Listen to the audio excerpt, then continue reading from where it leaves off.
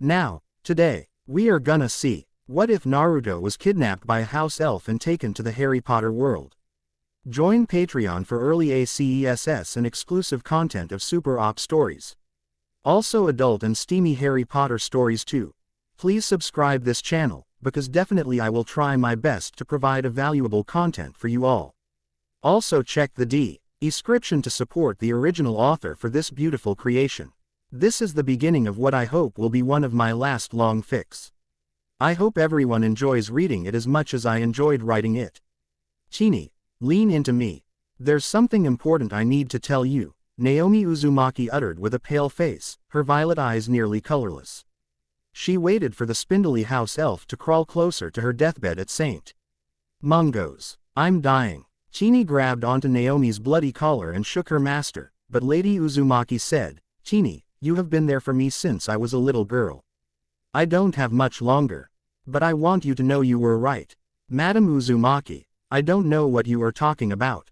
What was I right about?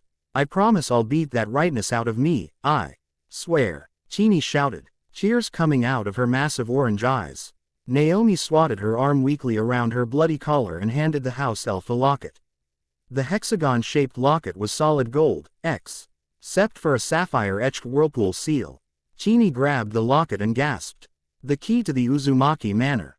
She looked up at her master and saw their eyes fading. But Madam Uzumaki, I thought the enervate therapy was working. I have late-stage Carter's ventripoce. I'm barely holding onto my mind. The healers can't reverse the damage that's been done. I don't think I have much longer. Dying so suddenly puts everything into perspective. I've come to realize that you were right. Kushina was my sister. I should have defended her from our mother. I should have been there in that world when she gave birth. Her son, her little boy. My nephew, you have to find him, Naomi begged. What if he's a squib just like her? Whether or not magic runs through his blood, he is the sole heir to the Uzumaki family estate. My uncle is never going to be released from Azkaban. This Naruto, I have a feeling that he is magical. Naomi coughed out blood and twisted her head on her pillow. The St. Mungo's emergency healers rushed to the dying Uzumaki matron right as Naomi barely gasped. As my dying wish, you are to bring him home. Chini thought about her mistress's final words. She was bound to the Uzumaki estate in Godric's Hollow. And she would always keep the estate in order. The estate sat at the edge of town near the Boy Who Lived memorial. Chini was having a personal crisis as she entered the Uzumaki's forbidden attic. The last time she entered the attic, Naomi's mother nearly killed her. That was the worst beating she ever experienced. But now she had no choice but to find the most sacred enchanted item the Uzumaki had wielded for thousands of years. Chini crawled through the piles of books, treasures, enchanted artifacts, and treasure chests filled with untold riches. Yes, we're locked on an ordinary box at the end of the attic. Her spindly hands soon hovered over it. Chini opened the box to reveal a 10-inch long silver scroll case. The scrolls inside hummed and glowed. Wet blue as Chini delicately removed one from the box until it hung half out. She hesitated while holding the humming scroll case, but Naomi Uzumaki's final order had to be followed. But what Naomi was asking her to do was against the law. The scroll case had 2 scrolls hidden within it. One scroll was a one-way portkey to a separate dimension. The second scroll was the portkey back home. This was the Uzumaki family's most dark and forbidden secret, for the universe the portkey led to was a place where the Uzumaki sent their magicless children. The dimension was a place where even a squib could feel magical. At least that's what Kaori Uzumaki explained to a frightened, crying Kushina when she sent her to the other world at age 4. The Ministry of Magic's portkey office wasn't around when this portkey was created so long ago. Chini knew what she was doing was illegal, but she needed a new master. Without hesitation, she grabbed the scroll to the dimension and vanished from planet Earth. Rain was downpouring from the heavens into the canopy she was in. Chini hugged her soaked nightcap on her head as she saw what looked to be the forest's exit. Her grayish-red feet scraped over muddy and rocky terrain. She gasped in horror while suddenly slipping down a hillside. She tumbled out of the forest, unhurt but very shaken. So beautiful, she muttered. This world is enchanting. She couldn't wait to find her new master, Naruto Uzumaki. She was below the largest and most thundering waterfall the house elf had ever seen. Two giant stone statues of important figures were carved into both sides of the mountain between where the waterfall dropped. The portkey device started vibrating inside her pillowcase gown. She was close to the heir to the Uzumaki family, but she couldn't spot where he was at. Her eyes scanned the terrain until she saw two boys. One of the boys had dark raven hair, a blue tunic, and white shorts. He was holding a sizable black steeled knife over a boy with blonde hair and bloody tattered clothes. Chini felt the portkey vibrating more powerfully, making her focus on what was happening. The blonde-haired boy's eyes were closed, with 3 whisker marks on both cheeks. He was wearing what looked to be an orange jumpsuit, except it was tattered with giant holes bursting with blood. He wore a blue headband with a metal-plated forehead protector in the center. Chini was 15 meters away, still in the tree line, petrified by what she witnessed. The black-haired boy's hands shook, and the knife's edge wobbled in all directions. He then screamed and grasped his neck, where a black tattoo burned red. "Damn you, I'm not like my brother. Like a stupid ugly Uzumaki like you would ever figure that one out," Sasuke uttered, still holding his kunai over Naruto's head. "Goodbye, brother." Chini heard enough. She charged out of the tree line and fired a bright blue stupefy charm that bolted out of her right hand at lightning speed. The proud Uchiha didn't have a chance as the spell knocked him to the ground. Sasuke fell unconscious immediately, his curse mark receding to normal. She wasn't going to take any chances. She crawled to the blonde Uzumaki's side, feeling the portkey vibrating and humming like a Muggle vehicle rumbling far away. Chini gasped and held onto her new master's blood-soaked arm. She didn't trust her abilities to use the mending charm. She could bring him to Saint Mungo's, but then she would be caught. The first scroll portkey was designed to send the traveler to wherever a main branch Uzumaki member was in this world. There was a catch. She knew the return portkey led to a predestined location in London. A lot had changed in London 32 years after Kushina was banished. Chini grabbed the surprised blonde-haired boy by the collar without even thinking. She opened the latch, and the second portkey scroll dropped from the silver case. Naruto jolted and screamed himself awake. He felt like he was being dragged by his nasal across space and time while getting the air sucked out of his lungs. Every injury he suffered during his battle with Sasuke grew in magnitude.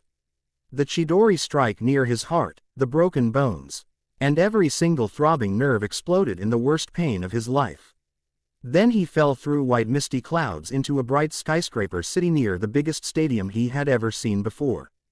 Naruto heard his bones crack. He groaned, moaned, and struggled to push himself up. Loud machines roared and screeched beside him. His bloody hands futilely lifted his torso centimeters from the ground, only for him to collapse in writhing pain on asphalt. He tasted copper and smelled gasoline. Blood covered his eyes as cheers turned to horrid screams. All eyes were on him, from babies R-Rest sportswear, elderly gentlemen wearing flat caps, and mortified mothers who, a moment ago, were celebrating Manchester United winning the Football League Cup. He landed in the middle of a busy Thai square with bright street lights illuminating his bloody, torn, and writhing body for all to see. He saw familiar faces of disgust and horror, but strangely, everyone looked concerned. Cars honked, doors swung open loudly, and a few people screamed, "Call 999. Hooligans must have stabbed him after the cup win. Someone get him up and check if he's alive. He's losing a lot of blood fast. Shout." Ed, another fan wearing a Nottingham Forest jersey. "Laddie, can you stand up?" asked a kind young woman wearing a Manchester United jersey. "Don't you worry, sweetie. An ambulance is on their way." He couldn't stand up. Both his legs were broken, and so was his right arm. Breathing was hard, and staying conscious was even more complex. But for half a minute, his sapphire eyes widened. Standing on he rooftop was the shadow of the creature that had kidnapped him.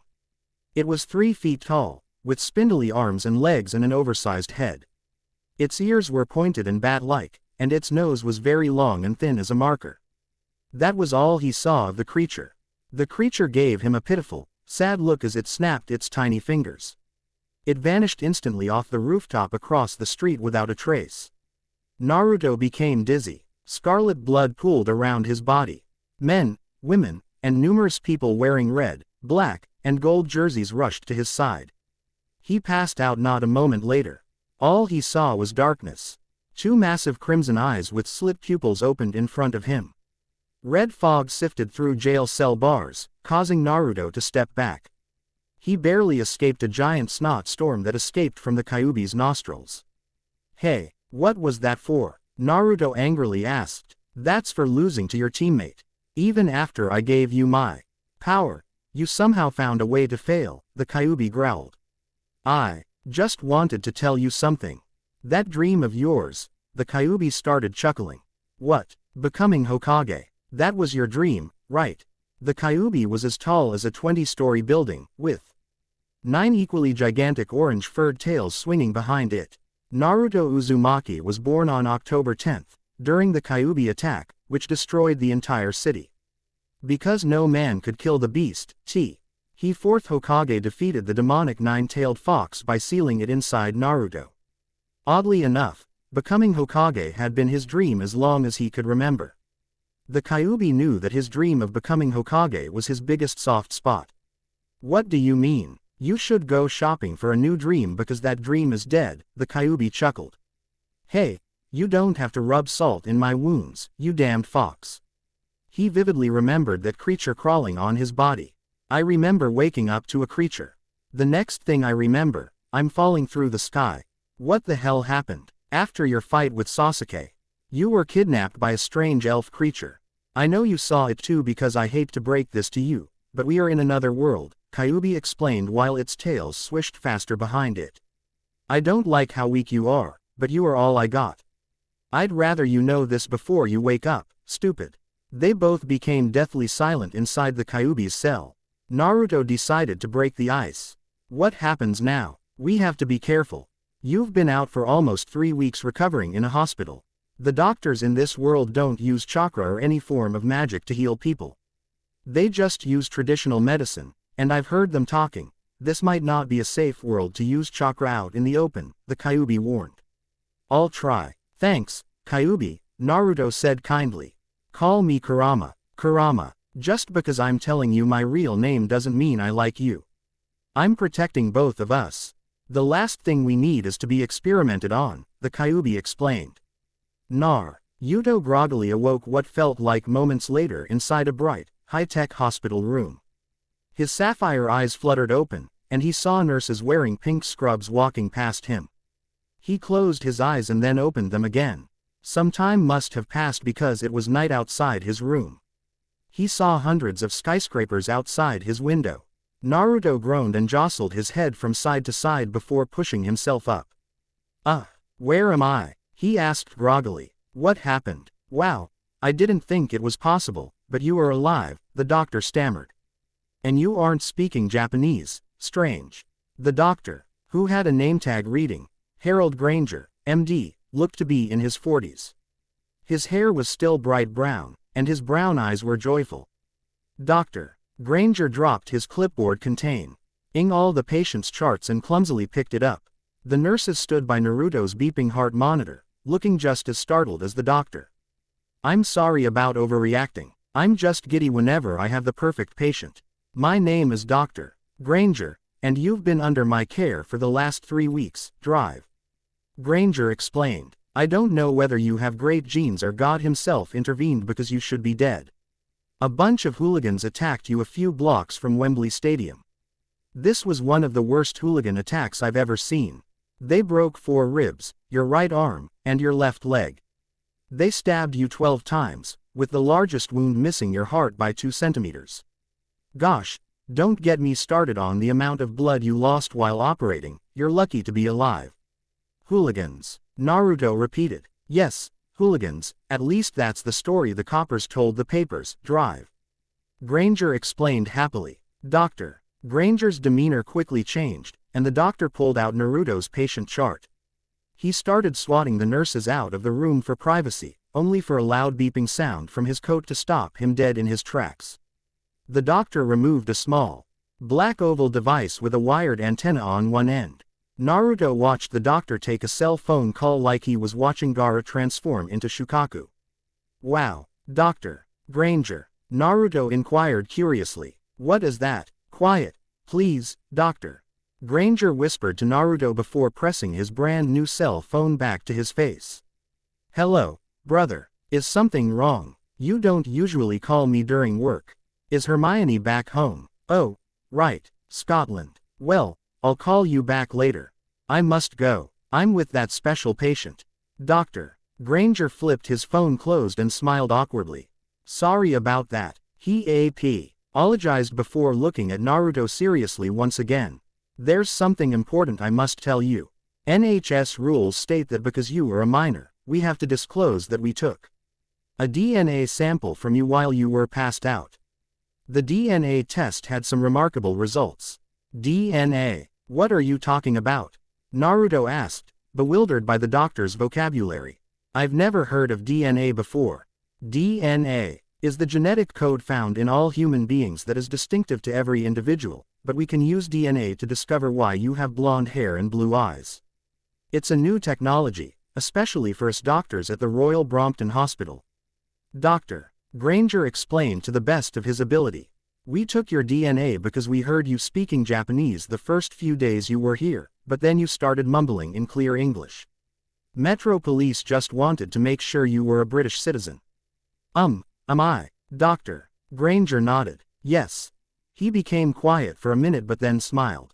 Metro Police also wanted me to discover who your parents are. Dr. Granger became awkwardly silent. Naruto saw the doctor's brown eyes look uneasy as he looked at his charts again. Naruto, for his part, had never been so excited by such news in his life.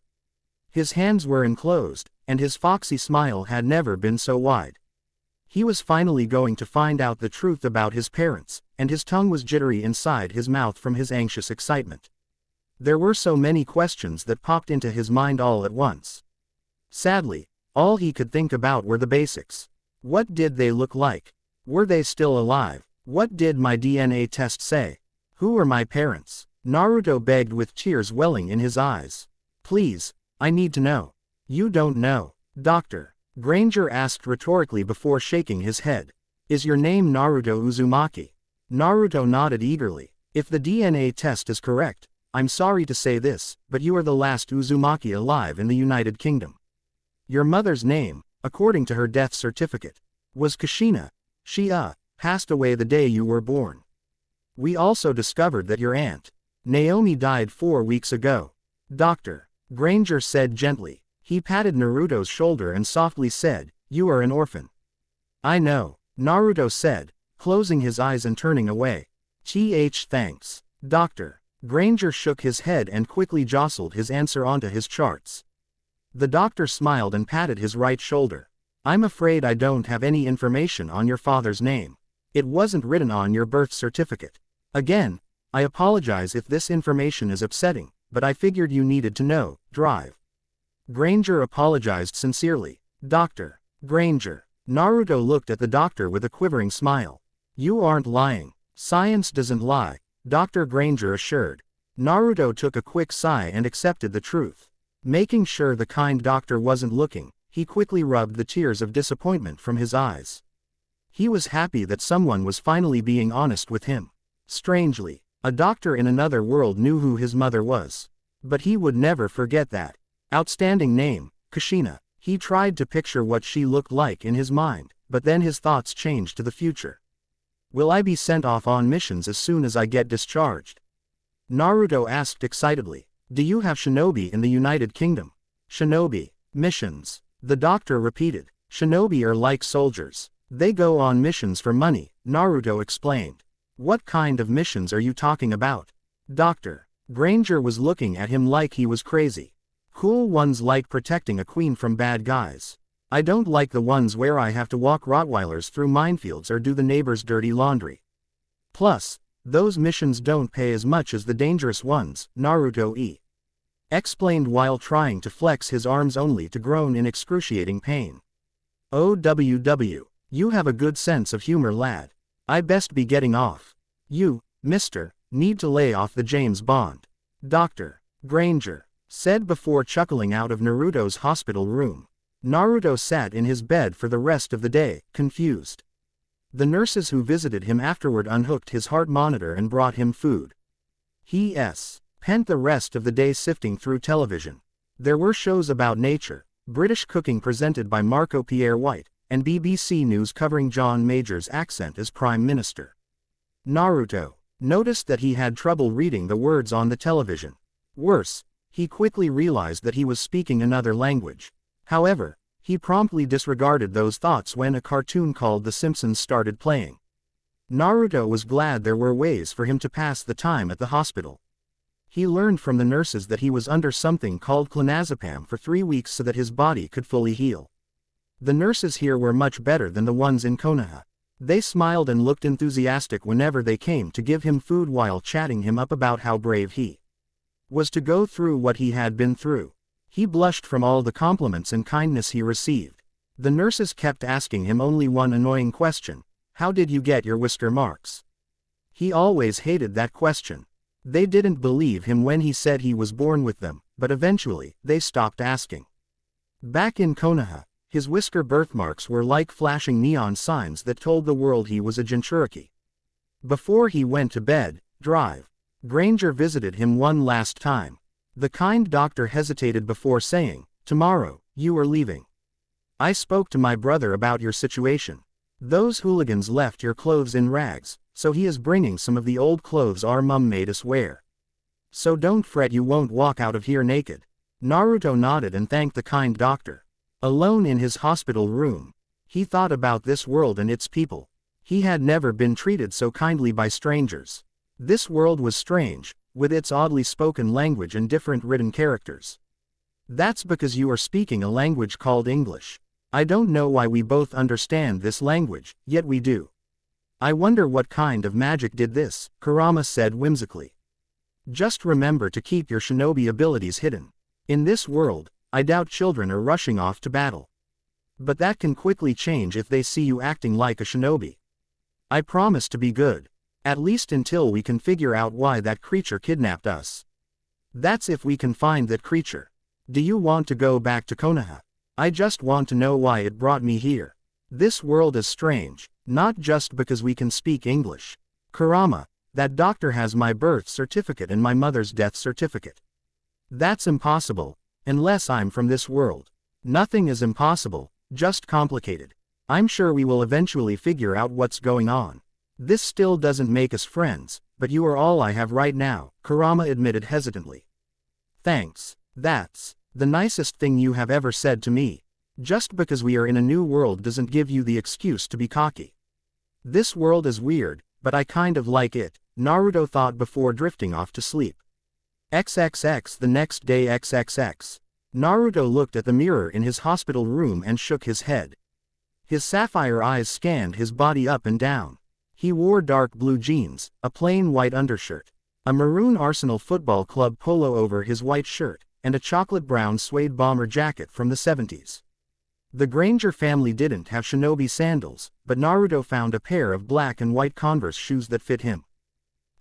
Not sure if I look goofy or what, he muttered. The door to his hospital room swung open suddenly, and Naurto was greeted by a man with a very angular face. The man looked old, in his early 50s, with a bald head and bright blue eyes. He wore khaki pants, a blue buttoned shirt unbuttoned at the top, and dirty brown dress shoes. The man stood beside a ovally young woman with long brunette hair tied in a ponytail. She wore a long black dress that fluttered around her ankles with every bounce of her step. Her glimmering hazel eyes were enchanting, and Naurto was mesmerized when she gasped. "Alan, look at him. He doesn't have a scratch on his face." "Sweet Caroline, Alan sang before grinning at Naurto. "We are so happy you've fully recovered, all thanks to Dr. Granger." "Oh, well, Granger blushed and looked away. "I have to give the boy some credit.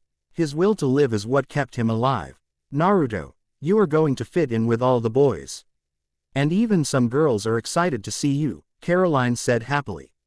Behind them were two tall, massive men wearing more body armor than Kakashi-sensei. These men wore black uniforms with intimidating gadgets attached to their belts. He looked at his new visitors with squinted eyes and recalled what Granger told him about going to an orphanage. Terrible memories bombarded his mind. He remembered all the nights he went to bed hungry or the appalling beatings he received during his stay at the Phoenix orphanage. Both staff and fellow orphans alike made his life a living hell. Air was a reason why the third Hokage emancipated him to live in an apartment at 7.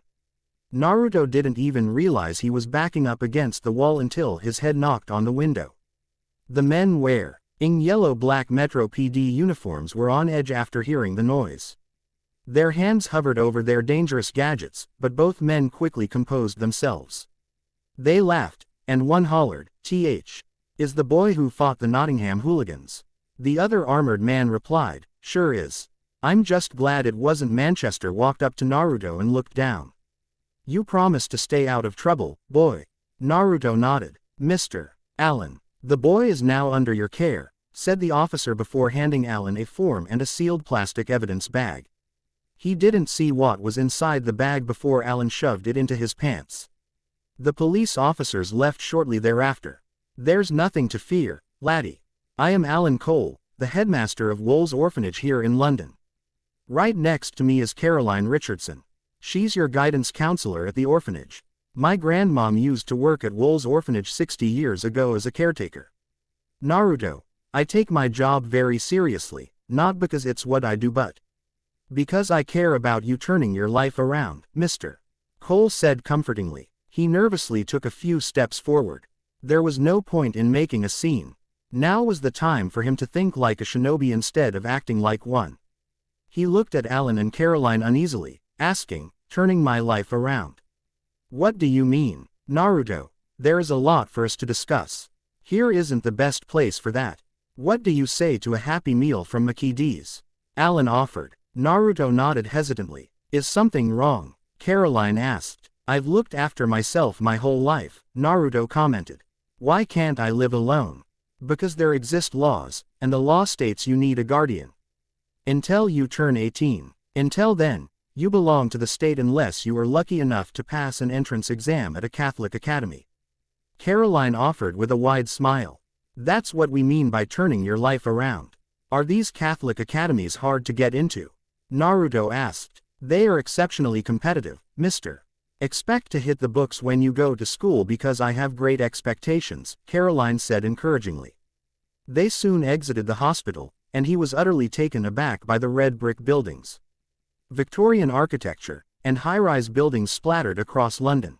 The sky was grey, and the ground was wet, casting a depressing and mystical ambiance over the skyline. However, he was surprised to see so many moving cars, double-decker buses, airplanes roaring in the heavens above, and loud bucket drummers on the corner of each block. There was so much noise and stimuli in the environment that it could drive anyone mad. Alan left Caroline to look after him while the headmaster retrieved their car. While waiting, Naruto was curious about the orphanage. "So, how far away is this Wool's orphanage?" "Oh, just a half-mile away that way," Caroline said, her right index finger pointing east. "We are in Chelsea, near Buckingham Palace and St. James Park. I gotta ask, how were you at Wembley Stadium during the FA Cup? It's always dangerous wandering around the city after a big game." "Wembley Stadium," Naruto repeated. "The place where hooligans attacked you. For a native Brit, you sure are clueless," Caroline observed. "Oh, well, I never said I was good with geography," Naruto replied with a foxy grin. Caroline laughed right as Alan pulled up his Renault Clio minivan. Naruto looked at the contraption like it was a forbidden fruit. As much as he wanted to ride in a car, he didn't want to enter the vehicle. "Well, are you going to go in?" Caroline asked. "Oh, sure," Naruto said awkwardly. He entered the vehicle hesitantly and rolled across the backseat cushions, falling on his back. His neck was entangled inside a buckle, along with his right leg. He started flailing hopelessly, shouting, "I'm caught by the car. Someone help me." Caroline was chuckling hard, but Alan was shaking his head, annoyed. "Caroline, could you buckle him up?" Alan commanded. Caroline's hands were all over his body, getting him into position. Much to Naruto's glee, this was his first car ride, and he was excited yet frightened by what would happen. While she was buckling him into his car seat, Naruto kept thinking and wishing the car would fall apart. He wanted nothing more than for the vehicle to catch fire so his trip to the orphanage could be delayed. That was when Cammy intervened. And as Alan tried to start the car, everything went wrong. The lights flickered on and off, the car's horn went off, and smoke quickly fizzled out of the engine. Naurto pushed his head between Caroline and Alan from the backseat. He pointed to the smoke coming out of the car hood. Is that supposed to happen? Naurto asked out of concern. No, Alan grumbled. This car is just 2 years old. It can't be broken already. Alan turned his car on and off, but this only worsened the problem until the smoke was a black cloud of burning metal and plastic. Impossible. This is utterly and inconceivably impossible. The shopworkers said everything looked good last week. Alan's head twisted to look directly at Naruto's sapphire eyes. The young Jinchuriki flinched from Alan's odd stare. My grandmom once said there was a boy that caused bad things to happen. Alan. Caroline shouted in dismay. Naruto is nothing like the riddle boy. I hope not, Alan muttered. Alan shook his head. He called a cab but never mentioned who this riddle boy was or what had happened to his car. XXX Hogwarts Headmaster Office XXX. Professor Snape had been riding high since he heard that Granger and Potter were getting detention. Filch caught those brats wandering past curfew, probably up to no good. All Potters were all the same. Lawbreakers, brutes, thieves, murderers, and bullies no different than his father, Tobias. Just thinking about father and Potter made his blood boil. He spent only one day relishing in the sweet release of justice being served, only to be dragged in front of Dumbledore for one of his students' silly pranks. Daphne Greengrass was destroying what little faith Severus Snape had in the future of the human race. The little girl was a pure blood, born into the wealthy and prestigious Greengrass family. She was pretty with straight platinum blonde hair, emerald eyes, a pug nose, and a smile that could fool half the faculty. But he knew her true nature was more akin to a harpy or, worse, a Weasley. Severus was standing beside Dumbledore, who was sitting behind his desk. Both men were staring down Daphne Greengrass. Inside the room was Minerva McGonagall, the head of the Gryffindor house. The little first-year Slytherin girl was looking down. Sweat was beading down her angular, oval-shaped face under the intense pressure of the situation. Daphne, you best fess up to poisoning those 3 Gryffindor girls. You must think you are a genius for executing this plot right after their owls. Pompey Pomfrey checked the muffins they saw floating on the 4th-floor halls. As I suspected, they had the key ingredients to make the laxative potion, which is a grimonia, 2 scrumples of elephant trumpets and sodium phosphate. You've been researching the potion outside my class for 2 months. If you showed half as much interest in my class as you do researching ways to get yourself expelled, you'd be my best student. Severus fumed inside the headmaster's office. But given this is your first slip-up, you best fess up and admit what happened. Aye, Daphne said, shaking her head. Okay, I did it. Dumbledore put his head in his palm and listened closer. Quote, I did it because Faye Dunbar's older sister Freya and her friends keep picking on me after flying lessons. That isn't an excuse to poison fellow students with such a horrible potion, Professor McGonagall said vehemently. I'll speak to Freya so this doesn't happen again. I believe Daphne has learned her lesson. As this is your first summon into my office, I shall look the other way. But please, think before you poison your fellow students, Dumbledore said tenderly. Go on. You were dismissed back to your dormitory. I'm not in trouble, Daphne asked innocently. You heard the headmaster. Move it. Severus snapped at the little girl. Daphne rushed from the headmaster's office faster than a Cornish pixie set ablaze. Severus moved around Dumbledore's desk and saw Albus reading the Daily Prophet's latest issue, which had a headline that read, Mysterious Portkey Boy Suspected Wizard, Raidu. Minerva straightened her emerald green robes and her black crooked wizarding hat. She read the article over Albus' shoulder while Severus looked around the headmaster's office. It was a large and beautiful circular room full of funny little noises. A number of curious silver instruments stood on spindle-legged tables, whirring and emitting little puffs of smoke. The walls were covered with portraits of old headmasters and headmistresses, all of whom were snoozing gently in their frames. Albus was sitting behind his enormous, claw-footed desk and, sitting on a shelf behind it, a shabby, tainted wizard's hat, the Sorting Hat. Severus sighed, looking at the old thing. Albus, have you heard from Rufus Scrimgeour from the Auror's office? Minerva asked. Rufus has a team of 6 Aurors making sure the boy is up to no good. They have already deemed the Uzumaki boy to be a wizard, Albus answered uncertainly. We have enough on our plate protecting the Philosopher's Stone. Now, he wants us to take in the boy immediately. Preposterous, Severus snapped, causing Minerva and Albus to look up at him. The term will be ending in less than a month. We can't bring in a first-year student just for him to go back home in less than a month. I agree. Is this boy related to Naomi Uzumaki? I didn't know she had a son. Minerva pondered. The Uzumaki family have always been secretive. Naomi used to say their family was the most feared among Japan's Great 8 wizarding clans. I know she didn't have children. But the boy is likely related to her, so she probably summoned him to London.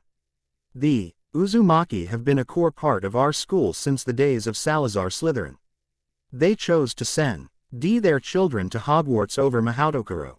That's why they moved here 200 years ago, Severus explained. Albus, do you know his full name? The papers haven't even reported that he's an Uzumaki. Minerva asked. His name is Naurto Uzumaki. Dumbledore settled his issue of the Daily Prophet on his desk and smiled. We will be monitoring him alongside the Aurors. I don't know why, but there is something about this boy that I can't put my finger on. XXX Wool's Orphanage XXX. Before Naruto entered Wool's orphanage, he saw a massive sign with a picture and blueprint of what the building would look like in 1995. Surrounding the orphanage were construction cranes, bulldozers, and men working jackhammers non-stop. The building looked ancient. The gargoyles hanging from the rooftops were eroded. The main gate was rusted up and had the orphanage's name on it, except the O, R, and A were missing in the word orphanage. Even red brick walls were chipped, the Victorian tower was covered in pigeon feces. And some windows were so murky he couldn't see inside the building. His first impression of where he'd live made his stomach churn. This place is a dump. Kurama roared inside his mind. I've seen whore houses that looked cleaner. Naruto nodded and entered the building with Alan and Caroline. He noticed that the orphanage had 4 floors with the Victorian tower out of commission. All the walls inside had tiled black, green, and orange bricks in odd patterns. The tops of the walls had cracks in the plaster, and something about being here made Naruto feel uneasy. He shook off the feeling and followed Caroline, who happily took him on a tour of the orphanage. The first floor had an indoor gymnasium, a kitchen, and an eating hall. This was also where Alan's office was. Naruto could barely remember half of the rooms and facilities Caroline pointed out during his tour through the orphanage. The boys in this orphanage looked gritty, angry, and dangerous. Many of them were playing with decks of cards in circles or kicking checkered soccer balls in the corners. Some were whispering amongst the shadows between beds while pointing at him. A few boys were hollering thick Jamaican slang, cursing in Albanian and numerous other languages Naruto would soon learn existed in this world. Caroline quickly scolded the boys who were playing football indoors. He saw more boys whispering to each other. She returned and led Naruto out of the dormitory to meet Alan on the first floor. On the way, they were going down the stairwell when Naruto felt a spike of coldness emanating from a room on the 3rd floor. He saw a room down the hallway that felt dark, horrible, and evil like some nasty monster was hidden behind the doors of room 327. Many people were walking past the door in the hallway uncaringly. But Naruto stopped in the stairwell and tugged at Caroline's arm. His ears started ringing as he stared at room 327 down the hall. What is that room? The riddle room. I do. And think you should know about that room, Caroline said almost desperately. Why is there something wrong with it? Naruto asked curiously. Does anyone live there? He saw Caroline's eyes widen in terror, and her lips quivered uneasily. What's wrong? She turned her head in all directions and whispered in his ear, that's where we send the naughty kids. By naughty, I mean the types that start fights and hurt other kids. Why is it called the riddle room? I've said too much, Caroline said uneasily. Come along, let's get some food in your belly. You must be starving after all the drama earlier. XXX Wool Headmaster's Office XXX. Alan was eating a Big Mac and waving for them to sit before them. He handed Naruto a burger, fries, and a soda. Caroline joined them in their little feast. B. Both adults engaged in most of the talking, their words drifting in and out of his ears. This was because he was eating a cheeseburger for the first time. Tears were welling in his eyes. He had never tasted something so good. Where did you get this? He shouted subconsciously. I could eat these all day. Alan and Caroline looked at him like he was stupid. You've never had McKee before? Caroline asked, baffled. Where did you live the last 12 years? Naurto felt put on the spot. Sweat was rolling down his brows. Alan stared at him like a scientist analyzing a bacterium in the microscope. Naurto chuckled nervously at the adults. I know how to take care of myself, Naurto answered. You didn't look like it when the police picked you up. By the way, Officer Lewis handed me this, Alan said while opening his desk. A loud, shaking plastic bag fluttered in his hands. Nobody's ever seen something like this before. Does this mean anything to you? Naruto's eyes widened. In Alan's hands was an evidence bag with his shinobi headband sealed inside. The metal forehead protector glimmered with the insignia of Konoha. That headband was originally Iruka-sensei's, but he gave it to him the night he became a genin. Alan shook the evidence bag before Naruto's face, returning him to reality. Ring any bells? The coppers thought you might be part of some gang or illegal activity, but nothing came up except that it's technically your property. Well, the only property on your person that wasn't completely tarnished, Alan explained, much to Naruto's fury. I figured you could explain what it is. That's an heirloom. Naruto spat before looking up. It belongs to me. Look, kid, you aren't the first troubled youth to walk through these doors. You think I'm a fool? Alan inquired. I'm not part of a gang. I've never been part of a gang. No one would ever want me in their gang. So please, give me back my headband. Naruto begged. Please, don't lie to me. Alan retorted. I'm not lying. Naruto shouted back. Bastard. You should rip his head off, dance in his blood, and take it back, Kurama suggested. Don't give me ideas. Never in the blonde Jinchuriki's life did he want to tackle someone as much as he did now. Not even Sasuke or Orochimaru were sadistic enough to dangle his headband in front of him. He had to bite his cheek and pinch his sides to avoid lunging at Alan. But that was easier said than done. Naruto, we don't want to torment you by holding onto your headband, but there are many holes in your case. Alan suggested we make a deal, Caroline interjected. Crimey. Here's the deal. I don't want to hold on to whatever NY longer than I have to. So if you are a good boy, I'll give it back to you. By good, I mean going to school, getting good marks, and being responsible. This means no gang involvement and no getting into trouble, Alan challenged. That's easy. I'll get that headband back in no time, Naruto said confidently. What if I get into one of those fancy prep schools? Alan looked surprised but shrugged his shoulders. I see no problem with that. Hell, if you're lucky enough to be adopted, I'll personally give back your headband immediately.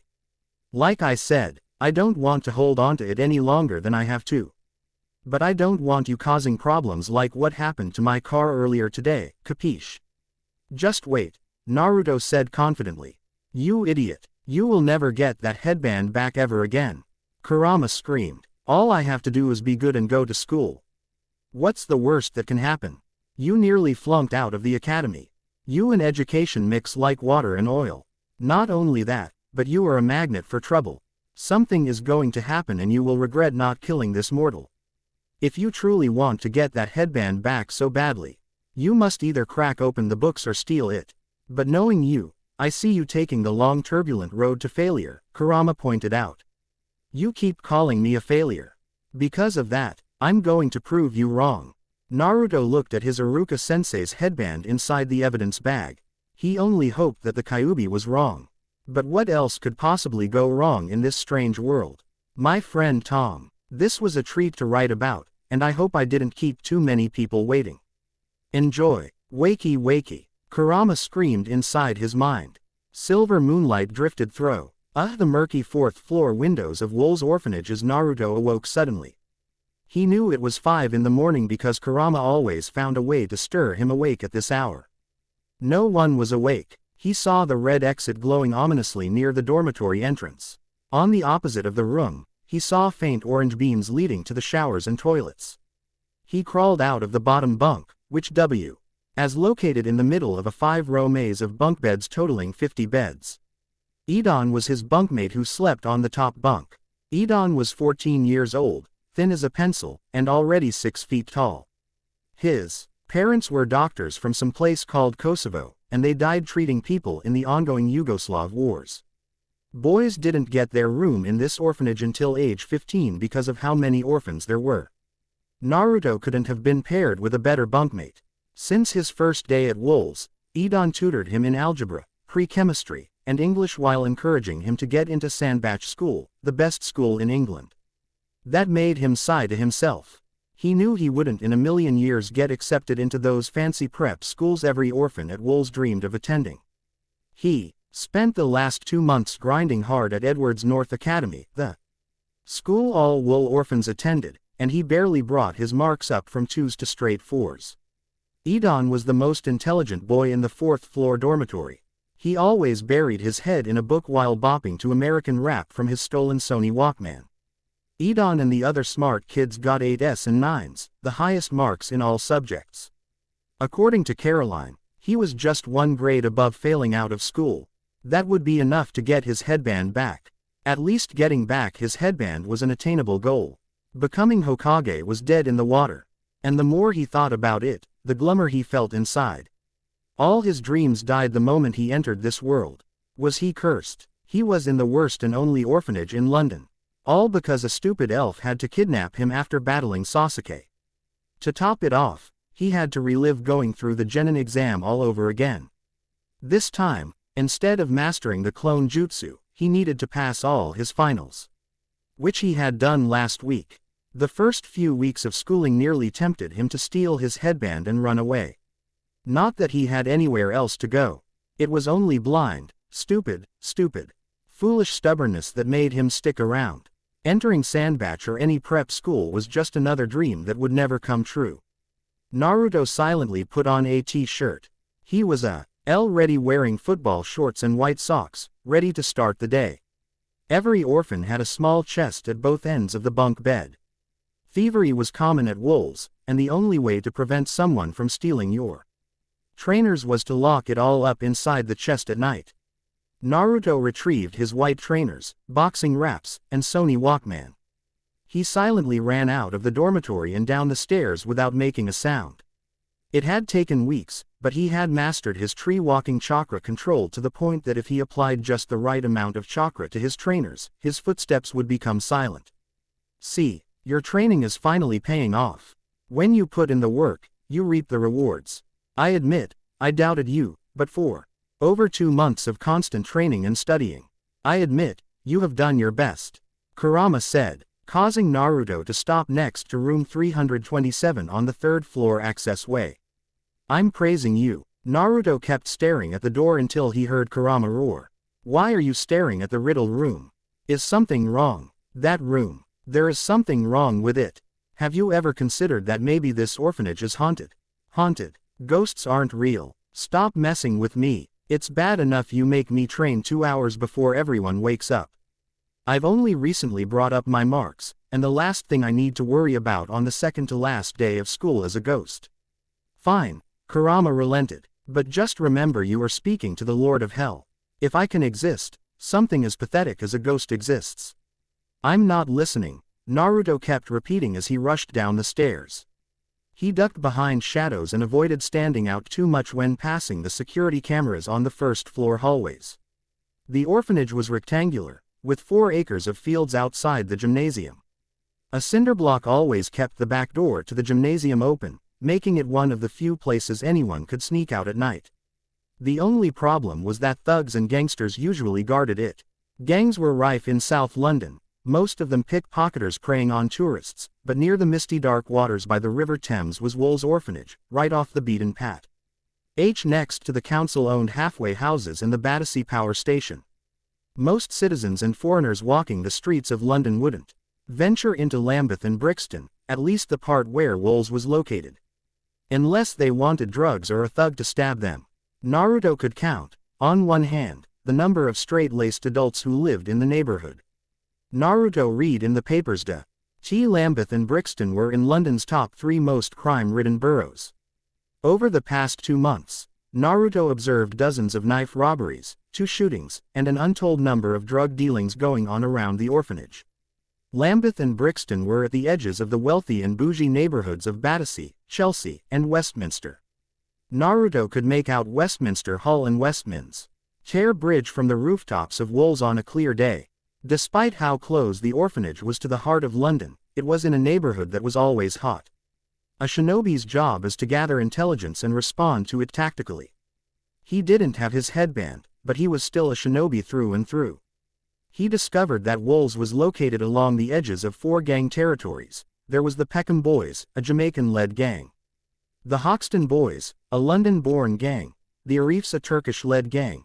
And the most powerful, in Naruto's opinion, was the Albanian Mafia. 15 of the older kids at Wolves were already part of the Albanian mob.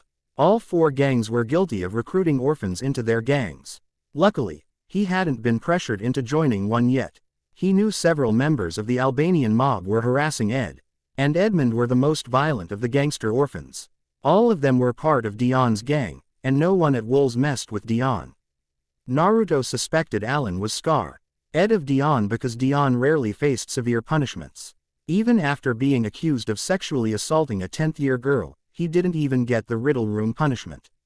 Dion was the top boy of Wolves' orphanage and maybe the top boy of Lambeth.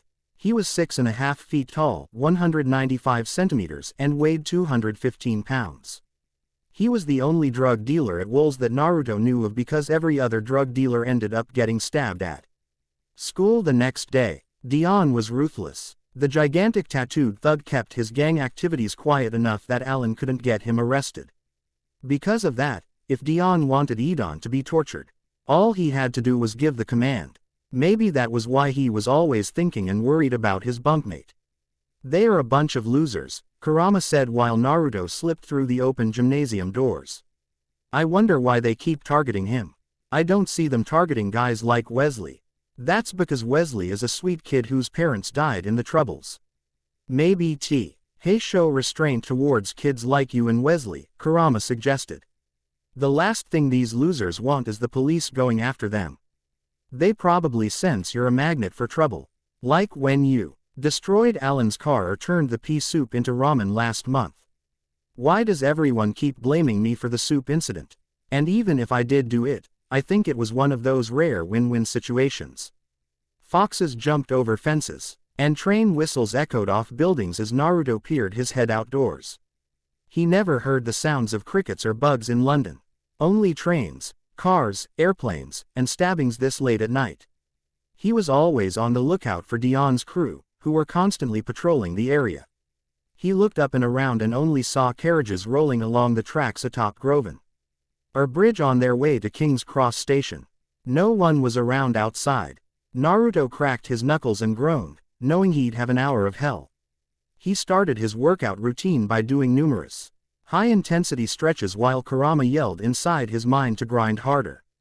After that, he ran 3 kilometers precisely on pace, running a kilometer every 5 minutes. His blonde locks pounded against his eyes as the wind whistled with each gliding step. He ran to Battersea Park past bakeries, releasing yeasty delights and teahouses filling with early morning patrons. Black cabs were roaring hip-hop music.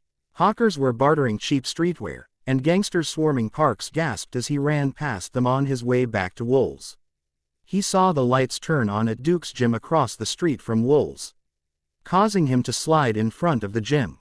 He had to credit this world for providing state-of-the-art exercise equipment to maximize his strength. Naurto entered the gym covered in sweat. Bill Lee Stubbs owned Duke's gym and allowed the orphans at Wolves free access whenever it was open. Word was that Mr. Stubbs was once an orphan at Wolves back before World War II. He was an old bald man with 2 large liver spots on his aged scalp. He always stood behind the counter at the front of his gym reading the South London Times. Duke's gym is always open around 5:30 in the morning until 10 p.m. at night. The place was always deserted in the mornings, and it didn't start filling up until a few minutes after 6 a.m. Naurto rarely worked out after school because the gym was always packed with bodybuilding thugs who were far more massive and more intimidating than him. The last thing Naruto wanted to do was to get in trouble, at least before he got back his headband. After that, all bets were off. Mr. Stubbs didn't bat an eye as Naruto started putting on hand wraps to practice his taijutsu. His hand wraps were black and looked like Kakashi-sensei's fingerless gloves, except he thought his boxing wraps looked cooler. He went at it for half an hour punching the bags, using uppercut and jabbing combos. His biceps, triceps, and shoulders were aching, yet that was nothing compared to how much his back throbbed. Punches echoed loudly in the gym with every punch and kick. The chain connecting the punching bag to the rafters creaked louder as Naruto attacked it with everything he had. Smells Like Teen Spirit was blasting from his Sony Walkman as he thought about how far he had come from being a class clown in Konoha to a responsible student at Edwards North Academy. Nice form, kid. Your footwork can use a little more polishing. Remember, this is a dance of fists and kicks, not a show of power. Naruto turned around and saw Mr. Stubbs looking at him curiously. I've seen you coming in here every morning. And you always go to school on time. I must say I'm impressed. Few lads show up right when I open. Mr. Stubbs, how long were you watching? Long enough to see you have potential. I wish I had your body back when I was a kid. Mr. Stubbs shook his head. Naruto thought he saw fear flashing in the old World War II veteran's eyes. Believe me, 60 years back, Wool's was a hellhole. Ms. Cole ran it back then. She was a sweet lady and had to put up with a lot. You mean Alan's grandmom? You knew her? Naruto asked. Wow, sure did. She raised us boys like we were her sons. I bet young Alan is just as hawkish trying to keep you boys in check as she was. I mean, as far as grown-ups go. Naruto blushed and took a deep breath. As much as he wanted to curse Alan to the depths of hell for holding onto his headband, he had to admit he was the best caretaker he ever had. As far as people go, Alan is all right. He hasn't punished me, but he did take my family heirloom. He did? Mr. Stubbs asked, astonished. Yes, it belonged to the one man who never doubted me. Naruto reminisced with a smile. He was a good man. Why don't you steal it back?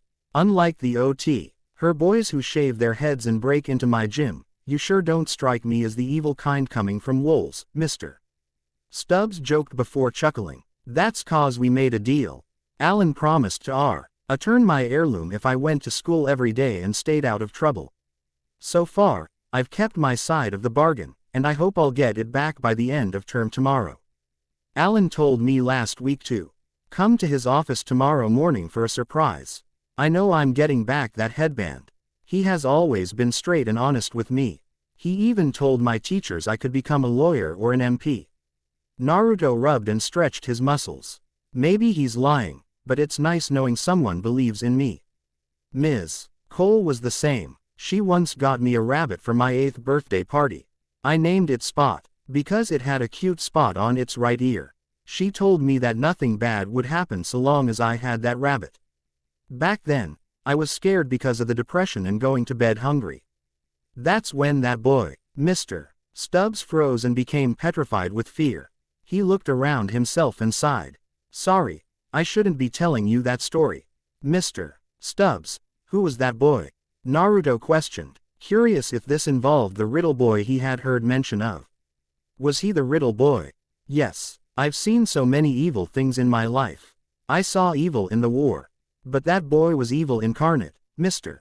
Stubbs looked around the empty gym. He leaned closer to Naruto and pointed to the orphanage across the street. That boy lynched Spot. I don't know how he did it, but I returned to the boy's dormito. Rai one day to see Spot hanging from the rafters by her neck. I learned what evil looks like that day. Mr. Stubbs shook his head and frowned. Evil comes in all shapes and sizes, but from my experience, evil is always human. Mr. Stubbs quickly left and went back to the counter. Naruto decided to switch cassettes from Nirvana to NWA. He returned to punching the bags until the sky turned orange dark blue from the emerging sun outside. Naruto returned outside the gymnasium panting before falling on his butt. He smelled freshly cut grass, salty sweat, and the Kalmingage's kitchen. His white t-shirt, IRT and football shorts were soaked in his sweat to the point that speckles of grass were sticking to his skin. He was about to get up to practice his chakra control when he heard Kurama urging him to stop. No, don't waste your time going over something you have mastered. Today, I will teach you a jutsu that I think will be useful. I'm doing this because you have attended school every day since arriving at Wolves. Not only that, but you have seriously done your best to read and do your homework each night. I've never seen you so disciplined in my life that I'm starting to question if you are truly Naruto Uzumaki, Kurama said. Amazed. That's only because I wanted to prove you wrong. And I want my headband back. You are the most prideful and stubborn Uzumaki I have ever met. I was trying to compliment you. Do you want to learn this new jutsu or not? Oh, sorry. Naruto tried to apologize with a slightly embarrassed foxy grin. What is this new jutsu? It's called Demonic Pulse. I required you to get your chakra control under wraps these last few months because this jutsu is a low burst of my chakra over a wide area. First, focus on the tenketsu points where my seal is located. Then, gather a large amount of chakra and push it to your stomach. Mold it delicately the same way you do to make your feet silent. When ready, release it like you're popping a balloon. This jutsu creates a radar effect similar to the Byakugan without having the dojutsu. Now, you can see 360 degrees, and no one will ever catch you by surprise. You were already naturally gifted at sensory jutsu. But that ability has quadrupled because I'm inside you. Try it and see for yourself. It didn't take him long to master the demonic pulse. When he gathered enough of Kurama's chakra and released it, his skin and bones felt like they were releasing gas. So much energy collected around him that he felt like burping, and then it released. A wide-ranging burst of chakra fired across the courtyard. The purplish veil of chakra traveled around the orphanage like a shockwave.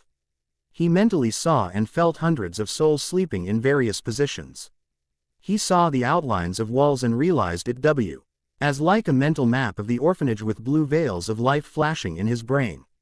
His cheeks turned dark crimson when he felt the life forces of the prettiest girls in the orphanage, the same ones he wanted to kiss badly. They were shifting in their beds, and he saw every little movement. Not long after the radar burst of demonic chakra subsided, Naruto stared at nothingness, surprised.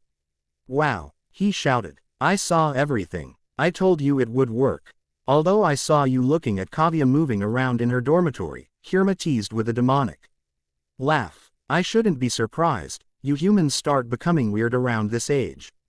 I wasn't I swear it was the jutsu. Naruto defended with darkening crimson cheeks. Okay, I'm a pervert. Are you happy? Maybe that's why Pervy Sage took me as an apprentice. I wasn't calling you a pervert, you thick-headed blonde. Tisk, I was simply pointing out that you are growing up, Kurama replied gruffly. Oh, thanks, Naruto said meekly. Could we please change the subject? How about we do some practice? It's now 6 in the morning. I challenge you to use the demonic pulse to locate all the gangsters around Wolves Orphanage and run reconnaissance in the next half hour. This will give you plenty of time to get changed and eat breakfast.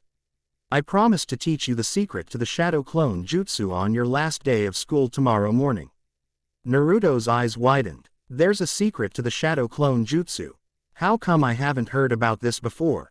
For one, I'm surprised you don't know the secret. Are you really that dense? Kurama started laughing. You don't have to remind me. My teachers think I'm going to drop out. Maybe I should drop out, Naruto contemplated while stretching in the wet grass. Then again, every teacher I've ever had doubted me. Don't listen to anyone who doubts you. I doubted you since we first started talking. I can honestly say you have fully proven me wrong, Kurama complimented, causing Naruto to smile and blush. Now it's time to prove me wrong again. He jumped in a quick bursting thrust of chakra. He flew high and used a demonic pulse, which rumbled from his body in a shockwave. Burst of purplish chakra that was invisible to the naked eye. He felt 2 dark chakra signatures behind Duke's gym. He investigated the source and saw 2 gangsters from Brixton throwing dice in the back alley. He felt another chakra signature of someone down Elm Point Road near the end of the street. He saw an Albanian mafia gangster chatting to a woman by a rusted-up car. They were touching each other and had their lips connected. Naruto focused on them for a minute, curious about what they were doing. The gangster and woman continued to make out until the gangster started moving his left hand underneath the woman's dress, causing her to move away angrily.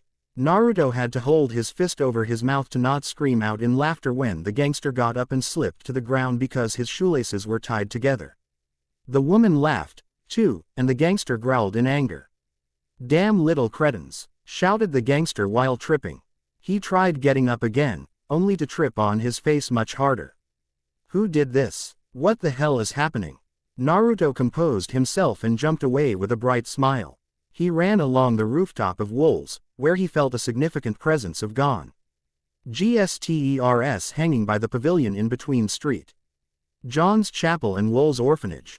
He rushed to the rooftop's side and saw Dion congregating with his posse of fellow gangsters.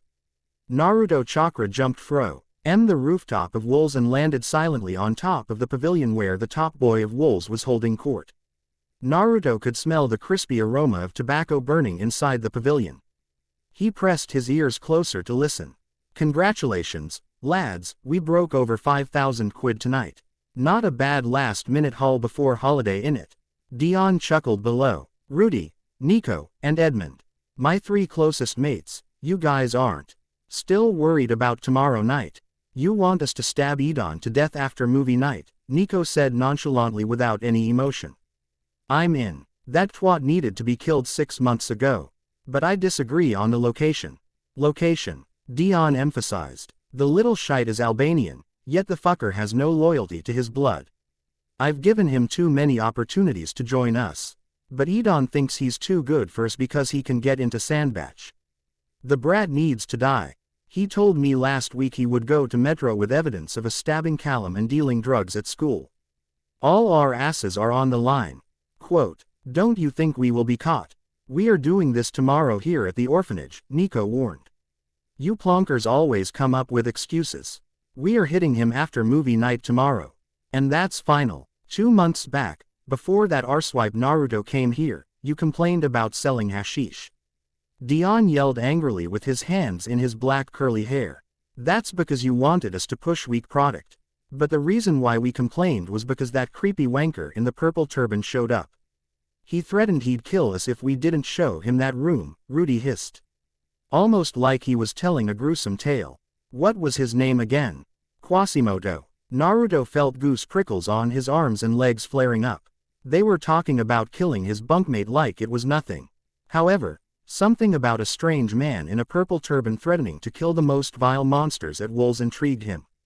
Quirrell, you dumbass. That man was nothing but trouble, Dion commented. I'm glad he's gone. He might be dead for all I know. That bloke made my skin crawl. I forgot, what was he wanting? Nico asked curiously. He said he wouldn't leave until you privately agreed to something. He wanted to see the riddle room. That's it. He even gave me 2,000 quid for the trouble hats it. He threatened to kill us just to see that room. Edmund said, baffled. I would have shot that bastard the very night, but my gun was jammed. That's not all. Do you guys want to know something I heard from the boss of our family? Dion asked barely above a whisper. I told him about Quirrell, and he said he knew him real well. He told me that Quirrell sought him out because he knew the location of where Illyrius was buried. All the gangsters started laughing, and Naruto twisted his head in confusion. I told our boss that Elias was just a myth. He looked at me like I was wanking in front of him. He said Quirrell was looking for a man named Voldemort. All the gangsters started laughing like hyenas feasting in the savannah at night. Their chorus of laughter made Naruto feel uneasy, and he had heard enough. The sun was beginning to make. The sky turned blue with tints of pink and orange in the sky. He decided to use demonic pulse one more time. He felt the burst of chakra go through the area. The visual images of hundreds of fellow Orph and sleeping or up to no good flashed through his mind, but something strange happened. He felt someone almost as powerful as him standing on the rooftop of Wolves Orphanage. Naruto turned his head in. D saw a 15-year-old boy on the rooftop staring down at him with a welcoming smile. The boy had black hair and dark brown eyes that glimmered in the morning sun. He was so pale that Naruto thought he was sick. The boy was already dressed for school and wore a strange school uniform. A gray V-neck sweater, black trousers, a white buttoned shirt, and a green-gray striped tie. His gray sweater had a green crest over his heart, shaped like a snake making the letter S. The boy waved for him to come to the rooftop. Naruto wondered if the boy was a chakra user because they had a demeanor that didn't seem shocked or scared. Shrugging his shoulders, he jumped and landed directly in front of the taller boy. Impressive. I never thought I'd encounter anyone here at Wolves as gifted as me. I've been watching you for many months now, and I must say I'm very impressed. My name is Tom, and it is a pleasure to meet you, Mr. Tom stared at Naruto oddly. What is your name? Naruto Uzumaki, he stuttered, a little startled by how nice this boy was. I don't think we have met. Naruto scratched the back of his head and held out his right hand. How long have you been up here? Tom shook Naruto's hand and smiled mischievously. Tom's hand felt cold, almost lifeless and non-existent. He felt Tom grip his right hand harder, his dark brown eyes staring knowingly into his. Uzumaki. Tom repeated almost methodically. I can't believe I'm in the presence of a true pureblood. Pureblood. You don't know. Tom smiled and shook his head playfully. Come on, you must know. We are superior to everyone else. I don't feel superior to anyone, Naruto said with a frown, unsure where this conversation was going. Where I'm from, everyone looked down on me for being an Uzumaki. Maybe it's because they were scared. Tom asked rhetorically with a beaming smile. Uzumaki are powerful purebloods. Scared, Naruto repeated. What do you know about the Uzumaki clan? I know your family is one of the oldest pure blood families on the planet. It's much older than even the Gaunt family, and that's going back far. I don't know much about Japanese history or the Great Eight clans of Japan, but your family did make the papers. Uzumakis are the greatest Grindelwald supporters in the Far East. Other than that, I'd say most muggles wouldn't know anything about the Uzumaki, Tom rambled, only to stop and observe his fingernails. His eyes hovered over his nails, and he smiled at seeing Naruto's pleading sapphire eyes. You do know what a muggle is? Naruto shook his head, confused. My family is famous, he asked innocently. Yes, very much so among purebloods, Tom answered deviously. I'm surprised you don't know what a muggle is. What's a muggle, and who is Grindelwald? And what do you mean by Japan? Naruto asked. He was still new in this world and didn't know too much about history. I don't know what you are talking about. I'm sorry for being stupid, everyone calls me dumb, heck.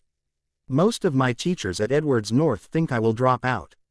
Wow, you truly are a neophyte, Tom said, only to observe Naruto raising his eyebrows. Don't apologize for your ignorance, Bako. Say I can tell how much you want to be enlightened. Naruto smiled broadly at Tom's compliment. Your family is from Japan, an island nation in East Asia. Your family was like mine, pure-blooded, powerful, and magical. Magic separates guys like us from muggles who can't use magic. That's why we are more evolved than the muggles. More evolved. I didn't know people in this world used chakra. Are you saying there's a caste system in this world between people who can or can't use chakra? Naruto asked, trying to understand what Tom was talking about. Tom nodded but raised an eyebrow. Chakra. Oh, you were referring to the Tibetans who believed chakra, a physical and mental life force, is capable of producing magic, Tom said theoretically. I've heard legends in books of Japanese wizards using such an ancient magic. Wow, Naruto exclaimed in pure surprise. I've never met someone so knowledgeable about everything. How come I haven't seen you at Wolves before? Tom smirked knowingly as if he was hiding a dark secret. His dark brown eyes glimmered scarlet briefly, causing Naruto to step back. I'd rather stay in the shadows and observe what is happening. Even though so many orphans come and go. This is the first time I've met someone just like me, Tom admitted with an enthralling smile that made Naruto smile back at the older boy. You've been smart to hide your abilities. I have. No one's ever called me smart before, Naruto admitted with a foxy smile. Yes, trust me, keep your abilities hidden. The last thing I want to see is you locked up or, worse, dead. That would be a shame because I always wanted a pureblood friend here at Wolves. Do you want to be my friend? Tom asked innocently. Naruto nodded hesitantly. Tom smiled, overjoyed, and shook Naruto's right hand. Perfect, Tom exclaimed happily before twisting his head towards the saint. John's chapel. Those gangsters from Albania, did they terrify you? No, he said promptly while folding his arms together. They're bullies. And bullies are always the weakest people in this world. What a wonderful insight. I find them fascinating because they prove my theories on evolution to be correct. Have you heard of Charles Darwin? Naruto shook his head. Who was he? Charles Darwin was the wisest muggle to walk this earth. He theorized that all living things participate in natural selection, where surviving and reproducing are paramount to not going extinct. Humans evolved from mindless apes into what we are today through natural selection. This process is called evolution. Tom moved closer to the edge of the roof. Survival of the fittest is what he called it. Tom smiled brightly at Naruto and waved for him to come closer. The more powerful, well-adapted, and evolved species will survive and pass on their DNA to the next generation. See for yourself. Naruto followed Tom to the edge of the rooftop. He saw Dion talking smack with his gang. The curly-haired gangster snubbed his cigar against the ancient doors of the chapel. The other gangsters were making crosses over their chests and looking away. Tom nudged Naruto's shoulder and pointed directly at Dion. See him. He is the fittest among his friends. They fear him. Fear is the most powerful thing in the universe because it drives others to do what they want, Tom explained while smiling sadistically at the juvenile maniac's horse playing below. That thuggish giant wouldn't be the top boy of Lambeth if he didn't strike fear into his minions. Hearts. I heard love is the most powerful thing in the world, Naruto said dreamily while closing his eyes. Everyone wants to be loved. Hopefully one day, somebody will love me. Naruto looked bewildered by what he had said. Tom, are you alright? Love. You believe in love. Tom snarled, spit flying from his mouth. Love is weakness. Machiavelli said it's better to be feared than loved. Have you ever truly been loved? Naruto shook his head from side to side and replied, and no. Boys like us don't find love. So don't search for something you won't get, Tom stated coldly. The sky was turning bright blue, and Naruto realized he had been talking to Tom for quite a while. He stepped away from Tom, who looked at him confused. It was, nice meeting you, Tom. I need to get going, Naruto said urgently. I need to get into my school uniform fast and prepare for school. But I was enjoying our conversation. Tom coaxed with a toothy grin. We will talk again. Oh, sorry, Naruto said nervously. But I need to get going before I get last dibs on breakfast, ha ha ha. Right, breakfast. How about we talk in the gymnasium an hour before midnight tonight? Tom said happily. Naruto nodded. He saw Tom walk away around to front of the Victorian tower that was supposed to be out of order. When Tom went out of sight, he nervously followed the older boy. To Naruto's surprise, he saw no trace of Tom. There is something off about that kid. He is a real creep, but he did give you some valuable information. It seems that there is indeed a society of people in this world who use chakra. Not only that, but it appears the Uzumaki clan is originally from this world. I don't know what to think anymore. Kurama abruptly stopped talking. Kurama, is something wrong? Are you there? Yes, I'm here. You need to get ready for school.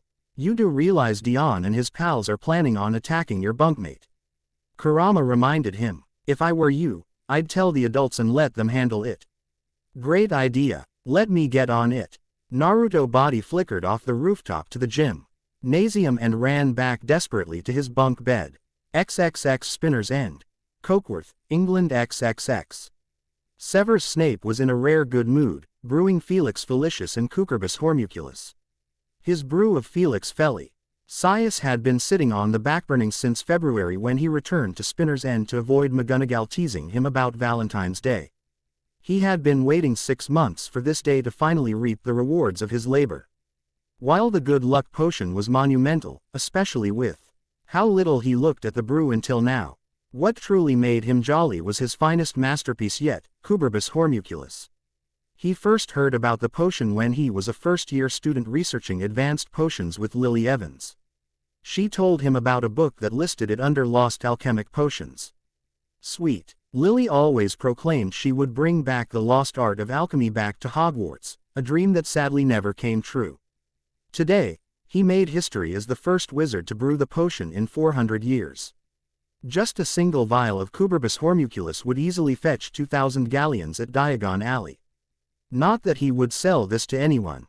This was Lily's potion, a dream he had brought to life, and nothing would separate him from his creation.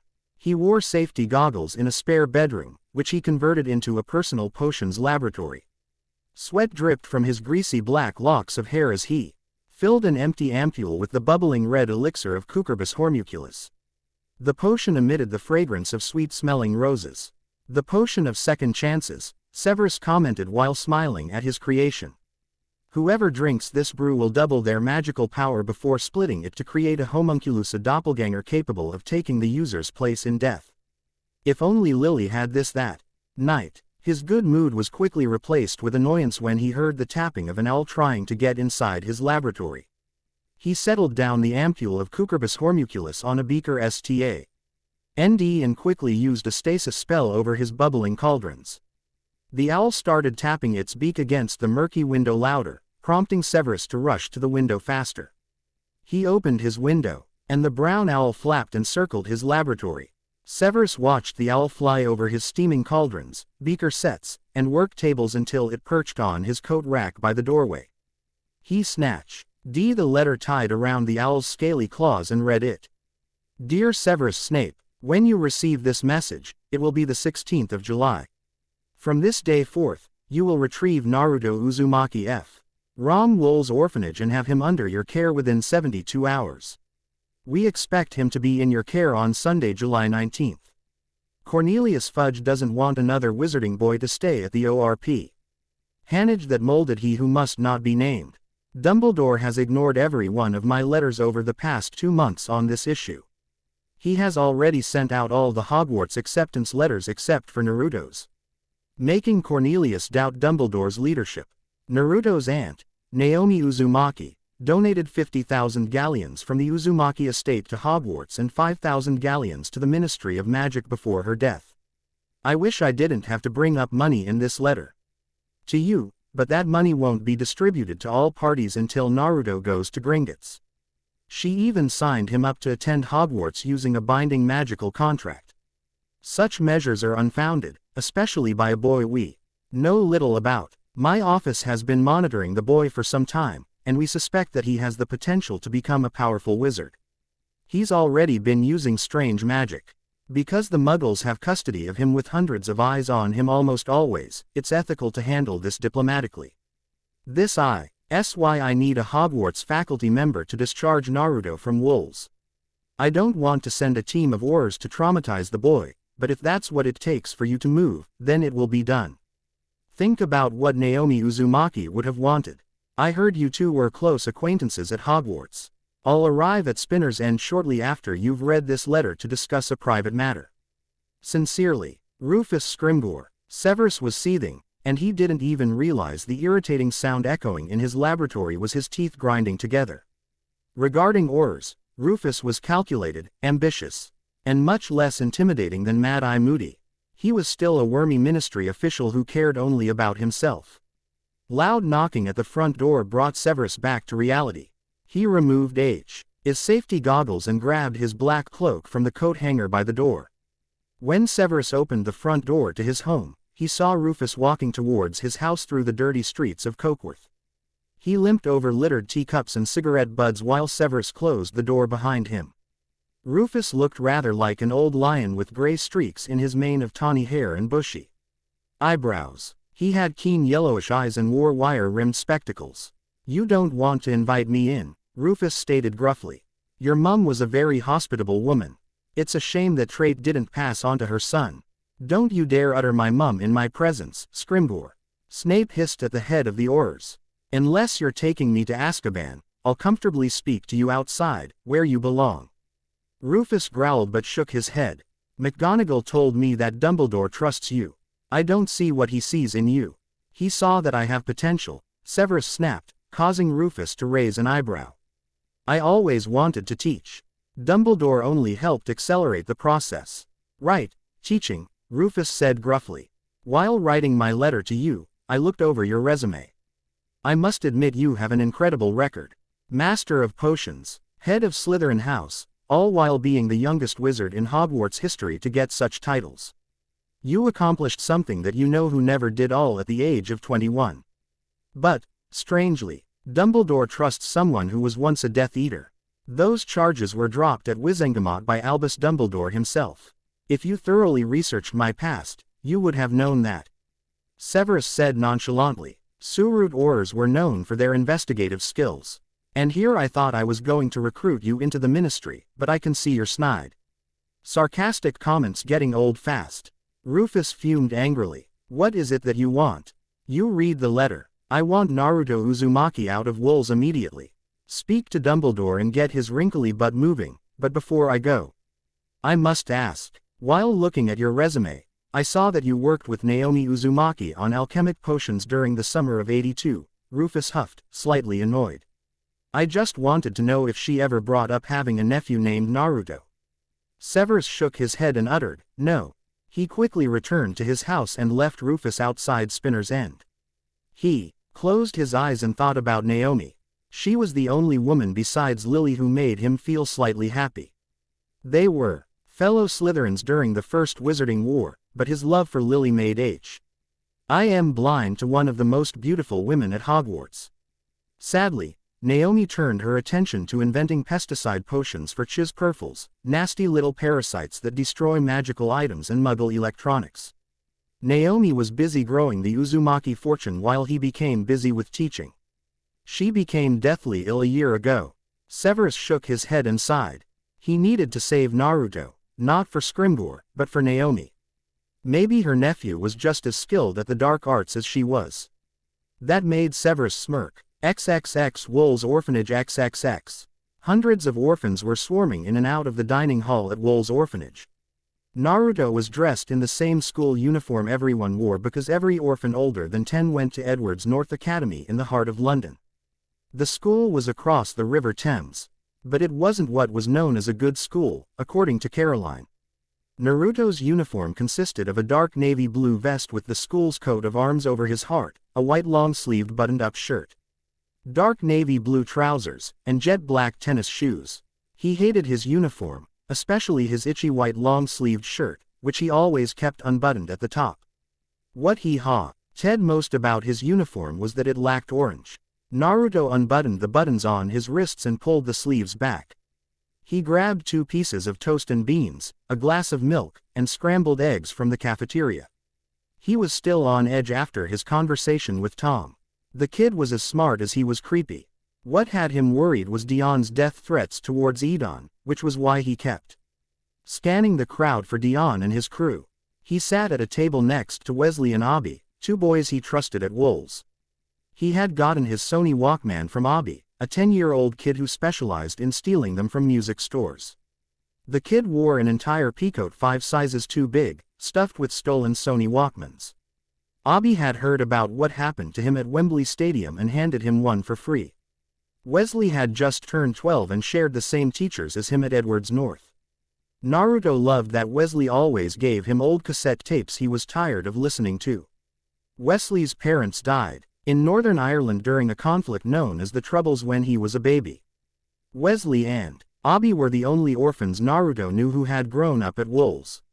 Naruto, it's not like you to be so silent, Abby said out of worry. You usually are on your 3rd tray of food by now. Yeah, is something wrong? You look like you've seen a ghost, Wesley observed. Ghost, Naruto shouted, startled. Where? He saw everyone in the cafeteria staring at him oddly before they quickly went back to their breakfast. In a split second, he had the attention of the room. He saw Dion entering the dining hall. Orphans scurried out of Dion's way like he was the Grim Reaper. Dion shoved a little girl who came too close, causing her to be flung into 3 girls who sadistically pushed her to the ground. His underlings laughed, and they laughed even louder when Dion tripped a small boy carrying a tray of scraps to the rubbish bins. Naruto seethed, seeing the bully and gangster's display of hatred toward all those around him. Dion was planning on killing his bunkmate tomorrow night, and he wasn't going to let that happen under his watch. He got up, leaving Wesley and Abby confused, and approached Dion, who was walking to the lunch line. Dion had dark eyes, Messy, curly black hair that reached his shoulder, and skin almost as tanned as Naruto's. His towering height made him the tallest and toughest kid at Wolves and Edwards North. Even though he was technically a trained shinobi, that didn't mean he wasn't intimidated by the 6.5-foot tall tattooed giant. Nothing made Dion flinch. His reputation for violence was comparable to Naruto's reputation for pranking. Rudy, Edmund, and Sully were eyeing Naruto suspiciously as he smiled at them. He didn't need X-ray vision to figure out that all 4 boys were armed with knives and guns. "Are you lost or do you have a death wish?" Dion asked hoarsely. "I thought we could talk," Naruto said bravely. "I've seen you picking on Edon. That little arswipe," Dion said before chuckling, causing all his buddies to chuckle.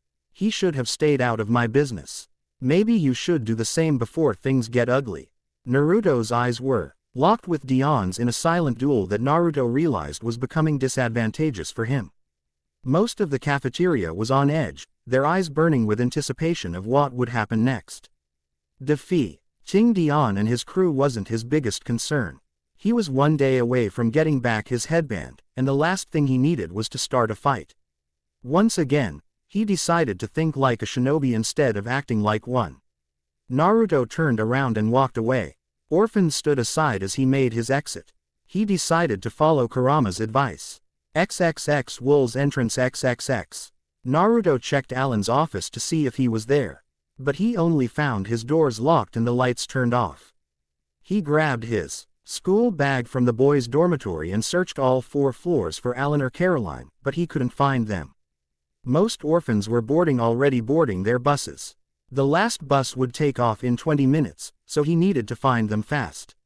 When he returned to the first floor, he saw a gigantically fat man with a purple face, black hair, and a black mustache cascading down his cheeks like tusks from a walrus. He was walking alongside a white-haired man with a crown of baldness. Trailing behind the 2 men was Alan, who looked slightly distressed. All 3 men started walking out of the building. Naruto rushed out the doors and saw them talking at the development sign at the entrance. He walked up silently enough to hear their conversation. "I have heard that Little Whinging is a fine town, Mr. Dursley. But while you are here in London, I would very much like to take you and Mr. Cole for a few rounds of golf," said the nearly bald man wearing a Brooks Brothers suit. "Believe me, Vernon, grunnings could completely change the game in New York City. I've heard Tishman Construct Ion needs more drills to repair the World Trade Center." "Really, Mr. Dursley exclaimed excitedly. "New York City." He turned to Alan and smiled. "I must say I'm impressed with your work here. I wish the Lambeth Council could have extended its demolition deadline past the winter holiday." "Mr. Mason, this is the last orphanage still operating in London. These kids can't be forced into the foster system. Have you heard the rumors about what some families are doing to those kids?" "I know. We have problems here," Alan explained, only to be interrupted by Mr. Mason clicking his tongue. "Crime is a serious issue, especially here in London. I heard a few months back a horde of monstrous hooligans tore apart a 12-year-old boy after the Football League Cup," Vernon remarked with a purple face of scorn. "Filthy monsters these kids are becoming today." "These kids aren't monsters. Vernon, you told me your father grew up at Wolves when my grandmom worked there. That's why you advocated Grunny NGS to build the gymnasium. Tenny can assure you that these kids will grow into responsible adults," Alan scolded. "And you," Alan pointed at Mr. Mason, "your family built this place long ago and did it out of charity. That was eons ago, Cole. As it stands right now, I'm bleeding money halting demolition. This land is excellent riverside property ripe for development," Mr. Mason proclaimed. Naruto snorted, causing the 3 adults to look at him.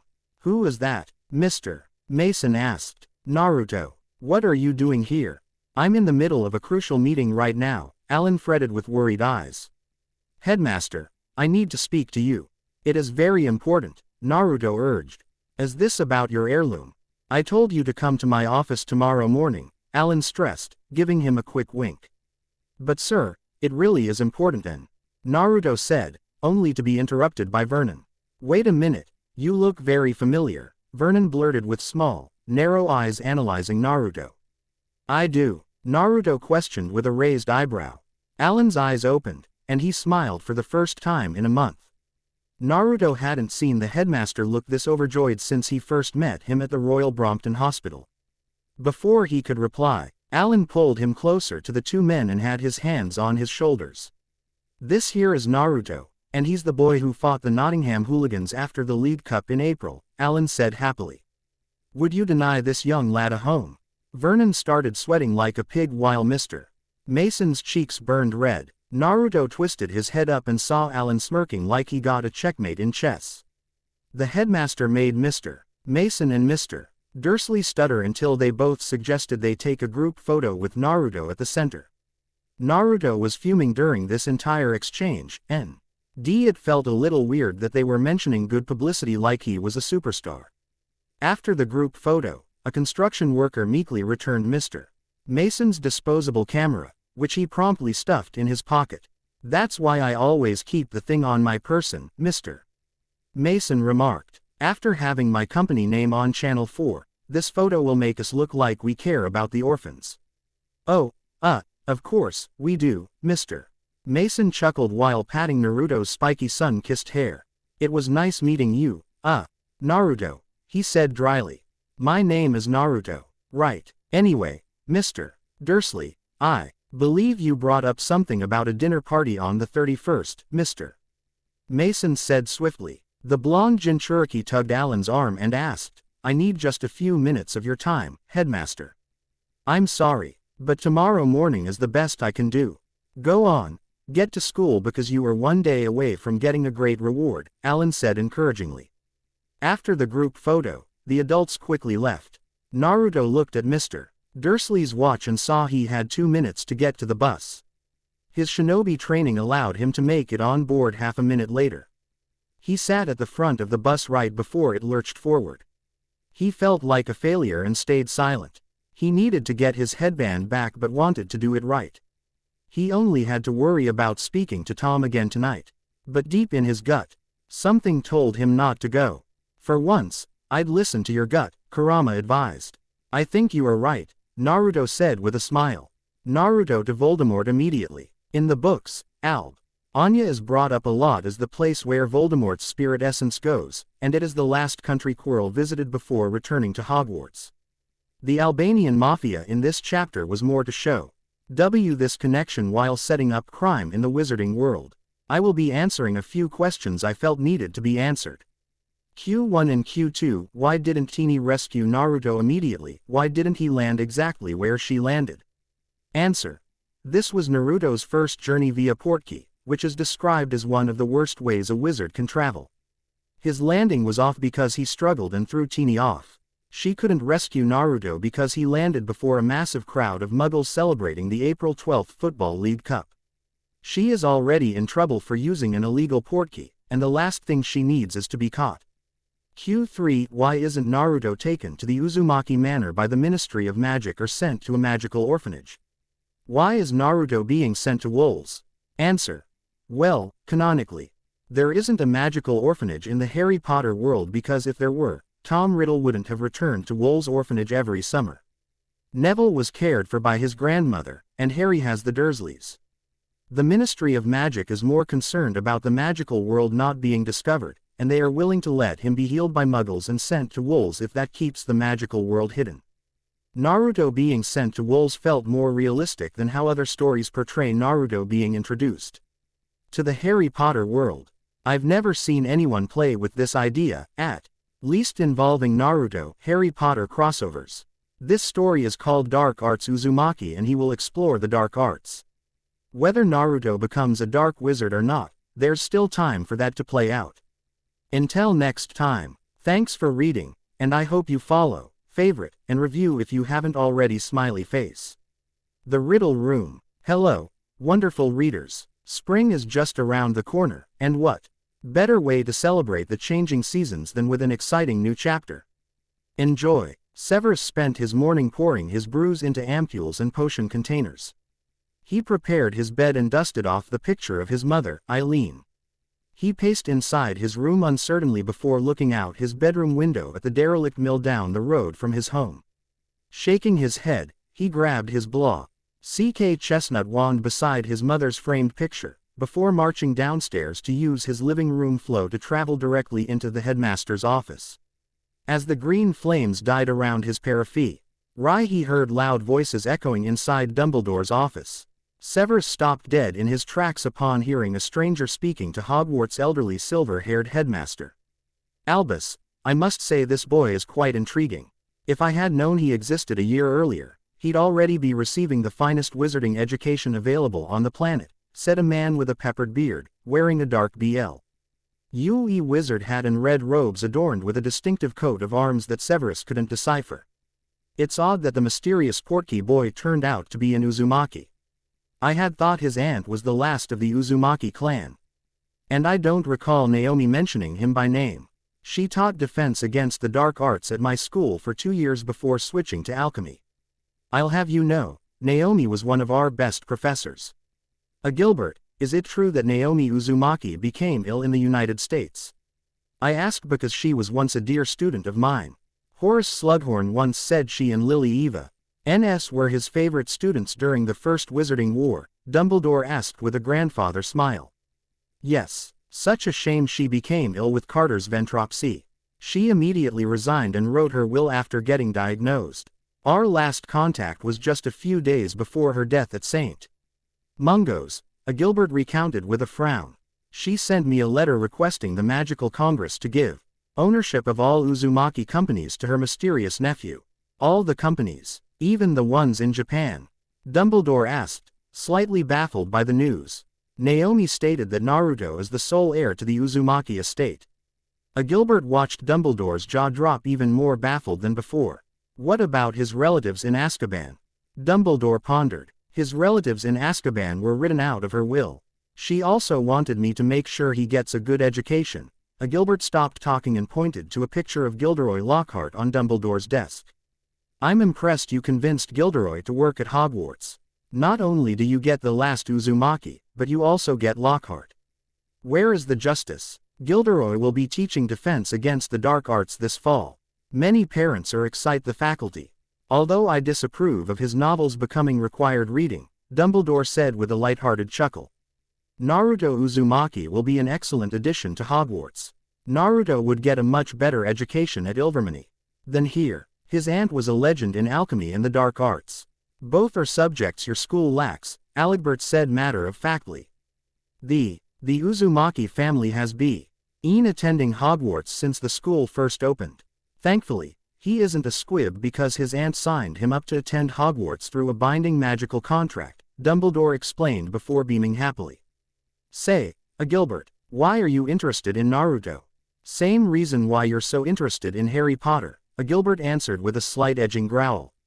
"Naomi changed how alchemy is conducted by implementing transmutational runic seals in the magical process. After everything his aunt did for our school, I'd be honored to teach Naruto Uzumaki myself. It's good knowing Ilvermorny has such a vested interest in my students, but I can't accept your offer." "Naruto Uzumaki is attending Hogwarts this fall," Dumbledore informed. "Our schools are sisters and I hope we can form stronger ties over the next few years." "Well, I was thinking maybe we could hold a small dueling tournament next year," Gilbert offered, smiling.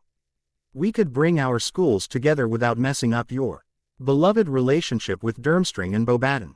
The Triwizard Tournament has been going on longer than Ilvermorny has been around." "Gilbert, I'd be delighted to have more dialogue about having a dueling tournament next year. And it was good catching up with you," Dumbledore said before standing up. "Severus, my dear boy, why have you been silent the whole time?" "I didn't wish to interrupt your meeting," Severus said nonchalantly while looking directly into Gilbert's light brown eyes. "Mr. Gilbert Fontaine, headmaster of Ilvermorny School of Witchcraft and Wizardry in the United States. And you must be Severus Snape. Naomi talked so much about you that I wondered if you two were once married," Gilbert said before chuckling loudly. "She spoke very fondly of you." "Naomi was fond of you, Severus?" Dumbledore asked innocently before fishing his hand inside a plastic bag full of sherbet lemon candy. "Oh, yes, I recall Lucius Malfoy hosting a Valentine's Day celebration where you invited her to dance." "Stop," Severus fumed in absolute horror. "Really? Gilbert exclaimed. Severus kept his cool and took a deep sigh. He used his mastery of occlumency to prevent his cheeks from becoming flustered. I'm not an exhibit, he bit out, causing Gilbert to flinch. It was nice meeting you, Gilbert Fontaine, but I have important matters to discuss with Dumbledore. The last thing he wanted to do was reminisce with two headmasters about his time at Hogwarts. It took all his training in occlumency not to leave the room. He spent too many years being judged by his peers about his relationships. And the last thing he wanted to do was open old wounds. Memories of James laughing above him as he held his bloody nose came to the forefront. That was the day Potter said he was going to die alone. Dumbledore's awkward coughing brought Gilbert's attention back on the headmaster. It was nice speaking to you, Gilbert, but I need to speak to my master of potions, Albus said calmly. Of course. Until next time, Albus, Albert said awkwardly before exiting the room via flow. Severus grit his teeth for several seconds before looking into Dumbledore's blue eyes. His headmaster had a defeated, almost lost glint in his eyes. The longer Albus remained quiet, the longer he understood his headmaster's pain. Albus popped a sherbet lemon candy into his mouth and held his bag forward to Severus. Severus, my boy, Dumbledore greeted cheerfully, gesturing for him to take a seat. Sherbet lemon, they are quite good, and no thank you, Severus bit out, pacing closer to Dumbledore's claw-footed desk. What is this about, headmaster? He held out Rufus Scrimgeour's letter and handed it to him. The head of the Auror's office showed up at my front door this morning, Dima. Nding, I discharged Naurto Uzumaki from Wool's orphanage before noon this Sunday. All because you haven't sent out Naruto's acceptance letter, yet you're telling Uncle Sam that he will be attending Hogwarts in the fall. Which is it? Dumbledore's eyes scanned the letter up and down. He tossed it on his desk and sat back. Severus, I'm sorry for putting you through this, but you must discharge Naruto Uzumaki from Wool's orphanage in London. There are many matters that I need to attend to between our fellow wizarding schools. I'm afraid I can't go to Wool's, Dumbledore admitted hesitantly as Severus approached him. I planned on sending Rubius to introduce Naruto into the wizarding world. Hagrid, Severus uttered in disbelief. You wanted to choose open-lip Rubius Hagrid over me. He led Harry Potter's introduction into the wizarding world splendidly last year. Sadly, he's been busy dealing with an outbreak of flesh-eating slugs messing with the school's cabbages, and Minerva McGonagall is attending to her niece. Who is delivering a baby? Dumbledore explained. I know what you are thinking. You are the headmaster. It's your duty to accept new students, even the ones you are hesitant to accept. Severus snapped, slightly aggravated that he had to be the one giving Albus this lecture. The boy is stuck in the same orphanage that molded he who must not be named. As a professor, I feel obligated to ensure he doesn't stay there a minute longer. It's not even that simple. You are right, it's my responsibility to discharge the boy from Wool's. I should retrieve Naruto myself, but I can't. I need to send his acceptance letter, but I haven't. I've been down this road once before, Severus. I know the dark outcome, Dumbledore said barely above a whisper. Dark outcome. He is just a 12-year-old boy. What's holding you back from discharging him from Wool's? Severus fumed. Because I'm scared. About the past rhyming with the present, Dumbledore explained before Lou King at Headmaster Armando Dippet's painting. Headmaster Dippet once gave me a top-secret ministry mission almost 60 years ago. I was to hand a boy at Wool's orphanage his Hogwarts acceptance letter. I spoke to the headmistress, Ms. Cole, who told me many horrible tales revolving around you-know-who. And you still accepted him into Hogwarts, Snape muttered. Yes, I was very naive back then. I thought the boy would grow out of his violent tendencies. I've never indulged in this secret with anyone, but only one nightmare still haunts me today, Dumbledore rambled while swirling his sherbet lemon inside his mouth. The nightmare is always the same. I'm sitting inside Tom's room at Wool's. He's smiling sadistically while reading his acceptance letter. The dream always ends with everything burning to ashes. Dreams can be very compelling, Severus assessed. I know the Uzumaki family better than most, Headmaster. Naomi, despite her beliefs, was a kind woman and a lover of magic. Quote, you told me that Naomi and Lucius were the students who convinced you to become a Death Eater, Dumbledore said gruffly. What happened with Quirrell and the Philosopher's Stone has only worsened my nightmares. I fear I'll fail another student if I set foot inside Wolves again. I can't save Naruto, but you can. Severus, please do me this favor. I'll do the ministry and you this favor. I'll retrieve Naruto from Wolves the day after tomorrow, which should give you plenty of time to draft his acceptance letter, Severus offered diplomatically. I'm not going to let Rufus and his gang of Aurors lay their hands on him. Dumbledore smiled broadly and rubbed his hands excitedly. Severus, hiring you was one of the best decisions I made. Thank you. I don't know how I can repay you. Don't worry about anything, Headmaster. Send me his acceptance letter by owl later this evening and I'll leave on Saturday. There are a few things I have to attend to. Spinavarus shook his head and smiled at his headmaster. Again, thank you for doing me this favor, Dumbledore said graciously while swirling his sherbet lemon inside his mouth. Are you sure you don't want one? I was never fond of that particular Muggle candy. I was more of a Freddo boy myself, before I discovered real chocolate frogs, Severus replied with a smirk. He spun around on his heels and exited the headmaster's office via flow. XXX Wolves Orphanage XXX. Wolves felt calm by the time Naruto came back from school. Dion and his crew weren't around. Alan and Caroline spent the rest of the late afternoon and night entertaining Mr. Mason and Vernon Dursley, who announced they'd petitioned to tear down Wolves in the spring of '93. Not that he gave a damn if Wolves burned to the ground. He never got to speak to Yon about what Dion was planning tomorrow night, so he slept on the issue. By the time he awoke to go training with Kurama, he scurried downstairs to the first floor without glancing at the riddle room. Nothing was out of the ordinary as he squeezed himself through the gymnasium doors. Today, I will teach you the secret to using the Shadow Clone Jutsu. Kurama roared enthusiastically. First, make 2 shadow clones. About time. Datbeo. Naruto beamed. Kage Bunshin no Jutsu. 2 shadow clones were formed without smoke on both his left and right. He had mastered his chakra control to the point where he could make up to 10 smokeless shadow clones. His 2 clones started wrestling each other for no apparent reason, and he had to wrangle them under control. Come on, boss, let us fight, said one of the Naruto clones, trying to punch the other. Enough, you guys are embarrassing me in front of Kurama, he said with bright crimson cheeks. It's bad enough I'm mixing up my Japanese and English again. The last thing I need is for my clones to go rogue. He started it, responded the other clone. This is what happens after months of not using this jutsu. Your clones are restless, because you stopped creating them for combat purposes, Kurama observed. What are you saying? I'm saying that the Shadow Clone Jutsu has multiple functionalities.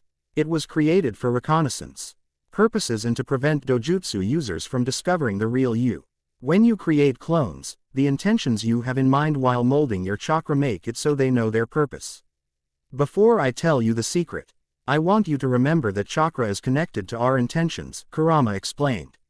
So that's why my clones knew which instant noodle ramen to get whenever I made them go shopping. Does this have anything to do with the secret of the Shadow Clone Jutsu? Not exactly. Just mold your chakra and command your clones to play rock paper scissors over on the River Thames. Once they are done, make them dispel. Naruto's 2 shadow clones ran north. He took the time to stretch and climb onto the rooftop of Wolves. He could see the bright lights of London to the north. Up this high, he could even see the London Eye lit up like an ivory Sheridan twisting over the River Thames. Right across it, Big Ben's hands pointed to 515. He traced his fingers over the massive architectural achievements. This world was light years ahead of where he had come from, and his breath was taken away every time he looked at them. Just my luck landing in a much cooler world, just to be stuck here. Tom told me my family is famous and that there are chakra users here, but where are they? Naruto lamented. What's the point of getting stronger if I have nowhere else to go? What's eating you up? The only thing that kept me going forward my whole life was becoming Hokage. So what? You can't become Hokage. Once you learn the secret to the Shadow Clone Jutsu, you'll have this world by the balls. Kurama said encouragingly. You might be correct, but I feel stuck. We discussed hiding my shinobi abilities, but unless the adults take Dion seriously, I must fight his gang. I have no choice but to fight them. Because time is running out. Beating them isn't the problem, I can dispose of them quickly. I have 5 different ninjutsu that can have them screaming for mercy within seconds, but if that happens, you will be caught. Quote. Naruto nodded to himself. He looked up at the moon, realizing his shadow clones had dispelled. If it comes down to you fighting his gang, I believe the best Ime would be immediately after tonight's movie. I bet Dion plans to ambush Edon at the 3rd floor library, probably because there won't be as many witnesses, Kurama advised before chuckling. Good. It appears your shadow clones finished their rock, paper, scissors match. So what is the secret to the shadow clone jutsu? Which hand won? Rock, of course. So are you going to tell me the secret or not? He mentally shouted at Kurama. You're slowly killing me, you know that, Kurama said pitifully, almost like the demon was at wit's end. When you create a shadow clone, and it dispels, the shadow clone's memories and experiences transfer back to you. Now, you understand why this is important. So I can create 4 shadow clones to study something, and they'll do it for me, and I get times the knowledge and experience when they dispel. Damn, why haven't I been using this? You have. You've somehow failed to grasp the shadow clone jutsu's true purpose, which is reconnaissance. Who needs reconnaissance when I can create an army? The loud chanting grew louder as he twisted around, trying to locate its origin. He approached St. John's Chapel and heard a loud gasping cry. He rushed through the chapel graveyard, which was full of eroded tombstones, including one that looked peculiar. It was the only grave with bright white daisies growing in front of the tombstone, and it had the name Naurto Riddle, 1926. He slowly walked closer to the garden, where he saw a rusted pike-edged Victorian gate holding back sharp, razor-edged white rose vines in full bloom. He saw nothing inside the garden except a massive slanting marten oak. The tree had giant overhanging branches that twisted up and down unnaturally. Saya dska ka si ha swole sika. The chanter hissed like a spitting cobra. Naruto felt goose prickles running up and down his spine as he entered the once luscious chapel garden. The entire garden looked unkempt with broken stone fountains full of leaves, overgrown bushes that left little room to navigate. He walked down a stone walkway and saw that the rest of the garden was an elevated meadow with the marten oak in full view in the moonlight. He slowly walked forward, trying his best to avoid stepping on the dandelions poking between cracks in the stone. Standing underneath the canopy of the slanting marten oak was Tom. He looked almost ghoulish under the pitch-black shadows of the tree. The dark-haired orphan stopped chanting and smiled at Naruto. Tom, what are you doing here? Naruto, you arrived just in time, Tom said excitedly while walking out of the darkness. I was expecting you last night in the gymnasium, but I figured we got off to the wrong start. Oh, what do you mean? Naruto said uneasily, taking a step back. I'm sorry about not showing up last night. I had a long day yesterday. Don't worry, I understand you are going through a lot. Tom twisted around and waved for Naruto to follow. Come follow me, I want to give you a gift. A gift? Naruto repeated perplexed. He followed Tom until they reached around the marten oak. Maybe he was going insane because while moving behind the tree, he noticed the leaves were walking, like literally walking. Tiny creatures were moving on the branches with long, sharp, menacing fingers, 2 in each hand. These creatures were flat-faced, brown-eyed, and made up of bark and twigs. Bowtruckles. Have you ever seen one before? Tom asked, shrugging his shoulders indifferently. Naruto stepped forward and observed the creature. He opened his mouth and gasped as the beast gave him a quick bow. Tom smiled as the creatures crawled up the tree. What just happened? Naruto asked, utterly blown away. Few wizards automatically gain the respect of a bowtruckle, Tom said, slightly startled. That can't be. Regardless, this makes giving you your gift much less complicated. What do you mean complicated?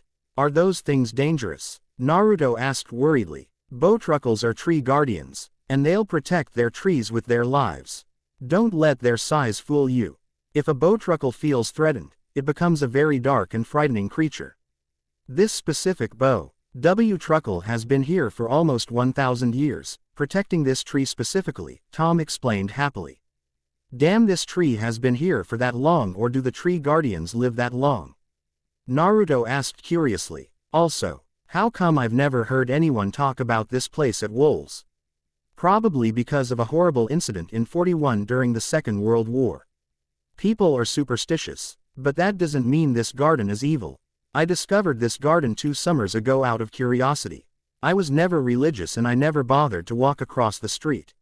So here you are, my secret garden.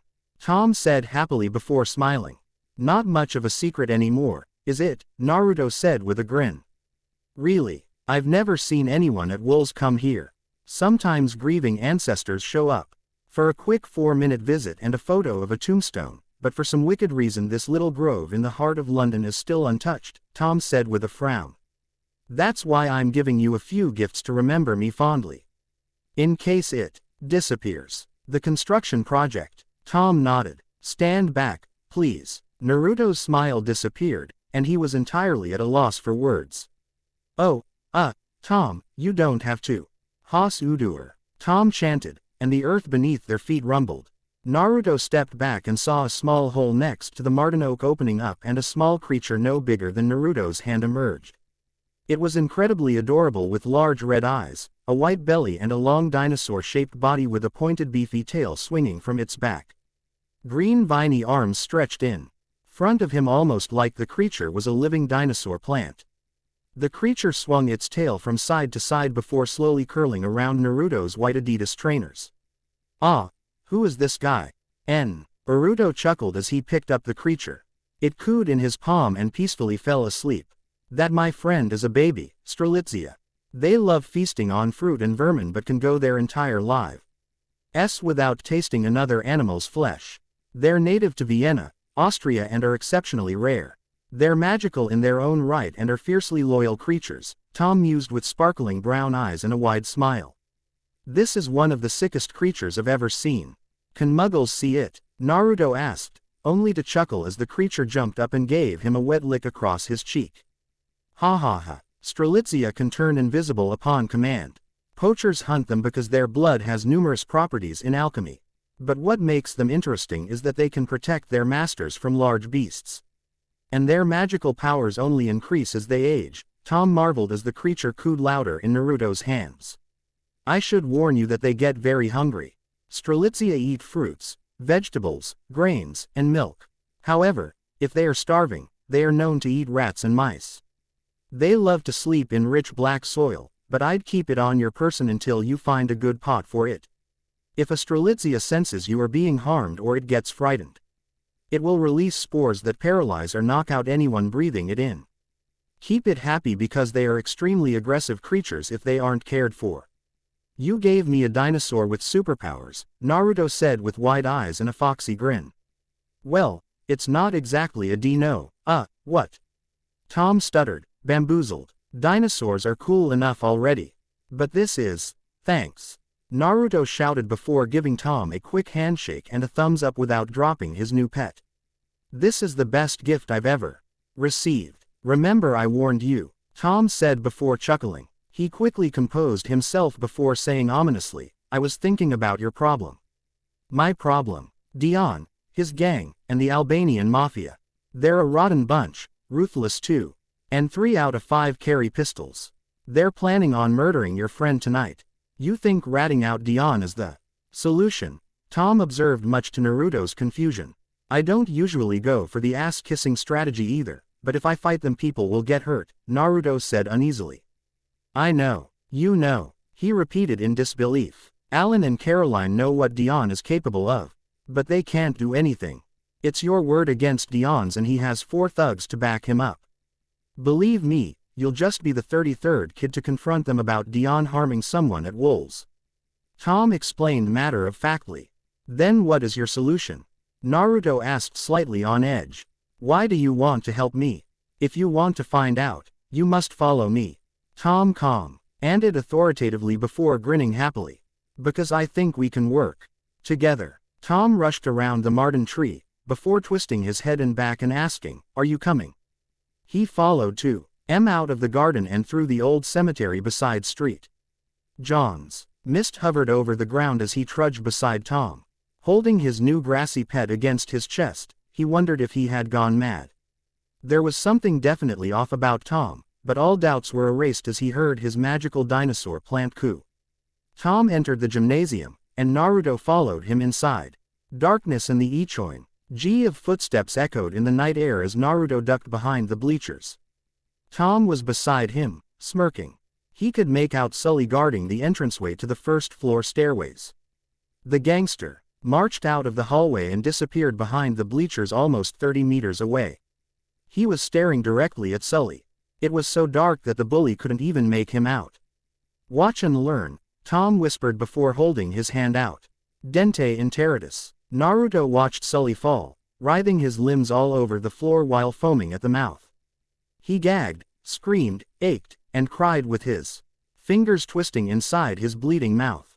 Sully looked like someone stabbed him in his mouth repeatedly, and Naruto felt his nerves turn cold. The bully groaned, retched up blood, and pitifully passed out. Blood and drool pooled out of Sully's mouth, causing Naruto to feel sick. He had seen his fair share of blood and violence as a member of Team 7, but nothing like what he was witnessing now. Tom slowly walked forward, only to stop before Sully. He watched Tom triumphantly step over Sully before turning around and giving him a humble bow. When they left the gym, Naruto decided he needed to talk. "What the fuck did you do to him?" Naruto asked worriedly. "Is he going to die?"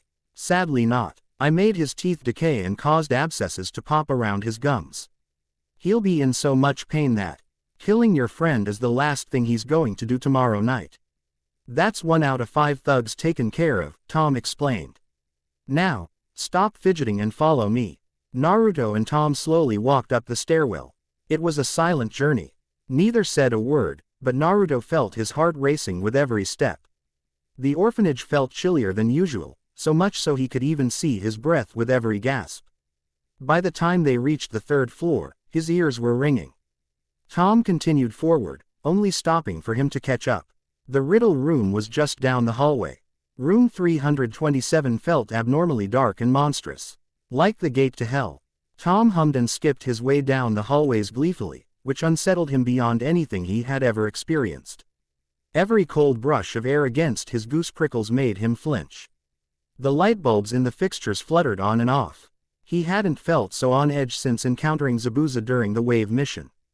Hell, he felt more startled now than Hen Orochimaru appeared inside the forest of death. The riddle room's door creaked open, and all inside the room. He stepped back immediately and saw a dark mist surrounding Tom. The older boy stood in the open doorway, spun around, and had the most mischievous smile. "Naruto, aren't you going to come in?" Tom asked, his shining white teeth fully exposed. "Don't you want your gift?" "GG gift," he repeated. "No, not in there. Aren't we friends?" Tom asked, slightly amused. "After everything I have done." Tom stepped forward, his dark brown eyes now a pure scarlet. "You can't be. No, this isn't possible. The riddle boy was here 60 years ago." Naruto nearly shouted, only for Tom to laugh in amusement. "Naruto, I promise, I mean you no harm," Tom said with glinting scarlet eyes. "I have something for you." He was frozen in place. Dark fog flooded and swirled up to Tom's knees. The mist started resembling hundreds of tentacles, claws, and hands. Every single unnatural limb moved sporadically in the darkness of Tom Riddle's room. Naruto's Strelitzia started chirping and shaking its head in his hands. The dark mist appeared pitch black as it traveled from the riddle room into the hallway. The lights above flickered. The light bulb closest to the riddle room popped as the tar-thick Misty snaked closer to him. He wanted to run away, but he had never been so afraid. "Run, run, don't look back, just run," Kurama roared desperately. Naruto jumped back, avoiding the misty appendages, before dodging low to avoid being snared by 5 hands. Primal instinct took over, and he barely flipped back and dashed down the hallway, avoiding a tsunami of cloudy tar-like fog chasing after him. He quickly ran upstairs, without looking back. He jumped into bed, threw his blanket over his body, and breathed slowly until sunrise. XXX Headmaster's Office Wolves XXX. "Naruto. Come on, lad, are you with me?" Alan said worriedly. "Sir, what's going on?" Naruto mumbled, stirring himself awake. He twisted his head and realized he was in Alan's office. Delicate frames of pictures of past headmasters greeting priests, men in suits, and even one of Winston Churchill near a crater next to the orphanage, dated 1941, hung from the walls. Surprisingly, the garden next to St. John's Chapel hadn't been bombed. Another photograph was of a woman standing beside a long, silver-bearded man, dated 1938. The office was like a museum. Almost all the pictures were like images caught in time. Framed on Alan's desk was a picture of him between Mr. Mason, Mr. Dursley, and his headmaster, all in one AWKWA. Road photograph framed for everyone to see forever. I called you into my office. You arrived droopy and slightly startled like you saw a ghost, Alan observed before sipping a steaming cup of tea. Hopefully not. This morning has been hectic, enough as it is. We discovered Sully writhing on the floor with a knife and quids on his person. Caroline called me from the hospital and said he claims a ghost attacked him. Ghost? You can't be serious. Are you? Naurto asked flabbergasted. Didn't I warn you that the third floor is haunted? Alan questioned before resting his knuckles on his chin. Naruto's jaw dropped and he became fully awake. That's why I turned the third floor gym and pool room into a library. Some things are best kept buried. Buried. My grandmom worked at Wool's up to the end of World War II. During that time, there was a kitchen staffer who drowned in the pool room. Around the same period, 3 orphans went missing. That scandal would have ruined Wool's, but it happened during the London Blitz. Since then, both rooms have opened periodically, but something horrible happens whenever they're open. That's why I turned the rooms into the third-floor library during Wool's renovation a decade ago. Alan explained before turning his head from side to side. My grandmom said the Riddle boy took those kids. She couldn't prove it, but I believe her. Sir, exactly who was Tom Riddle? Naurto asked innocently. Tom Riddle, Alan repeated. How do you know that name? I heard it from one of the older boys, Naurto lied. That boy was evil. My grandmom raised 4 boys during the Great Depression and World War II. She once saw the Riddle boy hovering outside his room covered head to toe in blood. No one believed her. Yet, wait a minute, Alan suddenly became quiet and looked slightly perplexed. I'm not sure this is a good story for you to hear. Why not? Because last I checked you were 12 and this story is PG-13. Alan countered. How the hell do you know that? Alan was entirely taken by surprise. I have my sources, Naurto stated while closing his eyes. Tell me the source, Alan commanded, but Naurto shook his head. Little did Alan know that his source was Caroline. She had been spilling the beans to him since day one, all while behind Alan's back. After all, she was his guidance counselor. She told him Alan would return his headband on the last day of term. Last week, she also mentioned that Kavya had a crush on him. Last night, she said that. Look, Alan, you were the one who called me in here, Naurto grumbled. I've stayed out of trouble. I've brought good press to Wool's. And I've gone to school every day since I've been here. That's a damn good milestone for me. Alan opened his desk drawer and handed the evidence bag containing his headband. He tore apart the plastic seal and felt the soft blue cotton fabric against his fingers. His hands brushed over the blackened etched markings representing Konoha's insignia. The cold steel forehead protector felt familiar, which only made him smile. Iruka-sensei wore this headband for years before handing it down to him. Alan looked at him oddly as he slid it onto his forehead. His hair flopped back up, and he closed his eyes after tying it. Alan sat in his chair speechless as he reveled in his accomplishment. He didn't just get back his headband. Once again he was finally a shinobi. To top it off, he earned back his headband honorably without having to steal it. Weirdly, that made him feel even better. For once he wasn't a failure. He looked in the mirror next to a clock that read 6:50 a.m. His reflection made his foxy grin widen. He looked more polished and even upbeat than he did since entering this world. Never again would he ever lose his headband. Such a silly piece of cloth and metal represented his past and who he was. Huh, that's an interesting heirloom, Alan said awkwardly. Where did you get it? I got this from the first person who believed in me, Naurto admitted, lightly touching the steel with his fingertips. No one ever believed in me. I believe in you, lad. Alan smiled at him and handed him a small envelope. Go on, open it. Naruto opened he envelope and jumped when a photo dropped out. He picked it up and stared at it. A woman with crimson hair was smiling wide. She had vibrant violet eyes, red lips, pink blushing cheeks, and wore a black outfit in the frame. The woman was waving at the camera when it was taken, capturing in time one of the most enchanting smiles. Turning over the photograph, he saw an inscription. Naomi Uzumaki, Big Ben, Westminster. February 22, 1979. I'm returning from visiting my pregnant sister, Kushina Uzumaki.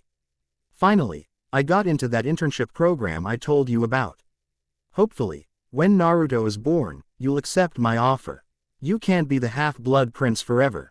He reread it several times before looking up at Alan, who was smiling with his hands together. His right eyebrow rose high right as Alan gushed. Dr. Granger discovered that photograph a week ago. He was looking into your aunt when he discovered her attending an important seminar on immigrating to the United States. He wanted me to give that to you, and well, Alan blushed and shook his head. I felt guilty about holding onto your headband. Don't sweat it. I can safely say, I truly earned it, Naruto said while looking up at the ceiling. I really did it, Datbeo. He shook Alan's right hand and pointed his thumb at his headband. Just know you'll only get this back over my dead body. Alan laughed loudly. I don't often say this, but you are one of the best kids to come undiat saying much, he muttered softly. What is that? Alan asked. The door to Alan's office closed abruptly and Caroline Richardson walked in with a wide grin. What did you do to get him to open up? She asked, looking at Alan. I've spent weeks trying to get Naruto to tell me anything other than which girls he thinks are cute. I did no such thing. He protested with burning crimson cheeks. Caroline gave him an amused grin and laughed. Sorry for intruding, lads. I have news that Sully will be in the hospital for several days. Doctors say he might lose all his teeth. That bad? Alan said with a pale face. He shook his head and waved at Naruto to go. I need to speak to Caroline. Go and eat breakfast. I believe they're handing OU acceptance letters for the following term. XXX Wool's Dining Hall XXX. When Naruto entered the dining hall, it was bustling with chatter. Many students opened various letters over their steaming hot plates of beans, toast, and scrambled eggs. Screams of joy and excitement exploded while many others cried softly over the word rejected. He stood in the middle of the cafeteria confused by all the commotion. That was when he saw Edon coming towards him. Edon was dressed in his Edwards North uniform and brushed back his curly black hair while exclaiming, I did it. I did it. What happened? Naruto asked excitedly. I passed the Sandbach entrance exam. I received a full ride into Sandbach. I can finally leave. Edon gave him a death-grip hug that would put Rock Lee to shame. He felt his eyes become teary thinking about Dion's plan. Naruto, today is the day I stop living in fear. His bunkmate pulled away and blushed only to be thrown into a mosh pit of Wool's orphans jumping up and down. Before Naruto could respond to his bunkmate, he was thrown into the growing mosh pit. Everyone inside the food hall was jumping hand in hand and shoulder to shoulder. The energy was so contagious that he started shouting joyfully with the growing crowd of orphans. School was over, and their friends who had suffered years of bullying were finally getting the education they deserved. When he attended the Konoha Academy, he was always forbidden from celebrating with the other students. Now, he was finally part of something. A soft tug on his right wrist made him twist around to see Kavya Patra holding his hand. Kavya was a 14-year-old girl whose parents had died in an automobile accident. She had straight black hair, caramel skin, black almond-shaped eyes, and smooth skin that made him flinch. That's when he noticed his pet Strelitzia chirping uncomfortably, which had taken the form of a green bracelet. His pet didn't seem to like her touching it. Kavya held his right hand as he jumped up and down. The whole time he hoped she didn't hear his loud chirping magical dinosaur. When everyone settled down, Dion and his gang soon entered the breakfast hall, causing the room to clear. Naruto escaped alongside Wesley, Edon, and Abi. He took off his headband and held it in his hands, looking intently at what he had earned. Fellow orphans were beatboxing with thick Jamaican slang at the back of the bus. He looked out his window and saw London bustling with life. Tonight we are in for a fight. I'll be honest, I'm not worried about Dion or the Albanian mafia anymore, Kurama roared. Me neither. I think we can agree Tom Riddle is the bigger threat. Much greater. That boy was more powerful than Itachi Uchiha and he was holding back. Something tells me he plans to use us, Kurama growled softly. Why do you think Tom Riddle gave me that Strelitzia? He had me fooled up until he attacked Sully. I was so scared, I couldn't move. Do you think he wants to kill me? Kurama Ramai. Ned silent until the bus lurched in front of Edward's North Academy in the heart of London. The bus's hydraulic brakes flared, students started marching out, and Naruto remained glued to his seat when he heard Kurama say, "Today's not the day we are going to die." New spells, creatures. Dente interitus, Latin. Tooth decay, considered one of the most painful curses anyone can experience. This forbidden curse, invented by Grindelwald, causes the target's teeth to rot out and their gums to explode in painful abscesses. Designed to leave a permanent disfigured face, this spell was most feared during the Global Wizarding War. Hogwarts student Tom Riddle introduced the spell during his final years of schooling to his Death Eater cult. The game was rigged from the start. Wow, wow, wow, I hope everyone is excited because this is the chapter. I selected a few songs for the fight scenes, but they're more to show what Naruto is hearing in the background during this fight. Enjoy. Edward's North Arcade. My shared similarities with Konoha's Shinobi Academy. Both institutions posed dangers, yet Naruto observed how deceptive his urban London school was. The exterior appeared immaculate with clear windows and intact brick, while the interior was a whirlwind of chaos. Students frequently cursed and yelled between classes. It wasn't uncommon to find cigarette butts in the hallways or graffiti scrawled on desks. Fights popped off left and right, usually in the square stairwells like what he was witnessing in front of him right now. Naruto evaded the crashing, cursing group of girls clawing at each other's faces as they tumbled down the stairs like an avalanche. He shrugged and ran to his first period class on the 5th floor. The bells rang, and Mr. Goldfinch, his history teacher, was taking names. "Nice of you for joining us, Uzumaki." Naruto shuffled to his seat as he heard his teacher slapping the blackboard with his ruler. "Because you all did well on your finals last week, we will count in you watching All Quiet on the Western Front." Sadly, he couldn't take a nap while listening to people being burned alive by flamethrowers and torn apart by artillery fire. Just another day at the worst school in London. To complicate things, he had to navigate each class while attempting to soothe his noisy magical grass dinosaur, which had taken the form of an elegant green bracelet. The creature was a Strelitzia, a gift from Tom Riddle. He feared Tom much more than all the gangsters in Lambeth and Brixton combined. Nonetheless, the gangsters at school were still dangerous, particularly Dion, who ruled the school much like wolves. After Naruto's first period, he was walking down the hallways when he witnessed something terrible. "Outta my way, freak bitch." Dion shoved a 9th-year girl with glasses who collapsed on the floor crying, her textbooks sprawled around her. "Serves you right, for getting in my way." Naruto helped the girl to her feet while handing her fallen textbooks. Rudy and Nico were laughing nearby, but they started to back off when he shot them a furious glare. They quickly shuffled away to their next class. "Bastards," she scoffed. "Someone needs to get rid of them," she said quickly. She pushed her thick-rimmed glasses to her nose and gave him a good look. Her cheeks were bright red while running off. Thanks. Naruto was confused throughout his second period algebra class. His teachers must have given up, because all his classes played movies. All the 7th-year students took their exams the week before school ended, so he settled his head on his graffiti-covered desk and snoozed. His third period was physical education and he played football until a large white fist tussle started between 4 7th-grade boys. Football ended with the coaches yelling for them to go to lunch. Despite the abrupt end to his football match, he was happy to enjoy lunch with Wesley, because the cafeteria served fish pies, pizzas, chips, oranges, and raisins. He PT his new pet inside his backpack and stealthily handed it orange slices while laughing at Wesley's jokes about the Welsh. While everyone was throwing their trash away, he rescued 9 packets of raisins from the rubbish bins. During study hall, he secretly fed his magical pet raisins. The more time he spent caring for the creature, the more he loved his Strelitzia. It was indeed the perfect pet. It transformed into a mere invisible whenever people were present. When it was safe to give it food, it transformed into a cooing viney green reptile.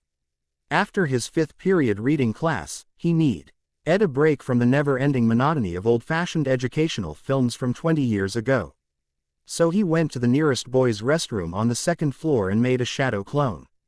I'm surprised it took you this long to figure out that trick. You should use shadow clones to not only fill in for school, but also you can send them off to the public library to learn more about this world. Way ahead of you. What mischief are you up to this time? Naruto was thinking about Konoha and all the cool missions he was missing out on. Here he was in a new world, pissing inside a graffiti-covered bathroom stall. To top it off, he was living in an orphanage. He exited his stall right when he heard the main restroom door lock. Loud huffing and strained footsteps made him prepare his new taijutsu stance, boxing. Slowly walking out of the corridor and out of the shadows was Nico. Unlike the other members of the Albanian mafia, Nico was intelligent but very reserved when it came to bullying. Naruto couldn't recall seeing Nico bully anyone, but there were rumors that he was the one to stab Callum. Nico edged forward into the bright white lights, his black eyes glazed and maniacal. The gang's chair started laughing and gargling gibberish, which caused Naruto to flinch. Nico. He looked up and noticed the 6-foot-tall, black-haired, square-jawed maniac standing before the locked door. Oh okay, could you move? Nico rushed at him across the bathroom, holding a black-handled switchblade in his right hand. As he slashed across the air, the iron blade whistled. Naruto dodged the strikes, smacking back at Nico with quick jabs. He then ducked and swiped the floor quickly before smacking him across the face. Blood splattered from Nico's nose as he roared, his switchblade turning his tanned right hand white. Naruto grabbed his right hand with his left. He started pumping chakra throughout his body, unsure why Nico was stronger than anticipated. The switchblade rattled against the wall, sky blue paint chipping like rain as they huffed into each other's faces. He was releasing so much chakra that some was being sent into Nico's body. The gangster's black eyes transformed into the bright scarlet hue of Tom Riddle's. Naruto blocked dozens of right-hooked punches from the mafioso. He groaned and cried in pain, feeling the switchblade cutting into his knuckle. He screamed and banged the bully's head against the wall once, twice, and finished him off by kneeing him in the stomach. The switchblade clattered to the blue-tiled floor, where Nico soon followed by collapsing pathetically. Naruto heard light clapping. He spun around on his heel, and saw Tom Riddle smiling in the bathroom mirrors. His eyes were scarlet, and his grin was broad. Bastard, he roared at the Tom. You were controlling Nico the entire time. I respect bloodlust, even if it comes from a muggle. I'm impressed with your abilities. You were releasing something that isn't magic, chakra you called it when we first met. Tom smirked sadistically. Naruto approached the mirror and looked up at Tom Riddle's scarlet eyes. Why are you trying to kill me? I'm not trying to kill you, my dear friend.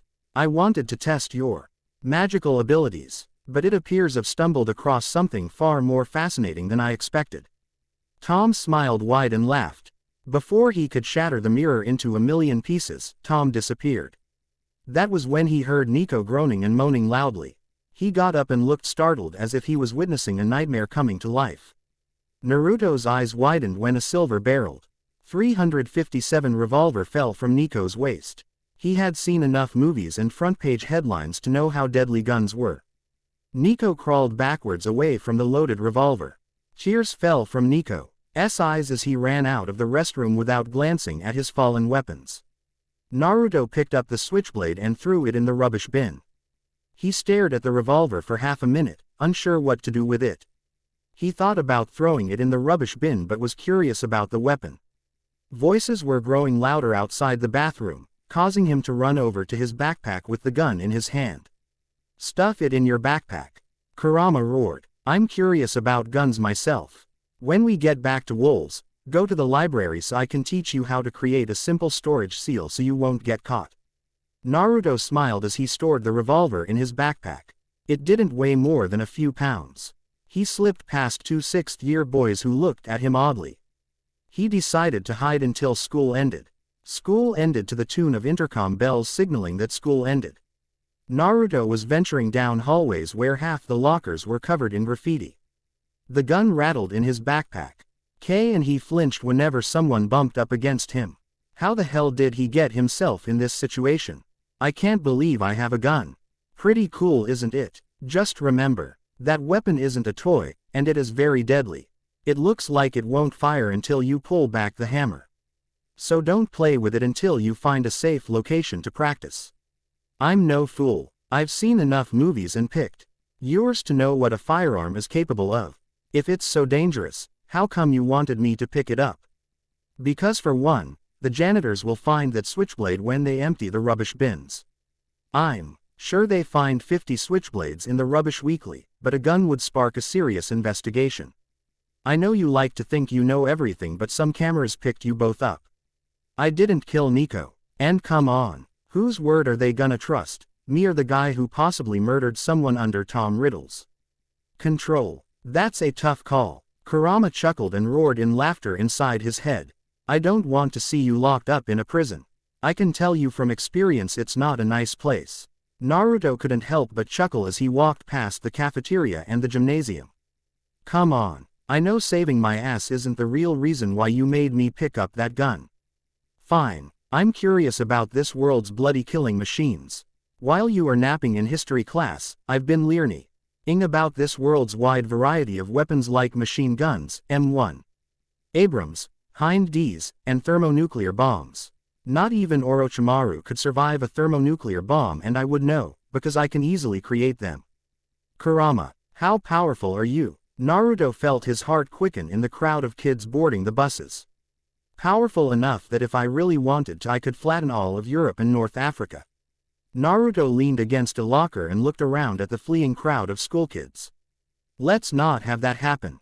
So long as you listen to me, I can guide you to victory against the Banyan Mafia, and maybe you can do your monkey ritual of trying to impress that Kaguya girl. Naruto's shadow clone was dispelled in the same bathroom where he had encountered Nico. Memories of him snurring through English class made him shrug. Even his shadow clones were napping on the last day of school. He shook his head, got on the bus, and sat up front instead of near the back, where Wesley and his pals usually sat. When the bus arrived back at Wool's, almost all the orphans were stripping out of their school sweaters like they had finally been released from prison. Kurama's prison talk made him rush to the third-floor library. On the way up the stairwells, he heard many older kids complaining about the tough exams they had to complete today. The third-floor library was located in the Ing maze of dormitories belonging to the older girls. As he walked through, many people stared at him suspiciously. He was used to this treatment and preferred it to walking past the Riddle Room. At the end of the third-floor hallways, the library's green doors came into view. The only room close to the library was 301. He knew Trisha lived in that room because she was obsessed with the career. New hit, Friday I'm in Love, was blasting from her room, while a chorus of teenage girls were mumbling along to the lyrics. Naruto shook his head and continued to the library. The green doors squeaked open, and Naruto rushed to a far corner with his backpack. He listened to Kurama explain the fundamentals of creating seals. The demonic fox started giving him an in-depth lesson on sealing bases, channels, conduit materials, and how he could die a horrible death if anything goes wrong. Knowing there was little time to waste before people started filling the room. Kurama, exactly what do I do? All right, grab a blank sheet of paper from your backpack. Bite your thumb and draw a square at the center. You will draw 8 arms from the corners and the center while completing it with a circle. Is called a box seal and can store up to 50 stones, 700 pounds, of weight, before malfunctioning, which is another topic we will get into when we begin learning Fuinjutsu. Naruto followed Kurama's command and created the square inside a circle connected by 8 arms with his blood. When his bloody masterpiece was completed, he took a huge sigh of relief. Kurama flooded his fingers with his chakra and he felt his thumb heal instantly. The clock read 4:40 and he knew dinner would start in less than an hour. He took out Nico's revolver and placed it on the sheet of paper. Now what? Simple. Because blood is the best conduit for Fuinjutsu, just flood the sheet of paper with your chakra and A loud poof and a small white cloud of smoke caused people to turn over towards where he was. When they arrived at the scene, they saw no trace of him or his first handmade seal. The librarian was an old lady who worked at Wool's. She was likely hired during the Victorian era, because she was always dressed in heavy black dresses. She shook her head and slowly went back to her desk. Naruto took a huge sigh of relief atop the ceiling. Luckily his cat-like reflexes and the tree-walking exercise saved the day. Dinner wasn't that exciting. The lunch ladies were serving spud potatoes with beans and garlic chili. Naruto was one of the few orphans to finish all his food.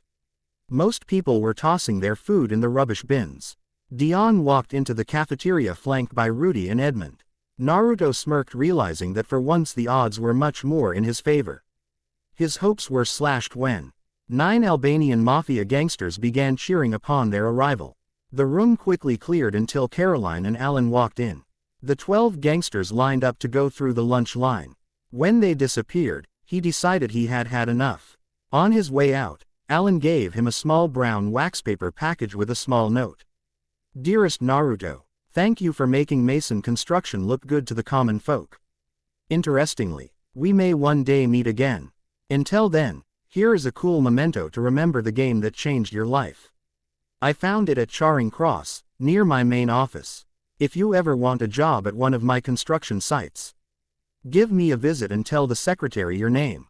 Naruto's eyes squinted after reading the note, but he decided now was a good time to prepare for tonight's battle. He was wearing the same pair of blue jeans and Converse shoes Drive Granger gave him. The only thing new he had was Mr. Mason's gift, a brand new Manchester United football jersey. Even though it felt good against his skin, many orphans gave him jealous looks. He pocketed his headband in his right jean pocket only to bump into Wesley, Abi, and Leon. Naruto loved hanging out with Leon, who was 13 and fun company. Wagwan, Ma Ute, Leon shouted excitedly. What's the shiny thing you puttin' in your pocket? Naruto shook Leon's hand and smirked. Nothing special, just an heirloom. Bruv, you've gone off the deep end. Abi shouted while fiddling with a Sony Walkman that fell out of his peacoat. We planned to sneak into the Battersea Power Station before the movie started. Wesley didn't eat dinner, so he wants us to grab fish and chips on the way. There. The power station. That place is abandoned and the movie is in an hour and a half. Naruto looked away from them, knowing his answer was disappointing. Fine. Stay here and run around. Just don't run into dat Fassi Dion. His mandem are snooping by the chapel, Leon warned before leading Wesley and Abi out of the dormitory. After getting dressed, Naruto escaped out of the orphanage through the gymnasium. He kept his first seal in his left pocket just for safekeeping. His white trainers skidded across wet dewy grass until he arrived at the same garden he was gifted his Strelitzia. That creature coiled tighter to his right wrist as he molded chakra and formed the shadow clone hand sign. 6 shadow clones appeared in a straight line. They all quickly transformed into various jocks he had seen walking the halls of Edward's North Academy. He created the clones with the sole purpose of protecting Edon. 3 shadow clones went to the library. 2 were wandering the boys' dormitory in case Dion decided to attack Edon there. At the same time, 1 shadow clone was created to tail Edon the entire night. I'm impressed. You Finn. Ally learned the secret to the shadow clone jutsu and are putting it to excellent use, devising strategies. Wait, use demonic pulse. I sense Dion talking with 11 other people behind Street John's chapel. Naruto believed Kurama, but he still followed his order. Gathering the necessary chakra in his gut, he released his demonic pulse and saw Dion and 11 other gangsters congregating at the cemetery. He rushed to the side of the granite-slabbed chapel, feeling them approaching closer to his spot. When the marching footsteps and grunts stopped, he turned around and saw what was happening. Dion G. Lared at the other 9 members of the Albanian Mafia, who looked like they didn't want to be there. Most had their hands inside their black jeans, and none were smiling. Arian, I need you and the entire crew tonight, Dion said with gritted teeth. I'm sorry, but we are going to speak to the boss. Now isn't the time to act stupid. Something isn't right. Sully lost all his teeth this morning. On top of that, Nico has disappeared. The last I saw him, he ran out of school crying, Arian recounted hesitantly. Our boss needs to know what is going on. No, you are going to do as I say. Dion roared, raising his right hand towards his heart. I saved you from Quirrell. I saved all of you. We are leaving and there is nothing you can do about it. Quirrell is dead. Arian smirked and shook his head. How do you know that? Dion grabbed Arian's collar and stared him down.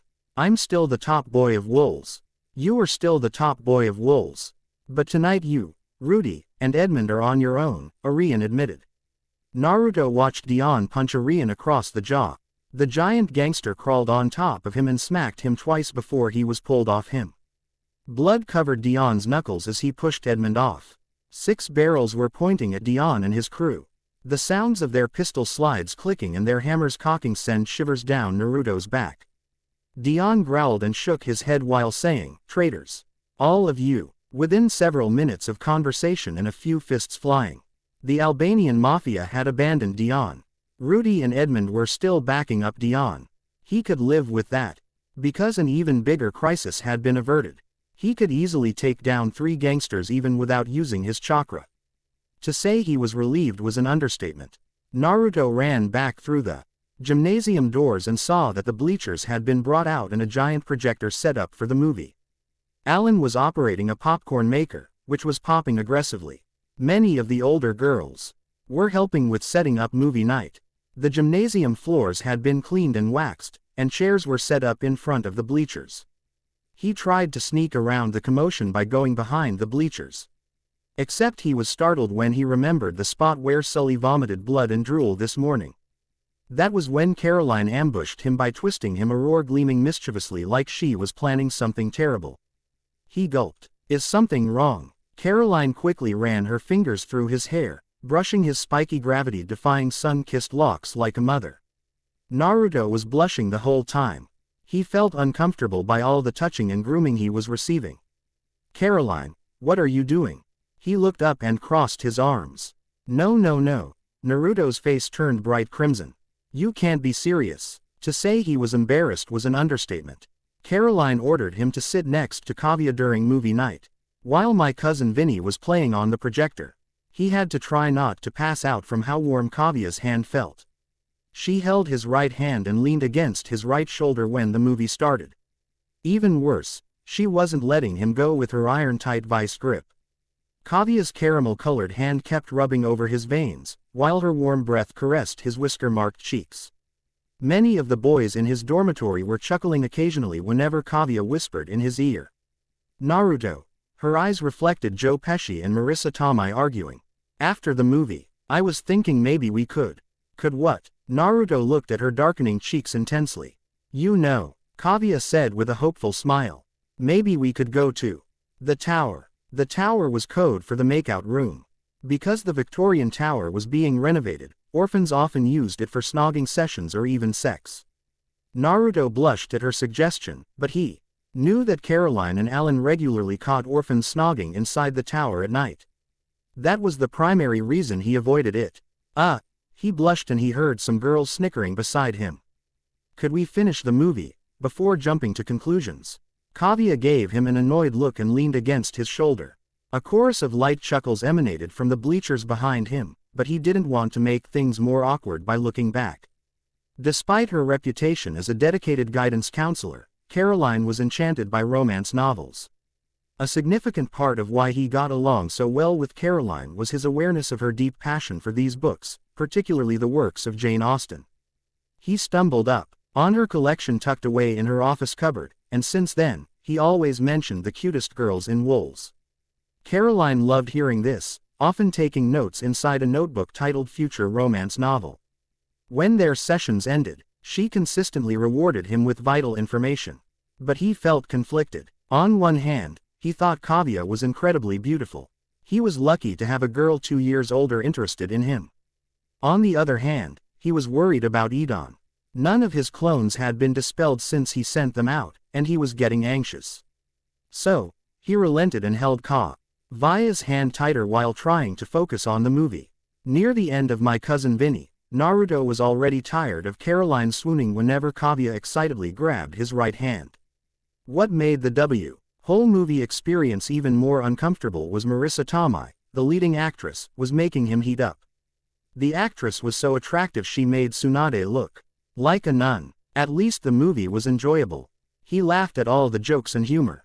As Vinny closed the final argument at trial, he was bombarded by the memories of a clone popping on the third floor. He broke out of Kavia's ironclad grip and got up.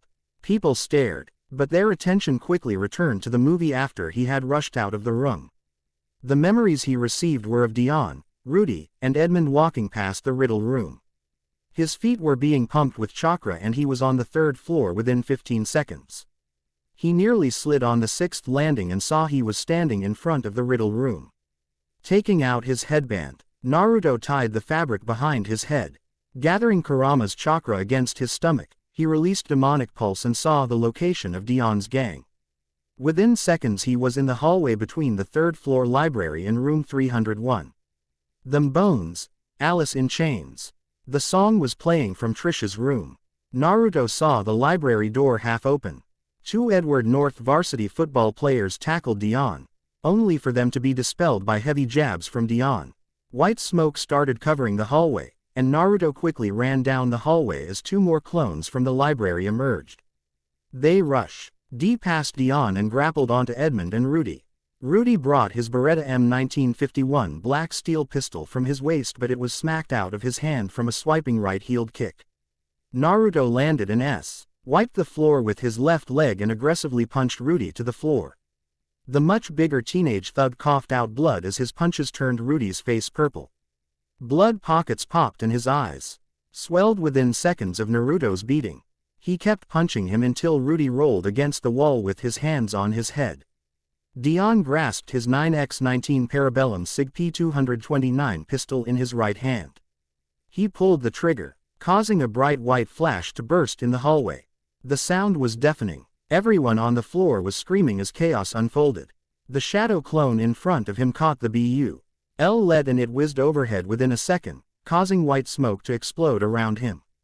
Dion fired more bullets from his gun sporadically. The remaining shadow clone in the hall was tackling and losing a knife fight against Edmund. Naruto kicked Edmund's stomach right as the last shadow clone in the hallway was shot in the head. The white smokescreen his shadow clones emitted made him invisible to the iron sights of Dion's pistol. Naruto took advantage of this by jumping at Edmund, who growled. They were tackled and clawed each other's faces. He wasn't taller nor bigger than Edmund, but a much bigger boy screamed as he scratched his face. Edmund growled and threw a flurry of punches that he tried blocking to the best of his ability. A fist slammed across his left cheek. Another fist came from his right. He ducked low. Grabbing Edmund's shoulders with some of Kurama's chakra, he smashed Edmund to the ground and started jabbing his chest until he passed out in a heap. Dion fired an other shot, causing the orphanage to explode in louder screams. The maniac was laughing between white and orange flashes of lead bursting from his semi-automatic German pistol. The smell of burnt lead and the misty vapor of gunpowder hung heavy in the air. Naruto's last shadow clone tackled Dion from behind, causing him to drop his gun. Dion grabbed his last shadow clone by the shoulders and tore off its nose with his mouth, causing it to explode in white smoke. Watching the sadistic display, Naruto was positive that Dion was under some influence, whether Tom Riddle or worse it was apparent. Rama's chakra was pouring through his veins, and he bolted across the floor right as Dion picked up the pistol. As Naruto appeared before Dion, grasping the giant's black t-shirt with his left hand, they teleported. Falling 7 feet above the orphanage, Naruto and Dion screamed. He saw blue flashes of light dashing in the sky over Wool's orphanage as they crashed onto the rooftop. Dion's massive body cushioned most of the fall, but they still rolled. When he came to a stop, he backflipped away from 4 jabs from Dion, and sidestepped, avoiding 3 more punches. Dion screamed and roared with every miss of his fists. Naruto's injuries from earlier were healing quickly from Kurama's crimson chakra flowing through his veins. However, despite how good his taijutsu and his reflexes were, Dion somehow kept up with most of his moves. Sweat dripped from his forehead and poured down his clothes. His head swayed left and right, barely dodging winding swipes from Dion, who roared louder. CK flipped towards the Victorian Tower in a near blur. Dion was already a few meters ahead of him when he stopped. The Goliath's livid black eyes grew wider as he pulled back his arm. Dion's arm sprang forward like a guillotine. Naruto felt dizzy as he blocked Dion's punch with his headband. The metal wasn't damaged, but his skull. Last thing he expected was for them to teleport yet again. Damn that river. Alice in chains. They fell through the ceiling and landed hard in the middle of the girl's fourth-floor dormitory. He rolled to a stop against an orange trunk. Blood was pouring from his hair and he heard the frightened shriek of girls running to their dormitories, restroom. His head was ringing and he knew he had a severe concussion. Dion was roaring angrily while getting back to his feet. Naruto swiped his blood off his eye sockets and rolled onto his feet. Dion promptly shoved bunk beds over to get to Naruto. The crashing of bunk beds coincided with the heavy guitar riffs of the Lat. Alice in Chains song to hit the radio. The girls inside the dormitory screamed louder as Naruto ducked below a quick jab from Dion. Knowing this wasn't the best place to finish their fight, he chose to run. Dion was right behind his tail. He couldn't fathom how fast, strong, and well adept Dion was. The giant hulking Goliath followed him from the 4th floor to the 3rd. Dion was behind him, no matter how much chakra he pumped into his bones. The song followed them down on this floor because Trisha was blasting it from her room close to the library. Naruto, stop right now. Dion blocked the 3rd floor exits, forcing Naruto to return to the library. Why are you running away? He slid down the hallway, avoiding a dropping heeled kick from Dion. The hardwood floor cracked under the GI Ant's feet, causing Naruto's eyes to widen.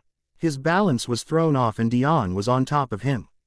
All his tenketsu points excreted chakra, causing Dion's black eyes to flash scarlet. Naruto kicked Dion off him and rolled his way onto his feet. Dion screamed behind him, "You ugly fucking bastard. Fight me like a man. You little shit. Fight me." Naruto stopped in front of Edmund's passed-out body. He saw Rudy staggering up. The gangster was leaning against the wall further down the corridor. Sweat was dripping from Naruto's brow. Looking back, he saw Dion strolling slowly up to him with a long switchblade in his right hand. Rudy huffed and growled, "What the fuck are you?" "Naruto," Dion called out from behind him. "You are special. How about we make a deal? You join my crew, and I'll spare your life. How about that? I'm not afraid of you." Naruto looked at Dion, then at Rudy. Rudy charged forward trying to retrieve his fallen pistol, only for him to collapse to the floor face first. Rudy futility screamed as his skull cracked. He squirmed on the floor like a worm, revealing that his shoelaces were tied. Naruto had to suppress a laugh as he ducked below Dion's swiping switchblade. The knife whistled and slashed the air, while Dion pressed his attack. Dion shouldn't be able to move this quickly or fight with even a fraction of this power. He's perfectly matching your prowess. Naruto couldn't think or respond to Kurama's comment as he saw the switchblade slash his left hand. He backflipped behind Rudy and kicked him unconscious. He ran at the giant and grabbed Dion's right arm, which was swinging frantically at him. He bit Dion's right hand, causing the bully to scream and drop his switchblade. Naruto growled as they rolled onto the floor, exchanging punches, kicks, and bloody spit. His face was smacked several times, but Kurama's chakra quickly healed the blows. Dion heaved and rushed to his fallen SIG P-229 pistol on the ground. He grabbed the gun while shoving Naruto back. "Get off me and die, you whisker-marked arswipe." Dion roared as Naruto grabbed his bleeding right arm. "No, I'm not letting you harm anyone else," Naruto screamed back. Dion laughed as he shoved Naruto underneath him. "You've been reading too many comic books. You aren't Superman nor Batman. You're an ugly, orphaned bastard, just like me, and you forgot this is the real world." The gun's barrel swiveled in the air. Naruto struggled to push the barrel away from his face. He tried kicking at Dion, but he shoved the barrel up as the trigger was pulled. Another deafening, ringing gunshot burst from the pistol. The bullet went through the corridor walls. The entire orphanage was alive, and a flurry of footsteps came from the stairwells. Dion pressed Naruto's hands against the wall above him. No matter how much chakra he put into his body, the bully seemed only to grow stronger. He gulped and his sapphire eyes widened. Dion pressed the hot black steel barrel of his gun below Naruto's bloody headband and laughed. "Farewell, Naruto." When he pulled the trigger, confetti exploded from the barrel of the gun. A giant white flag with the words "Bang" flapped from his semi-automatic pistol. Dion took his hands off Naruto's body and stared at his pistol in confusion, but before he could react, Naruto's Strelitzia transformed from a green bracelet into a grassy viper. His new pet spat murky yellow goop into Dion's black eyes, causing him to scream hysterically. The Strelitzia then transformed into an emerald bracelet, releasing a content chirp. Naruto took that as cue to crawl on top of Dion's torso. His knuckles collided with Dion's head, making the corridor resonate with the sounds of his punches. Scared? Are you fucking scared? Because a 12-year-old is kicking your ass? Naruto roared as he continued his assault. Damn you! Damn you! Damn you! Dion's head twisted left and right from each impact, causing the bully to gargle out blood. Naruto growled, his face red with anger. Blood dripped from his knuckles as he continued viciously attacking Dion and giving the bully a much-needed beating. His hands were warm, wet, sticky and covered in Dion's blood. Naruto used Demo, Nick Pulse and saw all the power receding from Dion, yet he continued punching Dion. I've had it with you bullying us. You won't ever lay a finger on us. Again, he threw one last punch from his right hand, causing Dion to fall unconscious. I hope you don't wake up. Naruto. Alan screamed in horror. He looked up and saw Alan, Caroline, and 20 orphans behind them trying to squirm for a better look. Before Naruto knew it, he found himself being pulled away from Dion's bloody body and escorted by Alan. 3 kitchen staff members also had hold of him, guiding him down the 3rd-floor hallway. As he noticed police officers heading up the stairs, Naruto sighed and glanced up at Alan, but instead of being pushed toward the officers, he was half-dragged forward. What's going on? Naruto looked up and saw Alan looking down at him worriedly. Naruto, whatever happened back there? I know the police aren't going to understand, Alan said briskly while pulling out a rattling keychain with dozens of keys. What do you mean? I like you, and I'm not letting you spend the night in juvie, Alan said, pushing Naruto forward. He fell to the floor on uneasy feet. Looking up, he saw they were in front of room 327. Alan's keychain jingled as he searched for the riddle room key and opened the door. No, please, not there. Calm down. You're just going to spend the night until this blows over, Alan said reassuringly. No, you don't understand. Take me to jail, please. Not there. Naruto begged with tears welling in his eyes. He saw the shadow of Tom Riddle inside the room in the far corner. Alan and the kitchen orderlies were showing him no mercy. He tried to claw his way out of the grip of the 3 kitchen orderlies. He was succeeding, but was thrown into the riddle room. The door slammed in front of Naruto's horrified sapphire eyes as he was bathed in eternal darkness. His nails clawed at the door, and he fell to his knees, hopelessly trying to escape. He banged his fists against it, but the door felt harder than steel. Footsteps echoed behind him, and he crawled backwards, his back against the door. Naruto, my dear friend. Welcome to my home. Tom's scarlet eyes glowed joyfully. I can't believe you matched Dion's power under my imperious curse. Powerful wasn't he? I made sure to charm him up to match your prowess. Yet here you are breathing before me. Naruto had no time to respond before he started screaming. XXX outside Wool's orphanage XXX. Kingsley Shacklebolt was right on top of Duke's gym. He just finished cleaning up Naruto Uzumaki's mess inside the orphanage. He had to obliviate numerous orphans on the 3rd and 4th floors that observed Naruto's unpredictable magical abilities.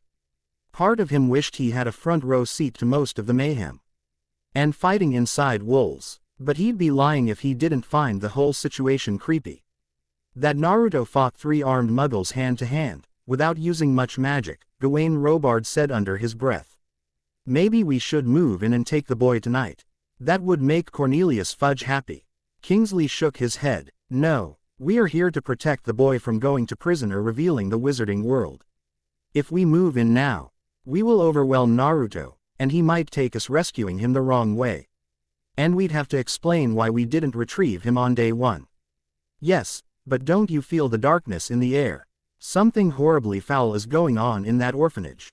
I know you can feel it too, Gawain remarked before shivering. Kingsley wasn't going to argue with Gawain on that point. He felt His bones chill and goose prickles burning like needles when he went to smooth everything over with the Muggle police. Rufus told me 3 days ago that a Hogwarts professor is retrieving him tomorrow. Kingsley explained while watching the paramedics haul Dion, Rudy, and Edmund on gurneys into the ambulances. Those 3 Muggles tried killing our target. We need to be better prepared in the future. Because I keep thinking about what would have happened if we didn't intervene. Yellow-blue police vans screeched and rumbled as they escorted the ambulances away. Gawain huffed and pulled his hood over his brown hair. I will follow them and ensure those gangsters' memories were scrubbed. Kingsley bit his bottom lip and looked at the orphanage. He heard Gawain apparate, but his eyes didn't leave Wool's. XXX the Riddle Room XXX. Naruto was feeling Tom worming inside his mind. He screamed and writhed on the floor below Tom's feet, feeling memories from his past coming to the forefront. Is happened for half an hour until the police and paramedics left Wool's. Each second under this influence he felt naked, afraid, and completely open. Memories of him starving in the street came to the forefront. Rain, tears, and his rumbling stomach resurfaced. All the nights he cried himself to sleep hungry, bruised, and battered under the orphanage's care were there for Tom to see. But it got worse as Tom analyzed his time under Team 7. Tom laughed as he watched him confessing his love for Sakura and all the hard rejections he faced from every girl he was interested in. Tom's laughter grew louder and more maniacal as Naruto's life story slowly unraveled with each memory.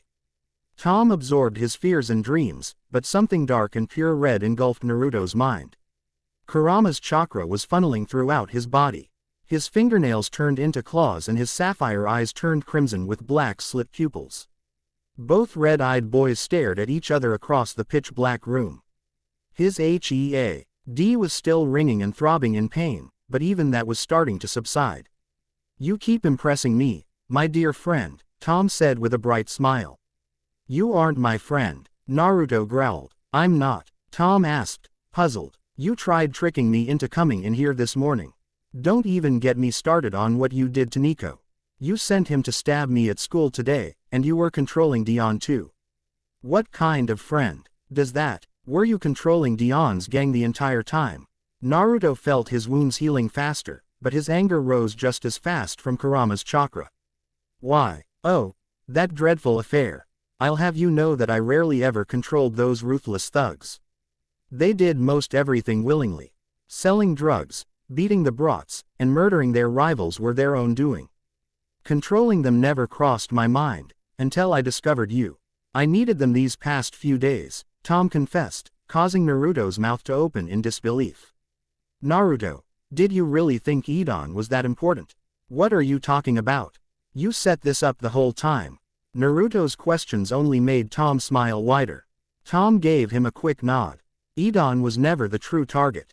Naruto's eyes widened yet again at the revelation. I was your target. Yes. Tom stopped smiling and crossed his arms. "I've been observing you since you walked into Wool's. I knew you were powerful. Power you give off is more than just magic and chakra. I can taste the darkness inside of you." Tom licked his lips and brushed his black hair to the side.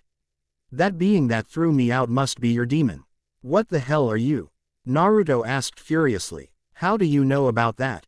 "Few individuals can block my legilimency," Tom answered with a broader smile. "Legilimency," Naruto repeated. "I saw the demon trying to destroy my spirit. I appreciate the effort, but the nine-tailed fox can't kill me. For such a big and stupid beast, I love its perseverance." "Tom, you are a legitimate asshole. Did you know that?" Naruto smirked while rubbing his bloody headband for comfort.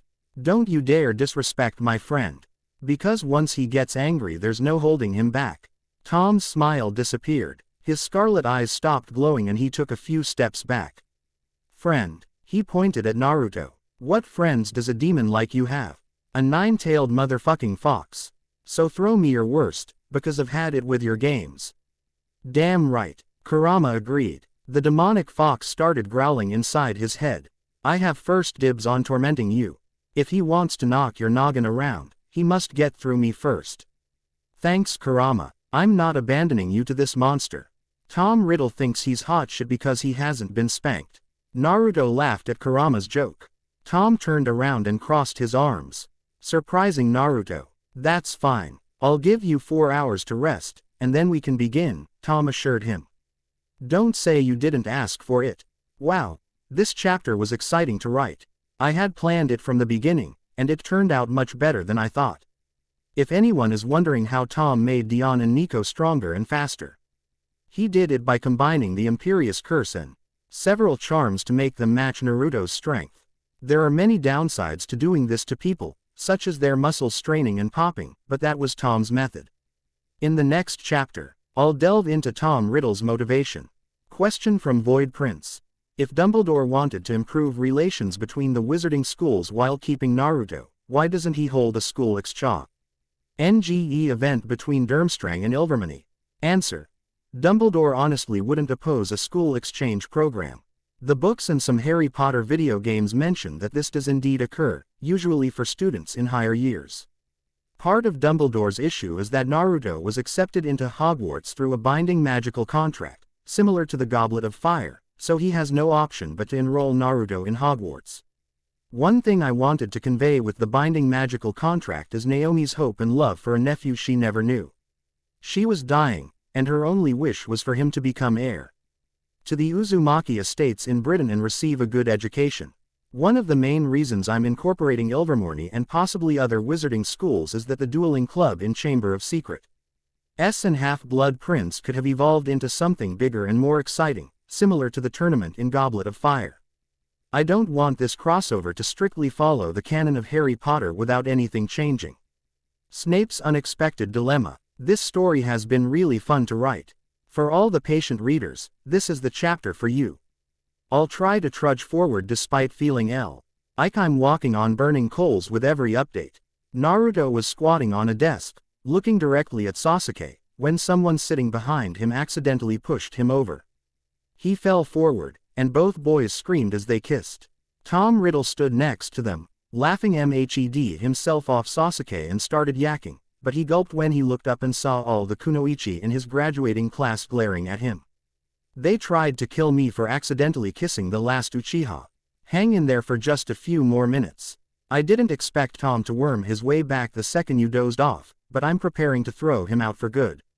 What's taking so long? Tom Riddle is using an energy completely different from chakra in every conceivable way.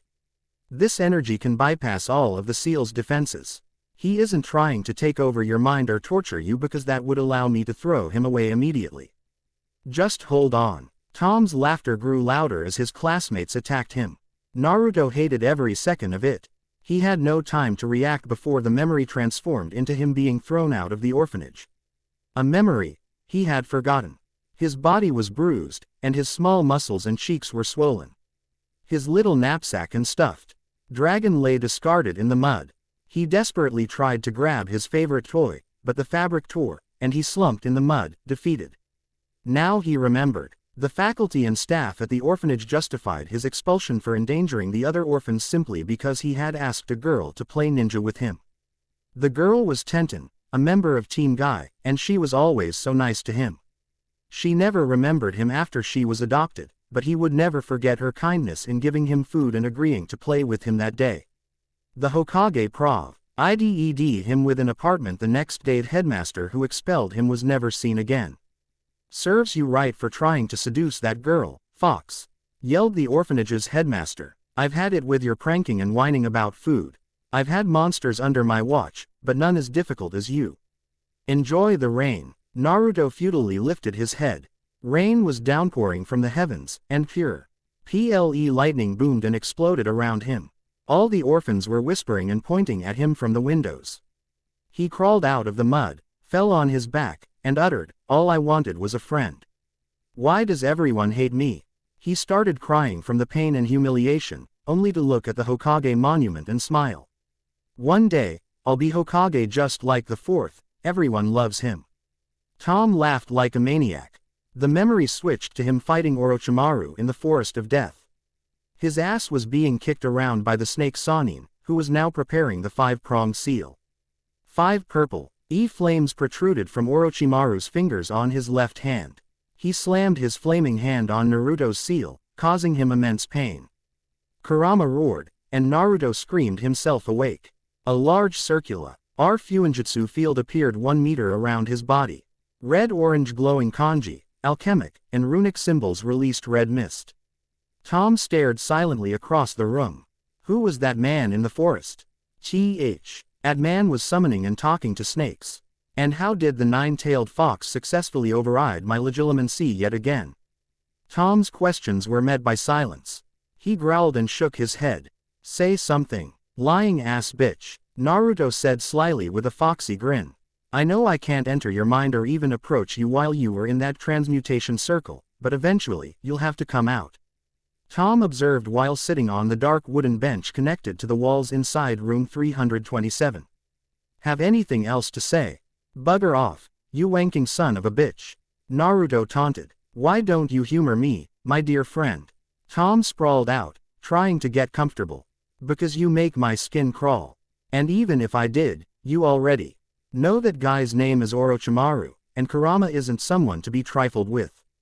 Naruto rubbed his headband with his right hand while lightly petting his Strelitzia with his left. It had crawled under his football jersey. Why do you care about Orochimaru? Because I plan on killing him. Tom proclaimed. You can't be serious. Naruto raised an eyebrow. Really? His goal is immortality. Orochimaru plans to use your traitorous friend Sasuke Uchiha as his vessel to achieve that. He is a true genius worth looking into, but there can only be one king of the snakes. Eventually, I'll need to travel to your world to do that. Don't you understand that I'm on your side? I can help you. I've been helping you the moment you entered Wolves, Tom said confidently as if he believed his own words. Don't bullshit a bullshitter. The only good thing you've done is give me a Strelitzia. Besides that, you're dead to me. I once had a Strelitzia. I took it from a dying man one winter at Wolves, Tom said, pausing when Naruto bit his bottom lip as if he was about to say something. Have something to say, Uzumaki. When was this? During the winter holiday of 1940, to be precise. Back then, this was room 27 on the 3rd floor. I awoke in the middle of the night mid the air raid sirens blasting across London on Christmas Eve. The Luftwaffe was flying overhead, with hundreds of bombers dropping bombs. I rushed out of the bomb shelter when the attack was over. Mrs. Cole was so horrified she didn't dare move out of the bomb shelter with the other muggles. Tom's eyes glinted in total delight, retelling the story. Naruto leaned closer to hear more. Tisk, why are you curious about this? I saw a photograph of Winston Churchill walking outside Wolves Orphanage dated 1941, Naruto explained. Quick learner you are, Tom complimented with a genuine smile. He visited the orphanage after New Year's. He didn't show up until after the bodies and plane were removed. There were bodies and a plane. Hundreds of dead bodies lay sprawled outside the orphanage walls. An anti-aircraft gun stationed at Battersea shot down a Heinkel He bomber that crashed where Duke's gym stands today. I ran out of the bomb shelter against Mrs. Cole's orders, but I didn't care. Just as I sensed your magical potential, I sensed a wizard on that plane. I hurried past stiff bodies and reached the plane's wreckage. An Austrian wizard was in the cockpit, writhing and moaning, with his pet Strelitzia trying to heal him. Naturally, I took the snake, made it my pet, and watched the pilot bleed out, Tom recounted with a smile. What do you mean by wizard? Naruto questioned with a puzzled face. Are you this dense? Tom asked with a smirk. You are a wizard. Maybe you don't realize it now, but you are one. Naruto shook his head and chuckled. He pointed his blood-stained right thumb at his shining headband. I'm a shinobi. Shinobi are nothing but soldiers who follow their masters like slaves. I saw what you learned at the academy. You were in a flawed system, where even your third Hokage admitted that the system is set up for an endless, perpetual war. If your Hokage ordered you to burn a town full of innocent civilians, would you do it? Tom asked venomously while slowly smiling. Naruto didn't move or say a word. Would you murder someone if your Hokage ordered you to? Only if they deserved it, and even then, I might not follow the order. Because sometimes leaders give out shit orders. You looked through my memories. Tell me, if you grew up in Konoha like me, would you kill a bunch of innocent civilians because you were ordered to? Naruto bit back just as venomously as Tom. This is why I'm giving you my gifts. I'd feel the same way, especially towards the fourth Hokage, who cursed your existence the moment you left your mother's womb. Tragic that your childhood hero was responsible for all your misery. Tom chuckled loudly before shaking his head with a disturbing frown. Your belief in the shinobi system is foolish. Because the same Hokage Ho saved Konoha from being flattened by the nine-tailed fox was also the same man who ruined your life. What are you getting at? Naruto contested. What did doing the right thing get you? A night with your friend Tom Riddle, Tom hissed. No shit, Sherlock, Naruto taunted. Tell me something new. Naruto, you gave up on a fun night with your friends. You gave up on that beautiful black-hearted muggle girl who wanted to pollute you. You did the right thing, and I'm happy you did, Tom said sinisterly. Purebloods shouldn't taint their DNA with undesirables. Kaguya isn't black-hearted. Naruto glared at Tom. Tom smirked and crossed his legs on the wooden bench inside his room. Doing the right thing caused that muggle girl to cry herself to sleep. Doing the right thing has caused you nothing but misery. Trying to save that traitor Sasuke might have been a noble endeavor, but here you are. Shivering like an insolent child. Konoha didn't even reward you after you defeated Gaara and saved the city from being flattened by Shikaku. That was war. Naruto protested with tears welling in his eyes. Even low grunts receive medals in wars.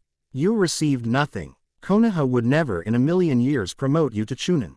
No, that's not true. Naruto relented, stumbling on his words. They hate you. They only saw you as a foolish, loud-mouthed, orange-wearing demon. Why defend them? You were wronged by the shinobi system you cherish so dearly. No matter how much you try to change, they will only see you as a Jinchuriki. The cursed boy whose demon destroyed their home. The room grew colder as Naruto thought about what Tom Riddle told him. The room was so cold that icicles formed on the ceiling, and the windows were frosted. He didn't want to admit that Tom was right. He started petting his Strelitzia as he thought about his childhood hero cursing him to a life of misery. Had he always been such a fool? No wonder no one took him seriously. A tear formed in his right eye as he remembered all the times he praised Minato Namikaze. His hero turned him into a weapon so Hiruzen could one day send him out to cause mayhem. Naruto sat against the wall and pulled his legs against his chest. His Strelitzia licked sweat beading on his upper torso, causing him to smile. Thank Kami, I remembered to wear my jeans tonight. The nippy air stung his ears. Kurama's chakra made him warm and drowsy. Tom, you were right. Tom Riddle looked shocked. Wait, what? I was cursed the moment I was born. The third Hokage probably only saw me as a weapon, Yuto paused and thought about all the warm moments since becoming a shinobi and entering this new world. I was dealt a shit hand of cards, but I'm not going to let that define me. Tom glared at him and stayed silent. Naruto, sunrise is only an hour away. My chakra will keep you warm, but don't leave the protective Fuinjutsu circle until Alan or Caroline enter the room. Don't worry because I won't let him enter your mind again. But I'm worried because now he knows about our world. Something tells me he's planning something far more heinous than before. Kurama, I'm happy to have you. The tear in Naruto's eye dropped to his lap. But maybe Tom is right. The fourth Hokage made me into a Jinchuriki. I can't believe I used to worship him. Don't listen to Tom. You are far more than a Jinchuriki, Naruto. Of all the monkey mortals I've come across, you are the kindest, warmest, and happiest human I know. Naruto smiled and snorted from his nose. Kurama. More tears fell from his eyes, not from sadness but because it was the kindest compliment he had ever received. Do you really mean that? Of course. Now, just stay awake, and please don't listen to the poison coming out of that monster's mouth.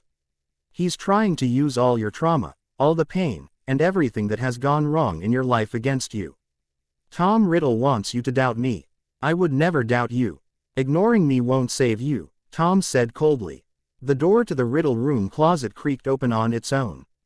Naruto looked at the closet, which was only 2 meters away, shocked. A loud thumping and rattling of the floorboards started to reverberate around the room. Murky grayish light drifted through the moth-eaten curtains over the windows, revealing that all the walls inside the room were scribbled in thousands of creepy, never-ending riddles. He saw so many lines of text that he couldn't pick up where each sentence began or ended. Every surface of the plaster walls was carved with words, swastikas, genitals, and maddening phrases. The one phrase he saw the most was, "Riddle me this." It was written thousands of times on the wall above the rusted cot where Tom Riddle once slept. Naruto hugged his pet tighter to his chest, feeling goose prickles pop over his arms and legs as he gazed at the disturbing walls of text. His Strelitzia let loose a worrying chirp, and Naruto heard the rattling inside the closet grow louder. "Naruto, don't you want my last gift?" Tom asked innocently. He shook his head and pulled his headband down over his eyes so he wouldn't have to look Tom in the eye. This was a nightmare he couldn't wake up from. Tom Riddle's sharp laughter made him shiver. He heard footsteps and the creak of a closing door, followed by the clanking of something inside a container. Naruto pulled his headband back onto his forehead and saw Tom sitting before him with a toothy smile. He held out a small, polished, walnut box with a green cushion and a golden ring resting in the center. The ring featured a large black stone at its center, surrounded by markings that formed a triangle within a circle, with a line extending down the middle of the triangle's pyramid. It was the ugliest ring Naruto had ever seen, but something about it made his ears ring and pop. "Would you kindly take my ring off my hands? I promise I'll stop pestering you." Tom gave him a curt bow, presenting the box on the floor just outside Naruto's protective circle. Tempted by an end to Tom Riddle's torment, he moved his right hand forward. "Stop, he's tricking you. That ring radiates power, unlike anything I have seen. Will it kill me if I take it?"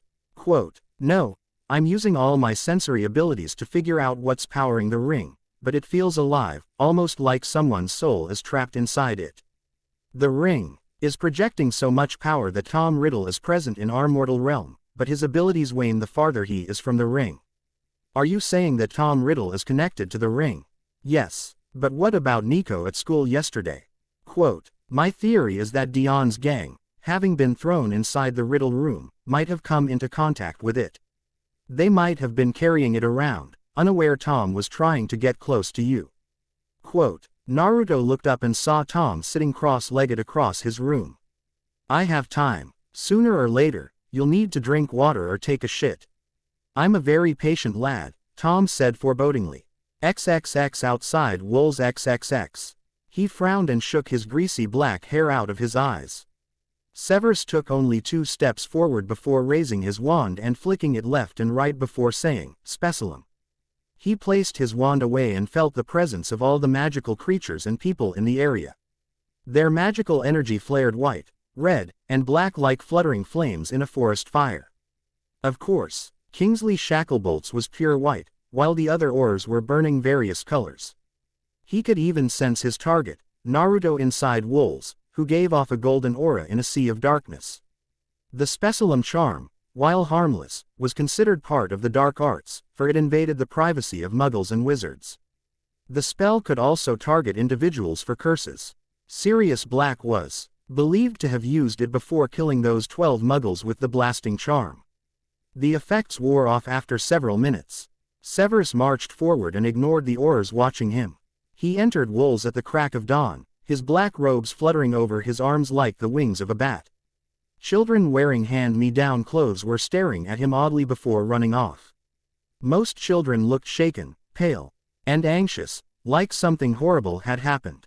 Severus pressed on, shaking his head, until he spotted a South Asian security guard with thick black hair and roan skin at the entrance and a young woman with black hair and hazel eyes pacing back and forth. "Stop right there," shouted the security guard while getting up from his stool. "Wool's Orphanage ERU. My name is Professor Severus Snape from Hogwarts Private School. I'm here because our school's headmaster is attending a conference in France, and our deputy headmistress is on holiday," Severus explained nonchalantly. "I sent a letter to Headmaster Alan Cole last night, who agreed a day prior to this meeting. Is he, by chance, available to speak?" The security guard and the young woman looked at him, confused. Severus sighed. He disliked muggles. It didn't matter what their station in life was. They all caused pain and misery wherever they went. He only had to look at the muggle rats running around this orphanage to know something heinous was happening here. The air smelled of burnt lead, coal, and sulfur. Severus's father, Tobias Snape, owned a hunting rifle. He would often force Severus to shoot pheasants and once a red deer. Severus didn't want to reminisce about that horrible hunting trip his drunken, tweed-wearing father forced him on all those years ago. But the orphan A.G. smelled precisely like that deer after he shot it, and he was forced to field dress it with a hunting knife or walk 40 miles back home through ice and snow. A gun battle took place here not long ago, and blood was shed. Severus was certain that it happened. Severus grimaced and shook his head.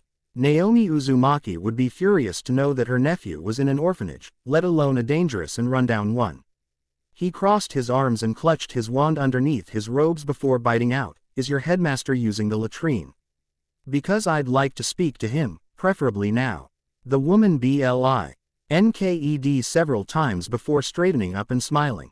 "Oh, I forgot my manners. My name is Caroline Richardson. Are you here offering a student a scholarship to a private school?" "Yes." Severus led out Naruto Uzumaki's Hogwarts acceptance letter from his cloak. "I'm here to retrieve Naruto Uzumaki and discharge him from Wolves. Our headmaster has arranged for the faculty to oversee his guardianship because the school is in Scotland." "Naruto, you're taking him," Caroline said in shock. "Are you sure?" "I'm not sure," Snape bit out. "I'm 100% positive. Do you know the boy well?" Severus saw Caroline's lips form into a warm smile. "He is one of the hardest working lads I've ever taken under my care.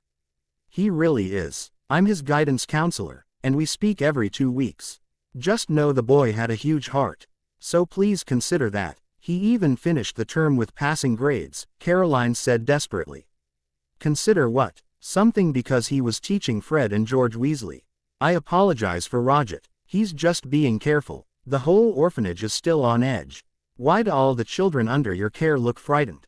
Severus asked as they walked down the hallways toward the cafeteria. Caroline closed her eyes, embarrassed. There was an incident." "An incident?" Severus raised an eyebrow as she guided him to the headmaster's office. Caroline pulled him from the door and whispered, "Please accept Naruto into your school. He truly is kind, hardworking, and intelligent. Not many kids ever receive life-changing opportunities like this. Naruto has already been accepted into Hogwarts on a full scholarship," Severus said, leaving Caroline bewildered in the hallway. His black cloak twirled around his legs as he approached Alan Cole, who was pouring Dalmore scotch into a mug of steaming instant coffee. Severus raised an eyebrow and quickly glimpsed images of various Muggle prime ministers, past headmasters, and Dumbledore. Severus opened his mouth in disbelief as he looked at the photo of Dumbledore smiling awkwardly in a black and white picture next to a woman. Alan poured enough alcohol into his mug to theoretically kill the entire Hogwarts house elf staff. Severus clicked his tongue and tapped his right foot, causing Alan to spill some of the most expensive alcohol in the world on his desk. Red-faced and embarrassed, the headmaster of Wolves stammered to form an appropriate response to drinking on the job. "Enjoying yourself," he said briskly while shutting Headmaster Cole's office door. "Who are you?" "I'm here on official business from Hogwarts Private School in Scotland. Our school is interested in an orphan under your care. His name is Naruto Uzumaki, and he's been accepted into our school on a full scholarship," Severus explained. Slightly aggravated that he was repeating himself like a parrot. Hogwarts," Alan barely said as he watched Severus sit beside his desk. "I haven't heard that name in decades. And you're here for Naruto?" "Yes, the boy is highly gifted, and our headmaster and the faculty are excited to have him." "Where is he?" "He's in timeout," Alan said before taking a deep gulp of his spiked coffee. "Does it have something to do with the incident from last night?" Severus asked rhetorically. He didn't need to use legilimency to know Naruto was involved in the madness. It was written all over Alan's face. "Yes," Alan admitted with a pained face. "Would you, by chance, be privy to a drink?" "I don't drink and faff while on business," Severus said blandly. "I'd rather discuss what happened last night." "What happened during this incident?" "Naruto got into a nasty fight last night here on the premises involving 3 older boys who were linked to the Albanian mafia. This occurred during movie night while everyone was downstairs in the gymnasium. 1 minute, we are all enjoying ourselves. The next, I heard gunshots ringing inside my orphanage and the screams of hundreds of brats. Alan explained before taking a very long gulp of his spiked coffee. Are you sure you don't want a drink? Severus gave a reluctant nod. I'll take a jigger. Alan poured a jigger of Dalmore into an empty mug. Severus shook his head as he stared at the amber liquid. He hadn't sipped alcohol since that Halloween night, but considering that the student he was supposed to pick up was already fighting the Albanian mafia, the mood to drink felt right. Alan waited for Severus to take a tiny sip before clinking their mugs. Let me start from the beginning, Alan's voice carried across the room. XXX, the Riddle Room XXX. Yellow golden beams of sunlight hazily filtered through the torn gray curtains, creating a disco ball effect inside the frigid and eerie room. He wasn't sure how, but the room appy read far more unsettling during the day than at night. Tom Riddle's bed was rusted, the wooden floor squeaked sporadically, and even nails jutted out of the panels. Worst of all, he could finally read the frightening scribbles of orphans gone mad. Many of the names were etched haphazardly with blunt force and blood. Were they driven so mad that they wrote with their fingernails? Naurto wondered, shuddering. Tom Riddle's scarlet eyes kept digging into his skull wherever he looked. His ears were ringing, and he was losing the ability to continue this tortuous standoff. His only shot was to escape, but if he left the transmutation circle, Tom would get him. Naurto, why are you so difficult? Tom was fiddling with a small wooden model of a de Havilland Mosquito fighter plane from World War II. Naurto could vaguely see small white skulls painted on the model plane's wings, likely from Tom. I'm not asking you to kill anyone. All I want is you to take my ring off my hands. Tom twirled the plane before sending it flying across the room to the hallway door. Why are you giving me the ring? Naurto countered. Because you are a pureblood, Tom said as if it made perfect sense. My dear friend, you have been wronged your entire life. I know what it's like never to be loved. I grew up during the Great Depression and World War II. I've seen hunger, death, and suffering my whole life. It's almost like we are brothers. Aren't we? No, Naurto repeated, horrified by the comparison. I'm nothing like you, Naurto. I can help you. I can kill Orochimaru and everyone who has wronged you. All you have to do is take my ring, Tom said happily. Shove that ring up your ass, Naurto shouted while clutching his Strelitzia tighter to Headmaster's office XXX. That's when I called out his name. Naruto's face was covered in blood, and Dion looked dead. I never liked Dion and his gang, but I knew if I didn't intervene immediately, the boy would end up behind bars, Alan said before re-finishing his story with a long gulp of his spiked coffee. The leading detective at the scene told me to keep him confined away from the other orphans. He's been upstairs in room 327 the entire night. Will this incident appear on Naruto's record? Severus asked, hoping the Aurors did their job. No, Metro isn't going to charge a 12-year-old boy who was only defending himself. That would be ridiculous. Dion, Edmund, and Rudy, on the other hand, are being charged with attempted murder, human trafficking, and drug dealing.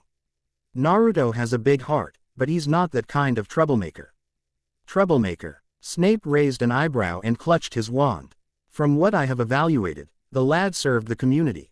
I'm not going to deny that those thugs needed to be taken down, but Naruto did it violently. The boy nearly killed 3 older and much larger lads. Caroline Richardson has conducted tests on Naruto, revealing he shows signs of PTSD stemming from neglect, abandonment, and both physical and psychological abuse. Combined with his ADHD, this could lead to him exhibiting antisocial traits later in life. However, as I've mentioned, the boy has a heart of gold. If he receives a proper education, he will grow up to become a lawyer or even the Prime Minister. Hogwarts is one of the most prestigious secondary schools in Europe. Naruto will receive a world-class education under our watch. That I can assure you. Severus looked around Alan's office and noticed a brand new framed photo next to the headmaster's IBM computer. The photo had Naruto, Alan, a gray-haired man, N.D.A. beached whale that he couldn't believe was alive. Vernon Dursley. Severus hissed the name venomously. What is that man doing near Naruto Uzumaki? Alan looked at the photo and brought it out. You know Mr. Dursley. He was with Mr. Mason the day Naruto helped prevent Wool's imminent demolition. Severus used his expertise in occlumency to maintain a straight face. Deep down, he was seething. Vernon Dursley was the man who dated Petunia Evans during his 6th and 7th years at Hogwarts. Petunia was a monster hiding behind summer dresses and high-fashion jewelry. She constantly bullied and made fun of her sister Lily. He vividly remembered Vernon proposing to Petunia in the Evans family home during his last year at Hogwarts. Despite Vernon and Petunia's protests, he bought the same house from Lily's parents. Vernon never liked him, but the feeling was mutual. Severus couldn't care less about Lily's sister and her husband, for they were the perfect example of the savage nature of Muggles. "Professor Snape," Alan piped up, "are you all right? You stared off into the cosmos after I mentioned Mr. Dursley." "Don't worry. By chance, do you know where he now resides?" "We used to be acquaintances," Severus said with his lips curling into a smile. "He lives in Little Whinging in Surrey. Do you plan on visiting him?" Alan asked with a smile. "I'm sure he'd love to meet an old acquaintance. I'm sure he'd love to see me again, but I have more pressing matters to attend to," Severus said nonchalantly. "Give me the key to room 327. I believe it's time for me to fetch the boy. XXX outside the Riddle Room XXX. Snape's black cloak billowed behind him like the wings of a massive vampire bat. Orphan stepped out of his way as he made his way to the 3rd floor, unaccompanied by any of the staff. The air on the 3rd floor felt cold, and it smelled of burned gunpowder and blood. Severus made his way to room 327 and took out the key to the room. The door was gray, and his ears RTED ringing as he slid the key into the lock. Unlocking the door, he turned around and ensured no one was around. Taking a deep breath, he pushed the door open and quickly gasped. Sitting on his butt, in the fetal position, was Naruto Uzumaki. He had wild, spiky, sun-kissed hair, vibrant sapphire eyes, and 3 whisker birthmarks on each cheek. He wore an old pair of black and white Converse shoes, blue jeans, and a Manchester United football jersey. Strangely, he was wearing a strange blue cotton headband, with a metal plate at the center. Naruto looked up at him from the corner of the room with desperate and frightened blue eyes. That was when Severus noticed the boy's clothes, face, and hands were stained with blood. Even worse was the strange transmutation circle surrounding the boy, which was emitting a red mist. But what made the hairs on his neck twist in the chilly air was a ghostly pale boy with black hair and glowing scarlet eyes sitting across from Naruto outside the transmutation circle. "Severus, what are you doing here?" Voldemort asked, slightly shocked with beady scarlet eyes. Severus closed the door behind him and silently cast Moenia and Taciturnitas under his breath without touching his wand. The walls in the room started glowing a faint purple. He then held out his left hand and looked directly at Naruto. "What is going on?" He. Naruto started shaking his head, his tanned hands in his hair, fingers digging into his scalp. "Tom Riddle is trying to force me to take that ring." The whisker-cheeked boy pointed to the walnut box with a golden ring resting on a green cushion. "You have to stop him. Please." Voldemort laughed and twirled around near his rusted-up cot. "Severus, aren't we friends? Let's talk instead of jumping to conclusions." Severus shifted his dark eyes between Voldemort and Naruto. The Dark Lord was 60 years younger than when they last met. However, something felt off about Voldemort, almost as if he weren't genuinely present, even though he was definitely in the room. Naruto, on the other hand, clutched a Strelitzia against his chest. How the last Uzumaki attained one of the rarest magical creatures would be a discussion later because Naruto looked upset. Tears were welling in the poor boy's eyes as he desperately cried, "Please. Please. Please save me. I'm sorry. I'm sorry for hurting Dion and his gang. I promise to be good. I promise." "Listen to the little shite begging for mercy," Voldemort said sadistically. "Severus, now that you are here, you can help me by removing Naruto from his transmutation circle. Don't listen to him. Tom Riddle is a liar. He's pure evil." Naruto protested with his bloody index finger pointing at the Dark Lord. "Evil, Naruto, your disobedience will be corrected in due time. Now, Severus, I can use your help," Voldemort coaxed. Severus continued looking at the Dark Lord and Naomi Uzumaki's nephew. He didn't expect to be thrown into an apparent moral quandary this early in the morning. If he helps Naruto, Voldemort might catch on to the fact that he is a double agent. But that was a risk the Master of Potions was willing to take. "Tom, how are you present in this room?" Severus asked while pulling out his wand from his dark robes. "I thought Potter vanquished you." "Don't worry about that, my dear friend." Voldemort coaxed with a toothy grin. "You know that I'd eventually come back." "Yes, but not this soon." Severus bit out. "Naruto isn't yours to torment. I can torment, torture, and kill whoever I want. Did you forget who I am?" Voldemort snarled out with spittle flying from his mouth. "No," Severus said as he twirled his wand up, down, and made circles. "Sancti Angeli, Custodes Nostri, defendite nos in prolio, ut non perimus in tremendo iudicio." The room grew colder and darker. The walls began to rumble and shake like they were undergoing a minor earthquake. Severus was glad he had cast the barrier and silence charms earlier so Kingsley wouldn't disturb them. Voldemort screamed in agony, his scarlet eyes turning black, and his hands and fingers turning faint. "Stop this at once!" Voldemort screamed as white light pierced through his body, releasing tar-like mist. Golden white beams of light circled Severus as he continued to channel ancient magic into the IRST time using this specific incantation, but he knew it had to be used. It was the only way to exorcise the Dark Lord's tainted spirit. Nam, quod corverit proditor angelus, concessus merito pulsus honoribus, ardens invidia, peller nititure quas calo deus advocat, Severus chanted, his voice booming inside the room. A transmutation circle glowed around Voldemort's body. The Dark Lord tried to claw and run out, but only screamed louder in agony. Naruto watched the exchange in complete amazement. Severus smirked and applied more magic to his ancient spell, causing Voldemort's body to burn into a tar-like mist. The transmutation circle disappeared, and the tar-like mist receded into the golden ring. Then the room became silent. Naruto's transmutation circle quickly receded along with the one Severus used to quell the Dark Lord's spirit. He swished and flicked his wand to cast a silent levitation charm, allowing Tom Riddle's ring to float closer to Severus. He channeled magic to his wand and muttered, "Inspicio."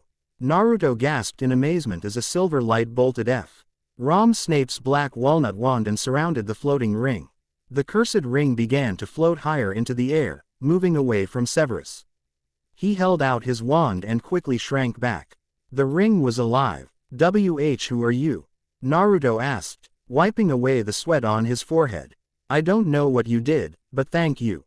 My name is Severus Snape, Potion Master at Hogwarts School of Witchcraft and Wizardry, and I'm here to retrieve you." Severus explained quickly, only to realize how dangerously close Naruto was to the ring. Naruto inched curiously closer to the floating ring, only for Severus to pull the boy back. "Stand behind me," Severus hissed while glancing at the whisker-marked boy. "Now." Naruto scampered behind Severus. The potion's master then twirled his wand and loudly said, "Protega horribilis." The ring was encased in a sizable silver glowing orb of light, floating closer to the pair of wizards. Severus pulled out a small purple velvet pouch enchanted to seal magical objects of all types and caliber. He always kept it around for occasions such as this. The cursed ring floated closer to the pouch until it dropped inside. He quickly closed the bag, sealing Lord Voldemort's evil essence. "Holy shit!" Naruto exclaimed excitedly while jumping up and down. Thank you. You saved my life." Severus was about to scold Naruto for cursing, but the boy continued talking with the warmest, most excited smile Severus had ever seen on a child. "I was speaking to Tom Riddle and—" "Don't say that name," Severus snapped slightly out of fear. "This ring is cursed with the soul of one of the darkest wizards to walk this earth." "Why can't I say Tom Riddle's name?" Naruto asked while folding his arms. "Because, for one, his name is known in the wizarding world as Voldemort." Severus felt the hairs on his neck rise from saying his name, but he wasn't scared. "He is the Dark Lord, and I'm holding a piece of his soul in my possession. I'd rather you learn to refer to him as you know who or he who must not be named." "Why is that?" Naruto asked, slightly frightened. "What happens if I keep saying it?" "Nothing, but it's better for you to learn proper etiquette. Wizarding folk don't take kindly to hearing the Dark Lord's name. And I've been told you have a heart of gold," so make an effort so that all wizards notice it, Severus explained before catching his breath. Wizards. Tom kept saying I was a wizard and a pureblood. That amazing display of power was magic, right? Naruto asked with a foxy grin. He handed Naruto's Hogwarts acceptance letter to him. The spiky-haired boy tore open the wax and read the letter silently. Severus sighed and averted his gaze from Naruto. He began to take in the riddle room, which was haunted by rusted cot, countless scribbles on the walls. And Lord Voldemort himself. He shook his head, slightly enraged that the Muggles were using Voldemort's old room for solitary confinement. The enchanted object containing a fragment of Voldemort's soul was likely fueled by the misery, hate, and madness of every Muggle orphan who entered this room. We are pleased to inform you that you have a place at Hogwarts School of Witchcraft and Wizardry. Please find enclosed a list of all necessary books and equipment, Naruto read aloud with a shaky voice. Is this real? Severus nodded and smirked. He placed his wand back inside his black robes and crouched to Naruto's eye level.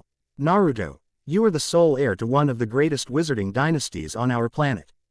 Hogwarts is perhaps the greatest wizarding school on the planet, and I look forward to introducing you to the wizarding world. Naruto jumped up and down, and even gave the potion's master a firm hug. Severus nearly fell over from the warm and loving physical touch. He smiled and blushed as Naruto awkwardly moved away, scratching the back of his head. Thanks, Naruto said awkwardly. Come, let's leave this room and collect your belongings. I spoke to Mr. Cole and Ms. Richardson, who agreed to discharge you from Wolves. For now, I will be your temporary guardian until the term begins, Severus explained, nudging Naruto forward with his right hand. XXX Wolves Orphanage entrance XXX. Naruto ran upstairs to his locked chest and gathered all his valuables. There wasn't much, just his clothes, essentials like his Sony Walkman, cassette tapes, and his few pairs of clothes. He didn't bother taking his Edwards North uniform except for his vest as a memento. He took out his picture of his Aunt Naomi and threw the picture in his backpack alongside the box seal holding Nico's revolver. He quickly said goodbye to Wesley, Abby, and Leon before running downstairs at Wolves' entrance, where Severus Snape stood reading a newspaper. Maybe it's Becca. Use of the collapse of the Soviet Union, or maybe the world is getting safer, but Muggle news is rather boring. Severus commented before dropping a copy of The Guardian on an old wooden bench. Who's C.A. Res about coal strikes and dull end of the world conspiracies. In the golden morning light, Naruto couldn't help but notice how strange his new guardian appeared. Severus Snape had shoulder-length, greasy black hair, dark eyes, a hooked nose, uneven yellow teeth, and sallow skin. He was a tall, thin man, standing slightly taller than Nico at 6 feet. The man gave off an aura of authority that made Naruto gulp. Do you have everything? Severus asked slowly. Naruto nodded and followed Severus out of the orphanage. They walked down the street of Nine Elms Lane heading east toward the rising sun. Naruto had his hands over his eyes to shade himself from the sunlight. They walked for several more minutes before Severus stopped in a rundown alleyway that smelled of sewage. Ew, why did you bring me here? Naruto questioned while pinching his nose. Severus squinted his eyes and shook his head in annoyance. You were covered in blood. Yeah, but that was circumstantial, Naruto countered, raising an index finger. Alan must have forgotten to tell you about how I was thrown in the riddle room right after the gunfight. Oh, yes, the gunfight, Severus uttered awkwardly. I heard you fought a living Goliath. Who even the Muggle investigators couldn't deduce how you whipped into a bloody pulp. Naruto remained quiet and looked down and away. I was trying to do the right thing. Right thing, wrong thing. You carelessly walked into a trap. The Dark Lord was waiting for you to enter that room, and for some reason he wanted you to hold onto a piece of his soul. Naruto remained quiet under Professor Snape's gaze. The dark arts are many, varied, ever-changing, and in some cases eternal. Only one mortal on this planet has faced Voldemort and lived. Who was that? His name is Harry Potter. He doesn't matter, because now 3 wizards have faced off against the Dark Lord and lived. Now, let's get out of here. I was planning on taking you to Diagon Alley, but you need to get washed up, Snape assessed. Take my arm. Naruto smiled and grabbed his new gore them to disapparate and vanish from the alleyway. XXX Spinners End XXX. Wow, Naruto gasped as he read the book's titles. This is your home. It isn't much, but it's home, Severus commented. Really? This place is amazing. Naruto gushed. I've never been invited into anyone's home before. Severus paused, unable to come up with a proper response. Naruto beamed upright with a broad, foxy grin. Professor Snape, will I be staying here until school starts? I don't know, but we'll find out shortly. Let me show you where the shower is. And if you give me your dirty clothes, I will wash them, Severus said while tugging Naruto up the stairs. Naruto was led to the shower and retrieved a new set of clothes. He tossed his bloody jeans, football jersey, and smelly socks out of the second-floor bathroom. The shower water was hot, and he let out a happy gasp as Dion, Rudy, and Edmund's blood washed away down the drain. The bathroom ceiling resembled a cosmic field of stars, nebulae, and flashing comets. The hot mist from the shower caused all of Naruto's fears and anxiety to wash away along with the blood. XXX Several hours later XXX.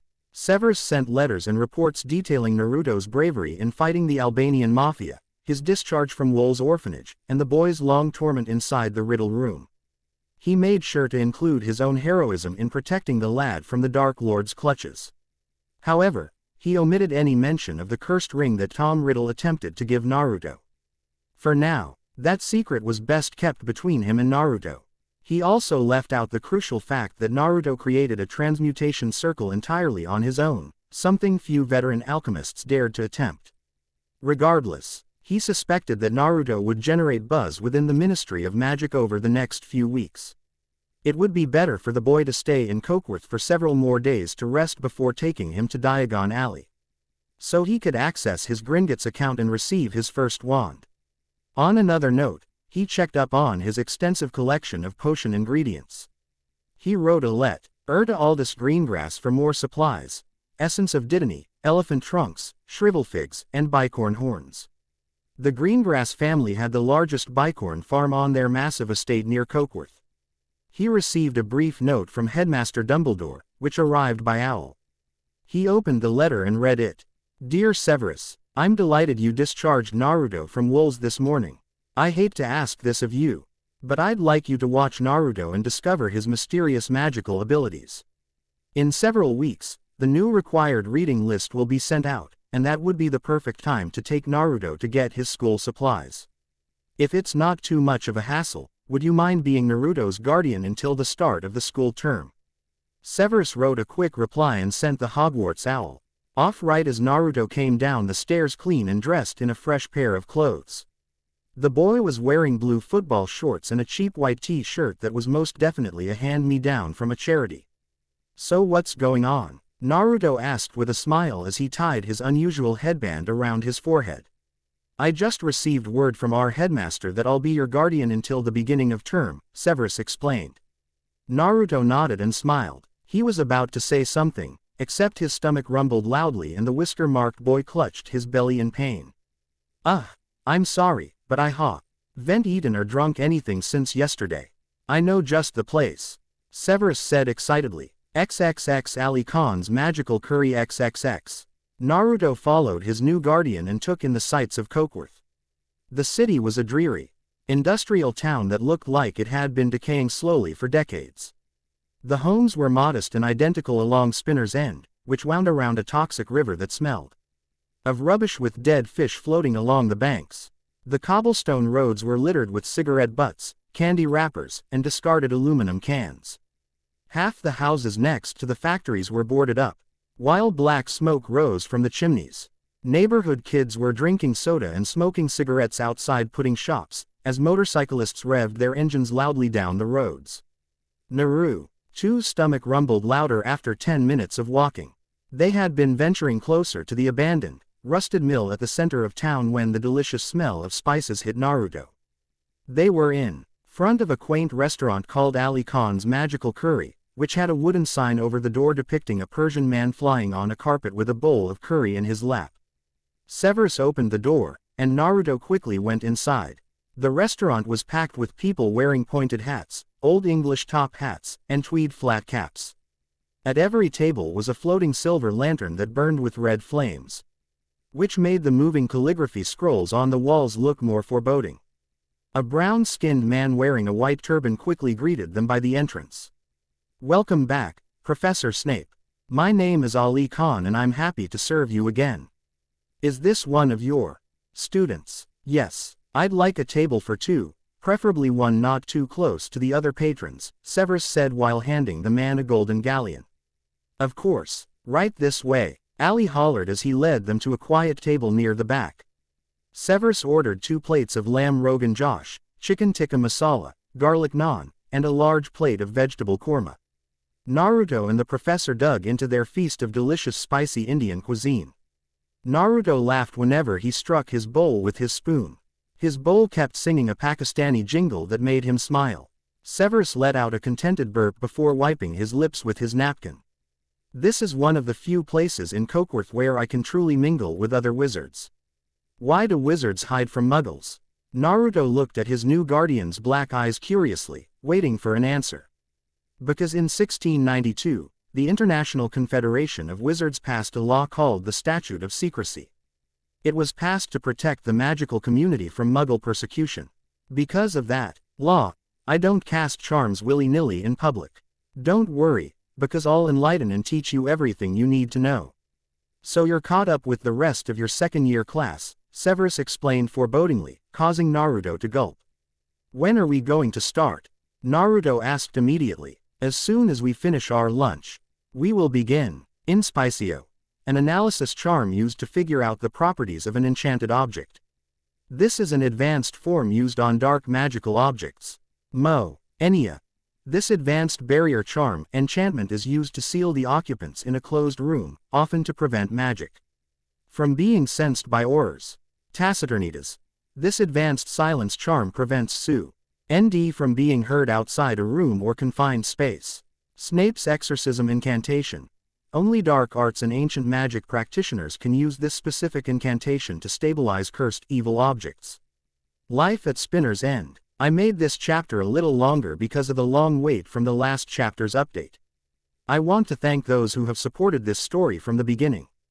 The following few chapters should be very exciting as Naurto will meet not only Daphne Greengrass, but also Luna Lovegood and Hermione Granger. This chapter was re-uploaded because of the very bad timing of FFN going down. Here's me praying that the whole site doesn't go down. Enjoy. The sound of pestles and mortars crushing ingredients into mashed dust echoed outside the streets of Spinner's End. In the dimly lit laboratory on the 3rd floor of Severus Snape's home, he nodded in approval as Naurto continued adding ingredients to what the professor called the Wiggenweld potion. 4 bubbling cauldrons were in front of Naurto, who stirred each brew meticulously. Naruto's eyelids were baggy, and he had been at it with the potion's master since they had left Ali Khan's magical curry. Severus shook his head as Naurto stirred the orange concoction. "You arst done." Naurto pouted, his head weary after going over so many potions and brewing gallons of something called Draught of Living Death, which Profe. Snape watched closely as Naurto prepared the brew. He hovered over Naruto's shoulder while he was forced to crush the sopiferous bean. "I've been brewing potions for almost 10 hours. Brewing potions is fun, but even I need sleep. You think this is fun?" Severus asked with a grin. The potion master had never heard such a statement from a student before, not even from that annoying know-it-all Hermione Granger.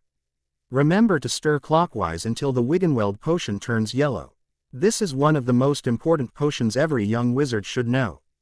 "Why is that?" Naurto grumbled wearily, but his foxy grin didn't falter. "Because it is a powerful potion that can be used to heal injuries or reverse the effects of the sleeping drought," Severus explained while flicking his wand at an old record player sitting below the window in the dimly lit laboratory. The record player started playing Nocien No. 1 by Eric Satie. Naurto continued to stir the Wiggenweld potion clockwise as he smiled to the music playing in the background. Professor Snape performed magic so effortlessly that it looked cool. Snape wasn't just cool, he had been very supportive with teaching Naurto all afternoon into the dead of night. Naurto saw the brew turn yellow, so he added the honey water to the mixture until it turned turquoise. "I like learning from you," he said with a foxy grin. Naruto looked up and saw Professor Snape's black eyes gleaming brightly. I've never had a teacher spend so much time teaching me something new, and you've already taught me 4 potions today. Why do you like teaching me so much?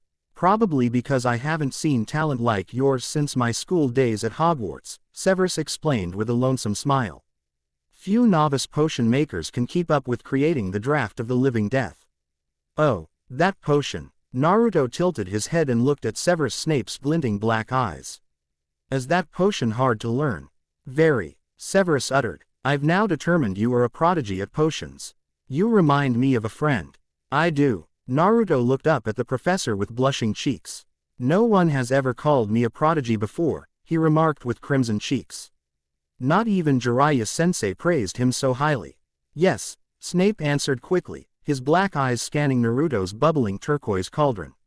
She was the best potion student at Hogwarts. Our professor, Horace Slughorn, always praised her. Her, Naruto said with a foxy grin. Why did Slughorn always praise her? Naruto stopped stirring the wooden ladle in the iron-cast cauldron. She was so talented that if you threw a bunch of random ingredients at her, she would invent a new brew. Snape recounted with a warm look and a slight smile. She was a Muggle-born witch. Slughorn always was fascinated by witches and wizards of low means becoming great. Are Muggle-born wizards and witches normal? Professor Snape's black eyes shifted oddly before he looked away. Did you know her? Naruto's questions were met with silence. Professor Snape paced back and forth, and Naruto decided to finish making the Wiggenweld potion. It was fun brewing potions because Professor Snape explained the usefulness and strategies to use each potion.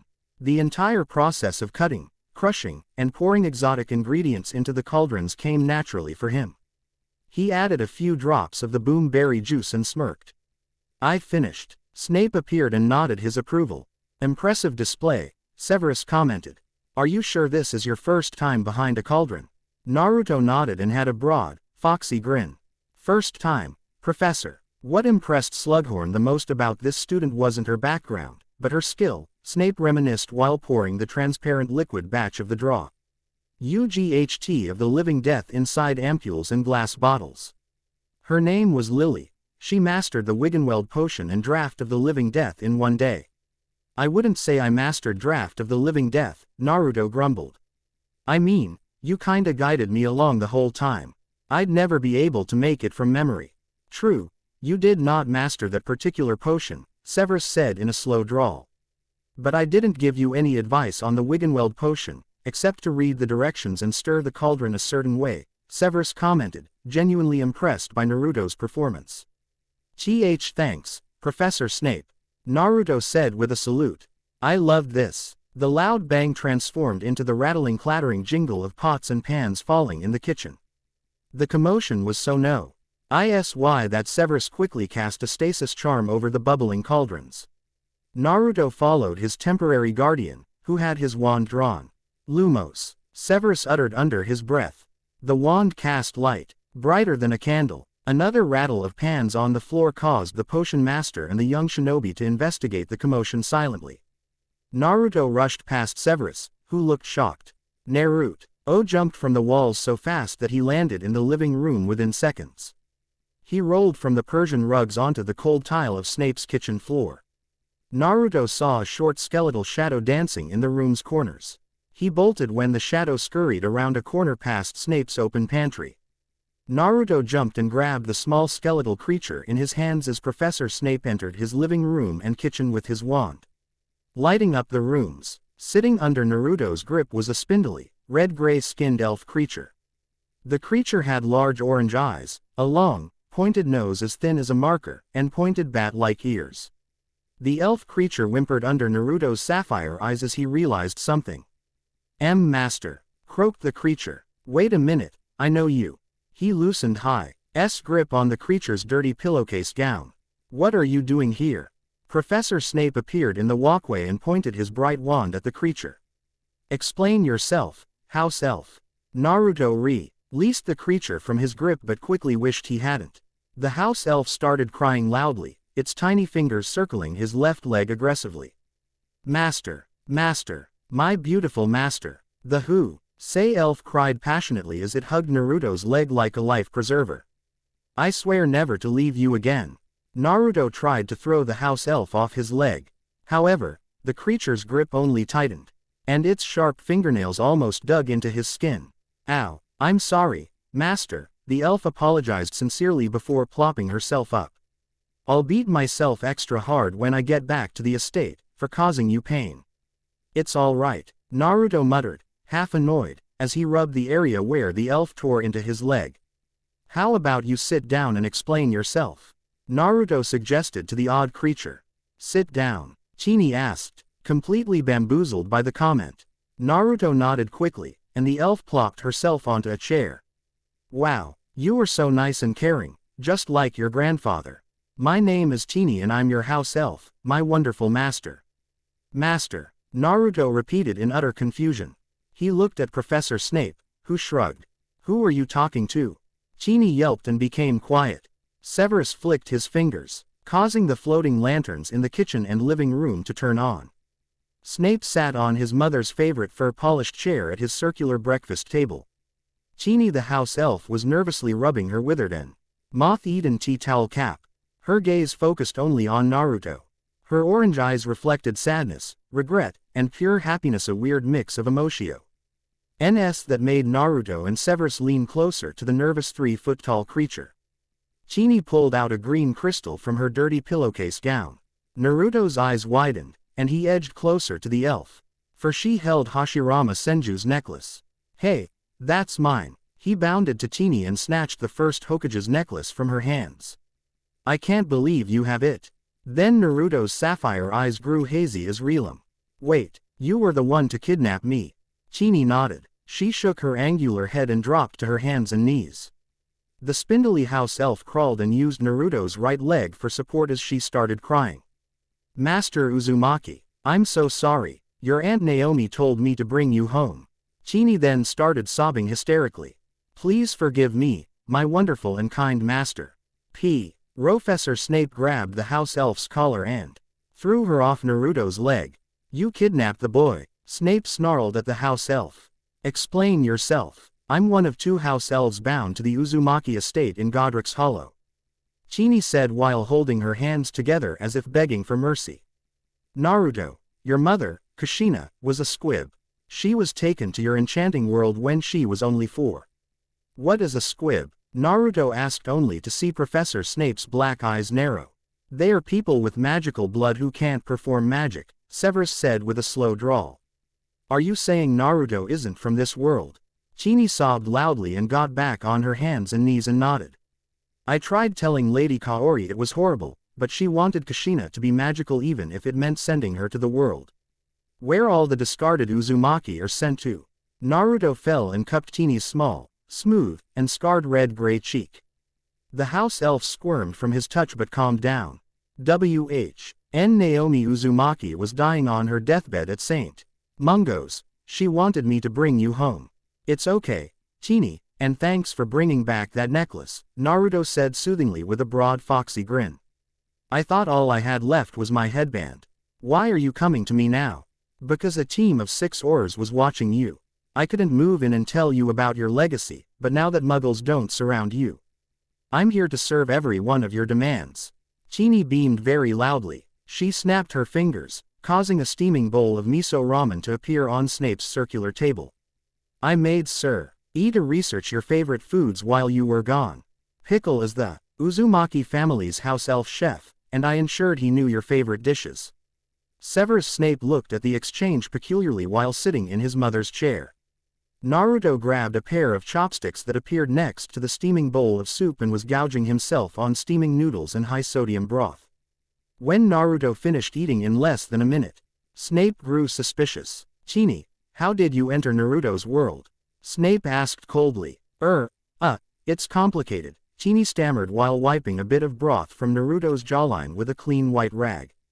The Uzumaki family is one of our planet's oldest and purest-blooded wizarding families.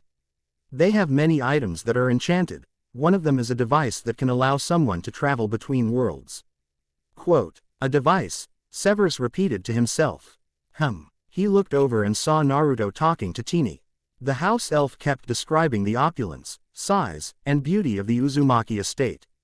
It's the biggest manor in Godric's Hollow and bigger than most Muggle manors in Exmoor. You will love it, and believe me, Mr. Pickle was excited to cook your favorite pork miso ramen. Before Naruto or Teeny could continue talking, Severus coughed very loudly, grabbing both of their attention. He turned to look at Naruto, his eyes calculating, almost like he was dictating the flow of conversation, which he was. Interesting, Snape said with a touch of spite. Truly remarkable that the last Uzumaki isn't from this world. Is that bad? Naruto looked at Snape and saw the professor folding his arms while his house elf fiddled with her clawed thumbs. Well, is it bad as in illegal? Then, yes, Snape snapped before bearing his eyes on the house elf. This is one of the first occurrence I've heard of magic being used for interstellar travel. Severus shook his head before spitefully bearing his eyes down on Naruto. Naruto, you aren't supposed to be here, but now that you are, I need to know everything about your world. Why, I can protect you, Snape said slowly while getting up from his seat. What happened between us inside Wolves is our secret. However, there are many holes in your story. Such as, Naruto pondered with a raised right eyebrow. Such as what I did for you this morning, Severus said with such conviction that both Teeny and Naruto stared at him in awe. You created a transmutation circle. I've never met a wizard younger than 30 years old who knew how to create one. Oh, you're talking about that Fuinjutsu seal Kurama made. Naruto answered in surprise. I didn't know that's a rare magical skill. Does this mean that chakra and magic coincide with one another? Kurama, chakra, Severus repeated, quizzically, entirely bamboozled by what Naruto said. Explain yourself. Why should I? Naruto said, unsure if he could trust the Hogwarts professor. Snape looked at him, a bit hurt. He hovered over a cup of water from the ink and took a sip before setting the mug on his table. Naruto, you and I witnessed something this morning that I want us to take to the grave. I promise that whatever you tell me about your world, upbringing, and whatever chakra is, I'll keep it a secret. So Naruto told him everything. He spent the next few hours explaining his world, his upbringing, the loneliness, fear, and abuse he suffered in Konoha. He gave an abridged and swift retelling of his life story. Professor Snape looked at him with amazement as he reviewed chakra, the shinobi system, missions, and even the various schools of jutsu. Naruto smiled a foxy grin as Professor Snape listened, asking questions about his well-being during the Chunin exam or his time battling Sasuke at the Valley of End. Snape's eyes widened as he explained what the fourth Hokage did to his body when he was barely out of his mother's womb. Teeny was crying as he told them about the nine-tailed fox, who he found out was named Kurama. Naruto went over that he was a Jinchuriki only to see Snape looking mad. Naruto stepped back as he saw the potions master looking at him furiously. What's going on? You're telling me that your hometown despised you, even though your body was sacrificed to save their lives? Snape asked with disgust. Naruto nodded and felt his eyes growing heavy with tears. This was the most emotion he had seen from Professor Snape since he first met him inside the riddle room. Please, Professor, I never asked for this. I want to go to school and learn from you. You're the first adult who's ever taken care of me. I have nowhere else to go. Snape sighed and shook his head. You have suffered an injustice. Life may be unfair, but I promise to provide you with a home and shelter, and I will teach you how to defend yourself against the Dark Lord. Are you serious? Naruto asked uncertainly. I have the most powerful demon in my world sealed inside my gut. It will be our secret, so long as you don't mention us encountering the Dark Lord. Severus said with the smallest of smiles. Naruto and Teeny nodded and saluted the Hogwarts professor in unison. Snape smirked before looking at the time on his father's grandfather clock. It was almost midnight. Naruto smiled at Professor Snape, who quickly ushered Teeny and himself upstairs to the second-floor guest room. Naruto was so weary that he fell asleep wearing all his clothes. His house elf decided to sleep on the floor. He was so tired that he didn't care what happened anymore. XXX the abandoned spinner's mill XXX.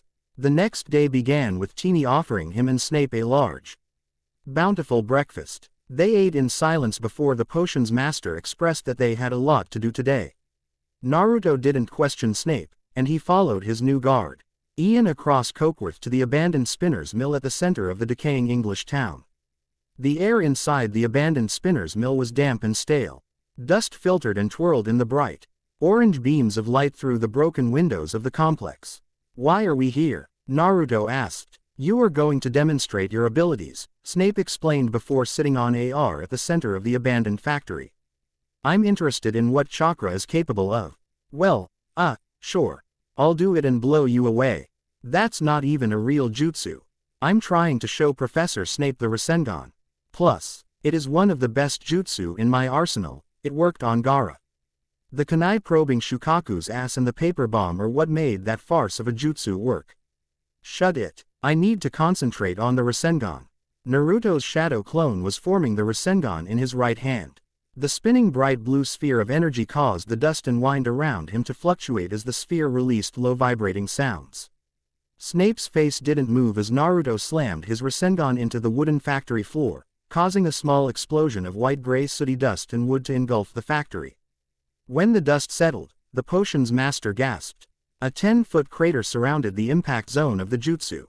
Merlin's beard. Such power. Severus looked at Naruto, who was grinning like a fox. "I'll take that as your seal of approval," Naruto said with a broadening smile. Severus Snape looked at the two identical Naruto before him, completely baffled. The original Naruto was smirking to himself. Snape pulled out his wand and moved it up and down before making a circle in the hair and loudly said, "Inspetio." A silver light surrounded Naruto's shadow clone. The silver light continued to fire from Snape's wand as he paced around the clone.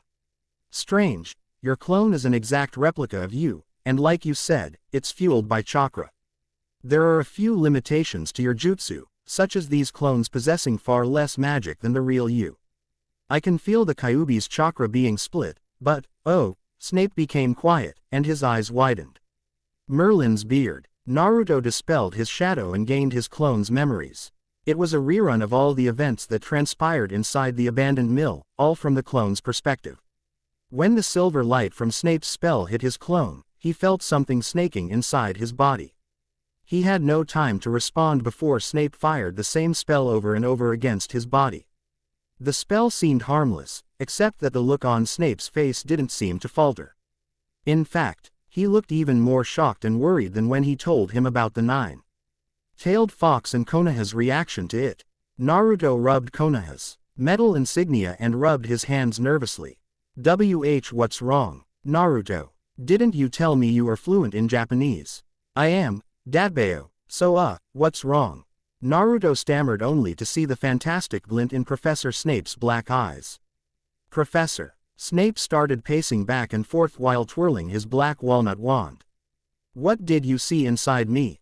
"Naruto, growing and nestling inside your throat is the very rare and elusive linguawulbatia, also known as the vocal cord parasite. It isn't lethal, but how it got there, your answer is as good as mine," Snape explained while shaking his head and putting his wand away. Naruto rubbed his throat and yelped. "Oh, is it possible to remove the parasite? Why would I do that?" Snape started dusting his black robes and smirked mysteriously. "Because I have a creepy crawly parasitic whatever the hell you called it inside me." Naruto shouted all at once. "What the hell is it doing inside me? Am I going to die?" "Calm down, before you wake up the whole city," Snape bit out before turning on his heel to look directly down at Naruto. "The vocal cord parasite isn't going to kill you. It's symbiotic to its host, allowing you to learn languages almost instantly, while also increasing your magical powers as you age." "But you looked worried," Naruto expressed, unable to shake the look Snape was giving him. "It appears the parasite is harmless, although I believe it's been feeding on your vast pools of chakra, making it appear larger than normal," Snape said slowly while smirking. "However, I wouldn't worry about the creature, because it's perfectly harmless, for now." Naruto nodded. He watched Professor Snape wave his wand around the room, causing the crater he created on the rotting factory floor to return to how it was before. The abandoned spinner's mill was exactly how it was before they entered it this morning. Naruto pulled his foot up, causing a fallen rusted chain to fly up to the rafters, where one of his clones tore it off. Snape twirled his black walnut wand and placed it back inside his cloak. Now, come along, I didn't just bring you here for you to play show and tell, Snape snapped, causing Naruto to straighten up and follow his new sensei around the abandoned spinner's mill. They both left the upstairs and went to the dark, musty, dripping basement. Lumos. A bright blue light beamed from the end of Snape's wand. Naruto followed his new guardian as they ventured below the spinner's mill. Professor Snape, he called out in the eerie darkness of the basement. What exactly are we doing down here? We are covering our tracks, Snape answered as he led Naruto down the dark passageway. Naruto repeated, but he was met with only silence. The underground walls were made of old, chipped cement from World War II. The ground was covered in rat bones, wet cement chips, and smelled of rot. Snape led the way with his glowing wand as they turned corners and descended a flight of rusted metal stairs. Naruto wasn't sure where his guardian was taking him, but he continued to follow. Cobwebs, stale air, and the sound of Snape's black boots splashing through stagnant water followed when they came down to the bottom of the stairwell. Snape turned around a corner and yanked Naruto down to a glow-in-the-dark sign that read Bomb Shelter. Naruto looked at the door they stood in front of curiously as he watched Snape flick his wand over it, causing it to open. Naruto followed the potions master inside the bunker and saw a large abandoned room filled with old metal benches, counters covered in cobwebs, and the scurry of rats hiding from the bright light of Snape's wand. What are we doing here? Naruto asked, seeing Snape pull out the pouch containing Tom Riddle's ring. Whoa, that's the pouch that contains Tom Riddle's ring. Yes, Snape replied. When I was a young boy, my father told me this mill served as a bomb shelter. Snape swiftly moved to the end of the bomb shelter. Just like having the Kyuubi sealed in your gut is our secret. The location of Tom's ring is also our secret. Naruto watched Snape hover over a poster that read, Women of Britain, come to the factories. The Hogwarts professor carefully removed the poster, revealing a wall safe. Snape cut his finger and dripped a drop of blood on the safe's handle, causing it to open. He then placed the purple velvet pouch containing Tom Riddle's ring inside the safe. XXX 1 week later XXX. Naruto had been practicing potions for a week straight with a dozen shadow clones helping him to create brews of all varieties.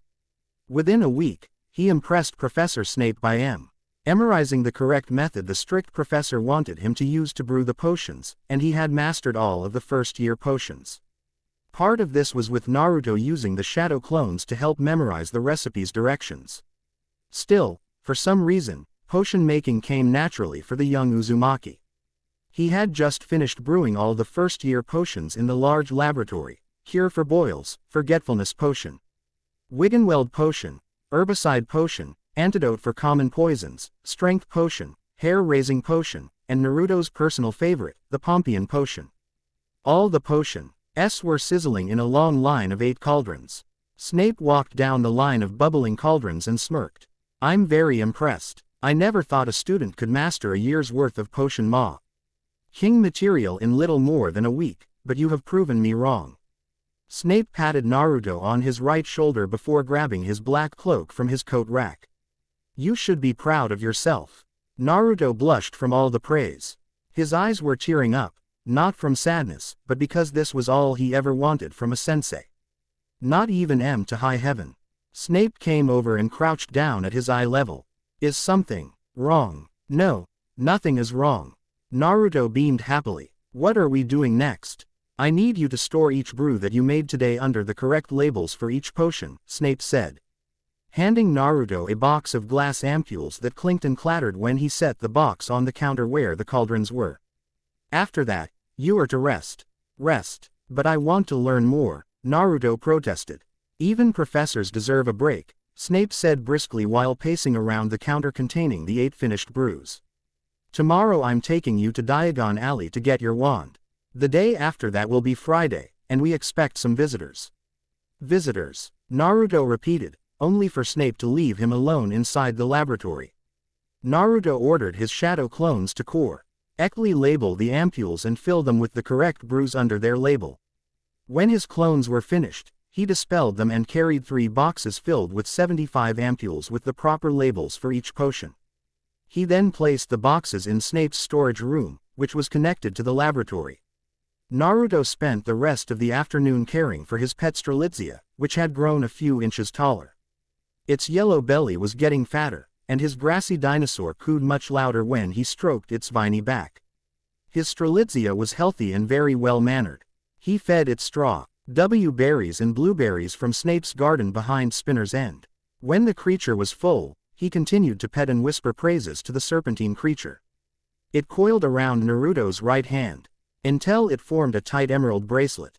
Slightly happy, Naruto took out Tsunade's necklace and placed it around his neck. He looked in the mirror and smiled as he wore Iruka-sensei's headband and the first Hokage's necklace back in his possession. Right as Naruto put on his Manchester United jersey, Chini appeared inside his guest bedroom. "Master, Uzumaki," Chini greeted with a bow of respect. "Mr. Pickle prepared you and Professor Snape a splendid dinner of Kobe steaks, wonderful roasted vegetables, and mashed potatoes." "Thanks, Chini," Naruto said while hugging his little house elf. "It's always nice having your company. It's so wonderful to serve such a deserving master," Chini expressed happily while wiping tears from her large orange eyes. "I've been looking forward to this day since you entered this world. Chini, I have to ask. When you kidnapped me at the Valley of End, you appeared on that rooftop, while I crashed in the middle of the street outside of Wembley Stadium.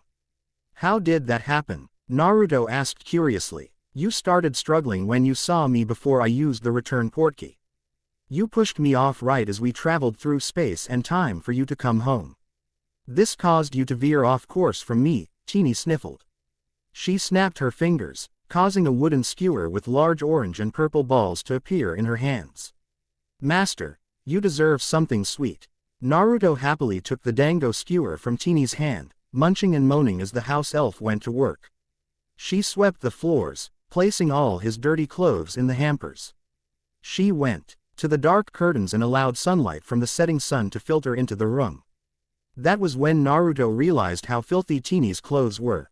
He wasn't much better as he still wore many hand-me-downs that the orphanage gave him. Chini continued working diligently around the room until it was better. When Chini finished, Naruto was shocked. She bowed at his bare feet like a slave. "Thanks Chini, for helping me clean my room and the dango." He smiled and brought her to her feet. "But you don't have to bow to me." "Why not?" Chini questioned. "You are my master. As a house elf, I must serve you until my dying breath. There is no honor more incredible than serving the Uzumaki clan. You are handsome, strong, and the right wizard to lead our clan from ruin." Chini took the wash rag in her hand and threw it over her shoulder. "What do you know about the Uzumaki clan?" "When I was at Wolves, I spoke to the Dark Lord," Naruto said nervously. He was playing with a scalpel he found in Snape's laboratory, and swirled the blade between his fingers. "He said something about how my family was famous on this planet. They are from some East Asian country called Japan." You spoke to the Dark Lord." Chini clutched her nails up to her head. "Well, yeah, he kept trying to." Naruto realized that Chini didn't know all the details behind Snape rescuing him from Lord Voldemort's clutches. "Look, that's besides the point. What can you tell me about my clan from my planet?" "They were powerful Fuinjutsu users. The Uzumaki clan introduced Fuinjutsu to your world along with summoning jutsu. But because of your strong magical blood your kin developed the abilities and traits that people in your world couldn't explain." Chini tried to explain only to be cut off by Naruto. "What kinds of abilities?" "You don't know." Chini's orange eyes widened in shock. "In your world, your clan was world-renowned. They could create adamantine chains made solely from their chakra, sense chakra greater precision than a Byakugan or Sharingan user, and enjoyed unnaturally long lifespans. But that only scratches the surface of your clan's capabilities." "Wait, I can do all of that?" Naruto shouted in amazement. He looked at the fingerprints on his palms and felt elated. The Uzumaki clan was important the whole time. Why didn't anyone tell me? Naruto wanted to tear the room apart, but Chini grabbed his hands and made him kneel in front of her. "You are Naruto Uzumaki, the sole heir of the greatest wizarding dynasty to grace this thin blue dot floating through the cosmos." Chini saw it with so much conviction and truth that Naruto's anger drifted away. "There is time to plot revenge for how you were treated back home. For now, I'd rather treat you and Professor Snape to Mr. Pickles cooking. I need my master to be wiser, stronger, and more prepared than his predecessors. Chini led Naruto downstairs to join Professor Snape at dinner. He wasn't just surprised to find out his family was famous back in his home world, but also one of the most unique and powerful chakra users on the planet. His thoughts drifted from wanting to curse Konoha to hell, but they drifted to the future. He was the sole heir to the Uzumaki clan. With Kurama and Professor Snape's guidance, maybe he could take this world by storm. XXX the next day XXX. Naruto awoke to his pet Strelitizia licking his face over and over. Its pink tongue felt coarse like a cat's, which slid back into the mouth on the serpentine dinosaur's face. The creature's red eyes looked dazed as if it were happy. Naruto rolled out of bed, but giggled whenever his pet continued licking his whisker marks as he tumbled to get dressed. He could smell the aroma of meat, eggs, beans, and toast being cooked. He half tumbled down chairs while tying his headband securely onto his forehead. Spinner's End, as Snape called it, had gray walls, black curtains over nearly every window, and was clean. Naruto landed downstairs and saw Professor Snape cooking up a full English breakfast with grilled tomatoes, mushrooms, bacon, blood pudding, fried eggs, beans, and rye toast. Severus had both plates of food staying warm over his stove, top griddle on plates that looked impervious to heat. A floating pot of boiling water was drifting over Snape's circular kitchen table. "Are you going to take a seat?" Snape questioned while placing both plates of food down. His black eyes hovered over Naruto's Strelitizia, which was coiling back into an emerald bracelet on Naruto's right wrist. "Have you found a name for your pet?" Naruto hummed as he graced his pet with a pat. "What do you think of Leafy? Kinda on the nose, wouldn't you think?" Snape pondered playfully. "How about Serpico after Frank Serpico? When I was about your age, it was a popular movie in Cokeworth." Quote, "I like it," Naruto agreed. "Serpico it is." He quickly dug into his BRIR breakfast silently, with him making the occasional breakfast pun or joke with little fanfare from Snape. The food was delicious, and he kept singing the professor's praises with each bite. Not only was Severus Snape more powerful than Pervy Sage in how easily he handled Voldemort, but he was also a fantastic cook. When they finished eating, Professor Snape cast a spell over his sink to wash his dishes without him being present. Naruto was patting his belly when he was yanked onto his feet. "Good thing you are wearing your shoes. Now listen closely as I explain how to use flow powder," Severus commanded authoritatively, only to see Naruto's confused expression. "Make a few shadow clones for me." Naruto complied with Professor Snape's instruction. He and his clones sat cross-legged, paying close attention as Snape detailed the use of flow powder. Snape arranged his fireplace, igniting it with a silent spell that caused the flames to rise high, enveloping his. As he watched Snape grab a handful of green flow powder, orange flames bathed Naruto's tanned, whisker-marked face. "I can't wait to get a wand. Datbeo." Naruto turned and saw his Hogwarts guardian standing behind him, his long, black hair almost masking a smirk. "Now remember, I will throw the flow into the fire, and once the flames turn green, we will walk into the flames, and together we will yell at Diagon Alley." Snape instructed before tossing his handful of flow powder into his fireplace. "Now let's walk into the fire." The fireplace blazed high with bright green flames as Naruto entered the fire alongside Snape. They both yelled out clearly, "Diagon Alley." The wall of green fire engulfed them, whisking Naruto and Snape away. XXX Diagon Alley XXX. Naruto and Snape walked out of a fireplace against one of the many walls by the entrance to Diagon Alley. The air smelled delicious with bakeries, filling their storefronts with fresh bread, pastries, spiced pumpkin treats, and the soothing scents of sweet sugars mixed with cinnamon. The cobblestone streets were packed with wizards of all shapes and sizes walking by wearing pointed hats, top hats, tweed flat caps. Snape tugged his collar as they ventured down the cobblestone streets, each shop more fascinating than the last. A vibrant street orefront showcased its prized broomsticks, including a sleek black Nimbus 2001. Nearby, shops offered potions and magical pets, while children dashed between Naruto and Snape, pursuing a buzzing gold. N-sphere soaring through the air on wings. Along the street, restaurants were bustling with patrons, many of whom had tables with umbrellas to shade cheerful patrons savoring exotic dishes. Naruto darted between the restaurants, bars, storefront windows filled with barrels of bat spleens, eel eyes, quills, and stacks of spell books. There was so much stimuli that Naruto didn't notice Professor Snape tugging him by the collar. "See that building?" Snape pointed to a snowy white building that towered above all the other little shops. "Gringotts Bank." Snape huffed as he led Naruto through the saintling crowds to the white marble steps of Gringotts Bank. Strange creatures that stood 4 feet high were going in and out of the bank. They had dome-shaped bald heads, fair skin, long fingers and feet. The creatures had pointed noses and ears, but it was their all-black eyes that made Naruto jump and say, "What are those things?" "Things," Severus said slowly enough to make Naruto feel bad about even talking. "They are goblins. They are bright, hard-working creatures, but they are stuck in their ways." "Goblins. Back where I'm from, we didn't have any goblins. Why are they in charge of the bank?" Naruto asked as they stood outside Gringotts Bank. "That's a story best saved for when we aren't doing business with goblins." Snape's black eyes peered from above like he meant business. Naruto gulped and nodded, not wanting to say anything stupid. "Now come along. Let's grab some gold galleons from your vault and then we'll head off to Ollivander's for your first wand."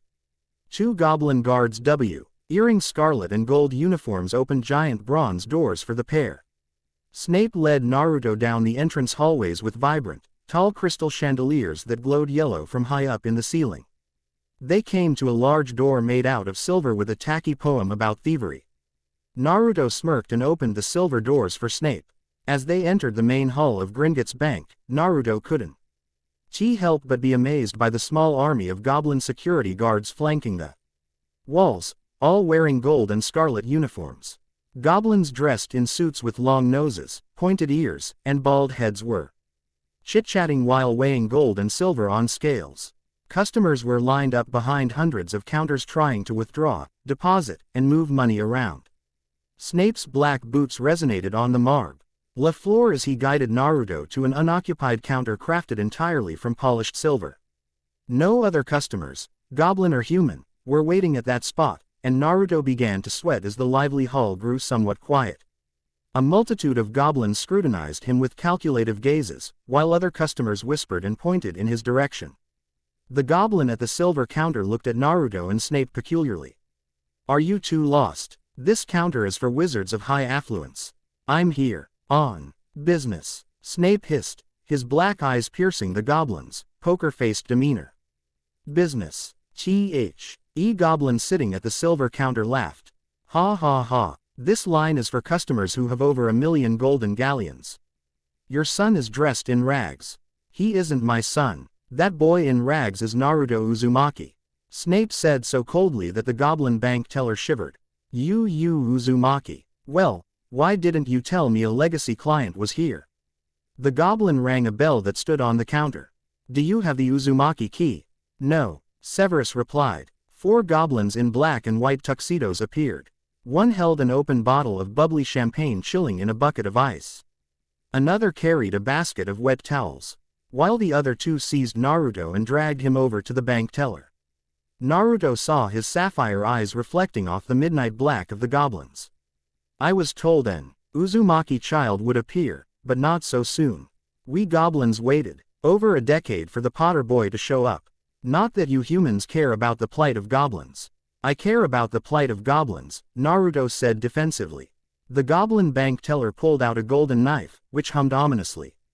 The 2 goblins shoving Naruto towards the bank teller were stronger than they looked. He wondered if the goblins were dry. King an extra potent dose of the strength potion, because he couldn't escape their clutches. "Hey, what's going on?" Naruto tried twisting his body as his right arm was brought over to the bank teller. "Oh, are you wanting my blood? I can cut myself if you want. Because you don't have a key, this knife is enchanted to prove if you can access your vault. If the knife glows blue, then you are who you claim to be. If it is red, we will feed you to our Ukrainian Iron Belly," the goblin bank teller said to a wide-eyed Naruto. The knife slashed against Naruto's index finger, and it glowed a bright blue. The bank teller and the 4 goblins dressed in tuxedos led him through the main hall of Gringotts to a dimly lit stone area behind the counters. Burning torches lined the underground as they walked past small railroad tracks that would be found inside a coal mine. Naruto saw hundreds of goblins hauling sacks of bronze, silver, and gold from rail carts. Professor Snape hovered behind Naruto and whispered facts about the history of Gringotts, such as how it's been around for close to 1,000 years. The goblin that took Naruto's blood was guiding them down a stone stairwell that had on handrails that were only 2 feet from the ground. He heard loud screeching as goblin carts twisted and echoed deep in the underground. The goblin leading them looked back at Naruto over his shoulder and said, "The Uzumaki family vault is only accessible by goblin-driven carts, the misunderstanding before."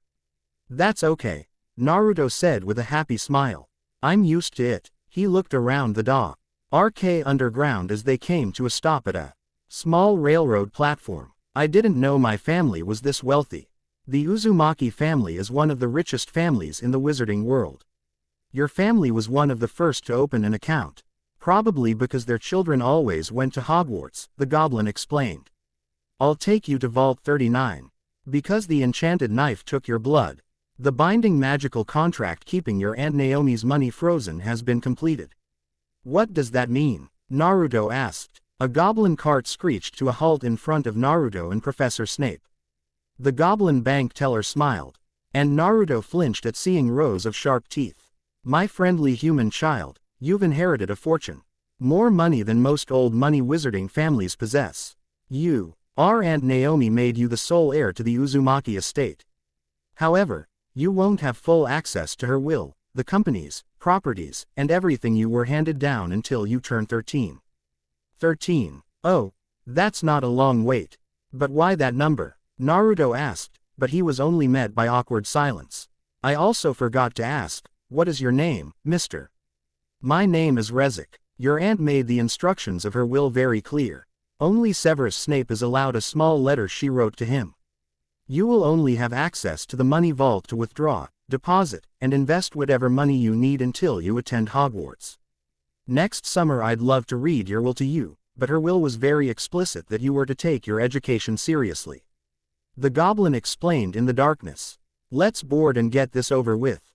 Naruto and Snape boarded the goblin cart. The cart lurched forward at a fast speed as it looped around tracks. Rezik was yelling commands in goblin tongue that made Naruto feel off. Riding a goblin cart was exactly like riding a roller coaster as he felt his body jolt and relax through the force of gravity. The goblin cart was traveling deeper and deeper into the earth. Sparks were flying from the wheels of the cart as Naruto tried to take in the surroundings. But the goblin cart was moving so fast and looping up and down rails as it plunged, likely a mile deep below Diagon Alley. Not long after their journey started, the goblin cart lurched to a stop in front of a bronzed vault door. The number 39 stood out above the vault door. "Here we are, Vault 39. Rezik said as he got out of the cart. The goblin driver assisted Professor Snape onto the platform, while Naruto trailed behind his guardian. Rezik retrieved a silver key with bright orange stains from the elements. He opened the vault door by twisting the key, but not before pressing his entire palm against the door. Green smoke billowed from cracks in the bronze door as it creaked open. What Naruto immediately saw inside caused him to fall to his knees. The vault was massive, with hundreds of sacks of silver and bronze stacked up to the ceiling against the back wall. Each bag of coins had either the words, bronze, or silver, in plain English written on the sack. The vault was 40 feet long, 20 feet wide, and 15 feet tall, with a green glowing crystal chandelier illuminating the room. Tables filled with tens of thousands of gold coins glistened in the green light. At the center of the vault underneath the green chandelier was a table split into 4 sections that had sapphires, rubies, emeralds, and diamonds for the taking. Rezik handed a torch and an empty burlap sack to Naruto. He then gave an envelope to Professor Snape. "Here is Naomi Uzumaki's letter written for your eyes only," Rezik said with a sharp-toothed smile. "Remember that you are entitled to everything inside this vault. Last I checked, you have over 1 million golden galleons in this vault."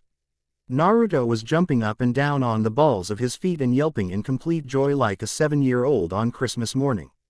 Tears were coming out of his eyes as he shoved piles of golden galleons, silver sickles, and hundreds of bronze nuts into the burlap sack. The sack weighed heavily. Naruto was tempted to take more gold, but Snape quickly ushered Naruto out of the vault after he read the letter. He looked up at Snape but only saw a faltering smile, before his face went back to the nonchalant attitude he usually had. The bronze doors to Vault 39 closed behind Naruto as he hauled over 50 pounds of metal over his right shoulder like Santa Claus. XXX outside Ollivander's XXX. Naruto quickly made a box seal outside the green-painted plaster walls of Ollivander's. What was the point of hauling 50 pounds of gold, silver, and bronze across Diagon Alley when he had a solution to this problem? Professor Snape watched over his shoulder as he channeled chakra into the box seal, CA, using the sack of money to disappear in a small white cloud of smoke. Impressive. You made the sack of gold disappear inside that transmutation circle. Transmutation circle, Naruto repeated with a slight chuckle. Don't you mean a fuinjutsu array? Whatever you called it in your world doesn't matter, because on this planet, wizards refer to that as a transmutation circle, Snape uttered coolly while pacing outside the shop. He noticed that Severus didn't put away his aunt's letter addressed to him. Instead, he had it in his hands and continued to reread the note over and over. Whatever the letter said, Naruto wanted to find out. How come Aunt Naomi wrote a letter to his potions master? Did his Aunt Naomi know Professor Severus Snape? Why are you complaining about the letter? Kurama asked inside his mind.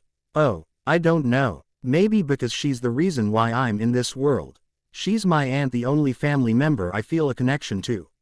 I was wary of that wizard monkey Snape, he seems like he has your best interests at heart, Kurama offered up.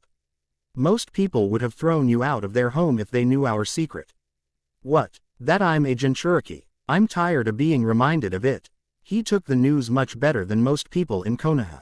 That's true, plus, he's already taught me 8 potions and has shown me so much in just over a week. Professor Snape waved his hand in front of Naruto's face, bringing him back to reality. Oh, what's wrong, Professor?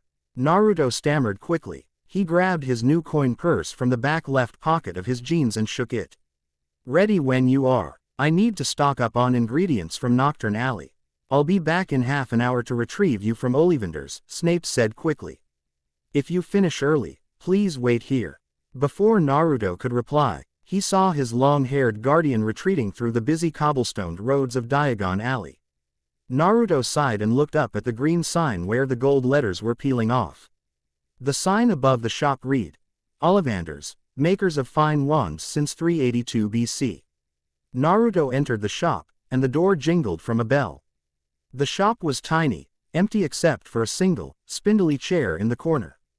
Thousands of narrow boxes containing wands were piled right up to the ceiling of the small shop, and the whole place had a thin layer of dust about it. An old man came around the corner of the tiny hallway of stacked wand boxes. The man stood before Naruto, his wide, pale eyes shining through the darkness of the shop. Hello, are you Ollivander? Naruto asked while looking at the wand in the shop's display window. I'm searching for a new wand. Then you have come to the right place. My name is Garrick Ollivander. Come here, child, Ollivander gestured. Naruto reluctantly approached Ollivander, who pulled out a silver tape measure. I just need to take a few measurements, laddie, Ollivander said happily. Ollivander measured the length of Naruto's feet, from shoulder to finger. Then wrist to elbow, shoulder to floor, knee to armpit, and around his spiky blonde head. Suddenly, the tape measure measured the space between his nostrils and his eyes. The tape measure was doing it all on its own. While Ollivander was shaking his head. Something isn't right. What did you say your name was? Ollivander asked with a grandfatherly smile. I didn't. My name is Naruto Uzumaki. He replied with a foxy grin. Money isn't a problem. I can't believe I'm saying that, but it isn't. I'm just looking for a good wand to do magic. Uzumaki, you said, Oliva. Ender paused and tapped his pencil-thin forefinger against his chin. Ah, I know just a few wands. Let me bring them out. Ollivander went to the far wall and brought back 3 boxes of wands. Ollivander handed Naruto a dusty brown box. Open that. Your grandfather, Koga Uzumaki, wielded a 12-inch cherry wood wand with dragon heart string as its core. Naruto took out the wand and looked back at Ollivander, confused. Do I just poke someone in the eye with it? Naruto asked. No, just give it a swish and flick of your wrist. Ollivander was cut off short when Naruto followed his directions. Hundreds of boxes of wands tumbled off the wall like a waterfall. Naruto's cheeks were burning deep crimson as Ollivander shook his head. No, no, no. Here, try this one. Your Aunt Naomi wielded a rare Acadia wand, 11 inches long, with a phoenix feather core from your family's pet phoenix. Go ahead, give it a flick, Ollivander encouraged. Naruto gave the second wand a swish and flick. The candles inside the store shattered. Ollivander's pale eyes widened further in horror as he snatched the wand out of Naruto's hands. The blonde genin looked back even more embarrassed. He could feel his headband growing damp from sweat. I'm so sorry about your store. I swear it was the wand, Naruto said defensively. Ollivander laughed and ruffled Naruto's spiky hair. I'm not going to throw out an Uzumaki for anything. Especially an Uzumaki who was shopping for a wand. My only problem is that your magical power is unlike anything I've seen before. Truly remarkable. Ollivander paused and handed Naruto a purple box. Reed wood, with a Vela core. 10 inches, just like your Uncle Henri Uzumaki. Naruto gave the wand a swish, and it caused a small explosion to blow apart a clock. No, no, no, not again. Ollivander handed Naruto another wand case, which was black. Your grandmother Kaori Uzumaki wielded a 13-inch, snakewood wand that had a unicorn hair core. Yes, this might be the one. Naruto took a swish of the wand this time. All the wand boxes on the back wall exploded and shot out of place, crashing in a tsunami of out-of-place wand boxes. Ollivander's mouth was gaping open in complete amazement. The old man slowly turned around and took in his damaged store with his fingers in his white hair. You are a very unusual boy. I know, Naruto said, downcast. He turned his head away and briefly thought about giving up. How could he become a wizard if every wand he touched caused doom? Ollivander started picking up wand boxes and settling whatever he could on the counter. Don't worry about the shop. This is more common than you think. Half of the patrons I've served have destroyed something in the process of finding their right wand. I know your wand is here. But I trade mostly in the 3 supreme cores, Ollivander explained while looking at fallen wand boxes he picked up. Dragon heart string, phoenix feathers, and unicorn hair. These 3 magic owl ingredients make up the cores that power the wand. What makes you special is that you don't fall under the supreme 3 cores that most wizards wield, nor the more rare Vela core. A light rattling echoed down the corridor of unharmed wand boxes. Ollivander went down the dark hall. To Naruto, it looked like Shinigami was taking out his scythe from a whetstone. The horrid mental image vanished. As soon as Ollivander returned with a faint red wand box, it was covered in a few layers of dust. The wand inside the box rattled faster. Impossible, Ollivander exclaimed with a gaping mouth. That wand, you are its true owner. I am. But what's the issue? Naruto asked, completely confused by the wand maker's reaction. Is something wrong? Only 2 wizards in recorded history have possessed a wand with such a core. I'm afraid to say that I didn't make the wand you possess, Ollivander explained while walking up to Naruto. It's the only wand in this shop that an Ollivander didn't craft. My great-great-grandfather was given this specific wand exactly 300 years ago. Really? Who was the man who gave him the wand? And why are you so surprised that I have this wand? Naruto's questions were met by awkward silence. Ollivander cast a spell that repaired and organized all the fallen wand boxes, the broken glass, and the destroyed clock. Once the shop went back to normal, Ollivander grabbed a drinking horn and took a long gulp of whatever was inside. After having a drink, he smiled. Sorry for the wait, I get very thirsty after performing magic. I'm not as energetic as I was 60 years ago. There is no such thing as a bad wand, only a bad wizard behind the wand. My family has been waiting over 300 years for a witch or wizard to be chosen by the rarest wand in my collection. I wish I had crafted such a beauty ebony wood, 13 inches, and crafted with the rare and elusive horned serpent core. Horned serpents are the forefathers of the basilisk, and so, dragon enthusiasts believe they're related to dragons. Only one wand maker in the history of magic has had the opportunity to craft such wands, James Stewart. Ollivander reminisced with a smile. Quote, James Stewart is the only Muggle wand maker in the history of the wizarding world. He was on the Mayflower and married Isolde Sayer, the founder of Ilvermorny's School of Witchcraft and Wizardry in the United States. Wow, Naurto exclaimed, and he held up his wand and smiled a broad foxy smile as he saw his bright sapphire eyes reflect from the wood. This is beautiful. What makes this wand so special? Oh, a lot of things, dear boy. I haven't encountered a witch or wizard in my lifetime who wielded a horned serpent core, especially one that was crafted over 350 years ago. Horned serpents are rare because they were hunted to extinction in Africa, Asia, and Europe approximately 1,000 years ago, and they are now only found in North and South America. Sadly, I'm not a magizoology expert, but I advise you to look into Chadwick and Webster Boot, the only two wizards I know who wielded such wands. Naurto nodded and agreed to do just that. Garrick Ollivander packaged his wand in a small bag with a small pamphlet of simple spells to practice with, such as the simple cast damaging spell called Deruo. Naurto was smiling until he heard the full cost of his wand. Full cost of your wand is 150 golden galleons. Ollivander had his wand at the ready until Naurto paid the full price. His whisker-marked cheeks rose high as he watched his devout servant playing euphorically on his bed. Naurto fell on the carpet while clutching his wand up to Tsunade's necklace. Thoughts bombarded him about his journey to become a shinobi. His hopes and dreams of becoming Hokage were forever tainted. Why did he even want to be Hokage in the first place? Tom Riddle was right. Nobody back home loved or cared for him. He thought about the one person who saved him from the brink of insanity. Naurto started dreaming about him standing behind a cauldron with Professor Snape giving commands on how to prepare the brew. Brewing potions with Severus Snape made him happy. The happiest he'd been his whole life. Naurto smiled a foxy grin that made the baby fat in his cheeks stick out as he slept on the carpet. Teeny came down from his bed, but he simply clutched the gray-red-skinned elf closer to his body. His pet Serpico slithered around his skull and licked him as he dozed off. Life was finally good, and he had Professor Snape to thank for that. XXX Brands. Ons Cross. 10 miles south of Birmingham, 5 miles from Cokeworth, England. XXX. Daphne Greengrass brushed her long platinum blonde hair from her eyes as she flicked her cypress wood, dragon heart string wanier in her room. She smiled as the 99 Luftballons by Nina started to play from her record player.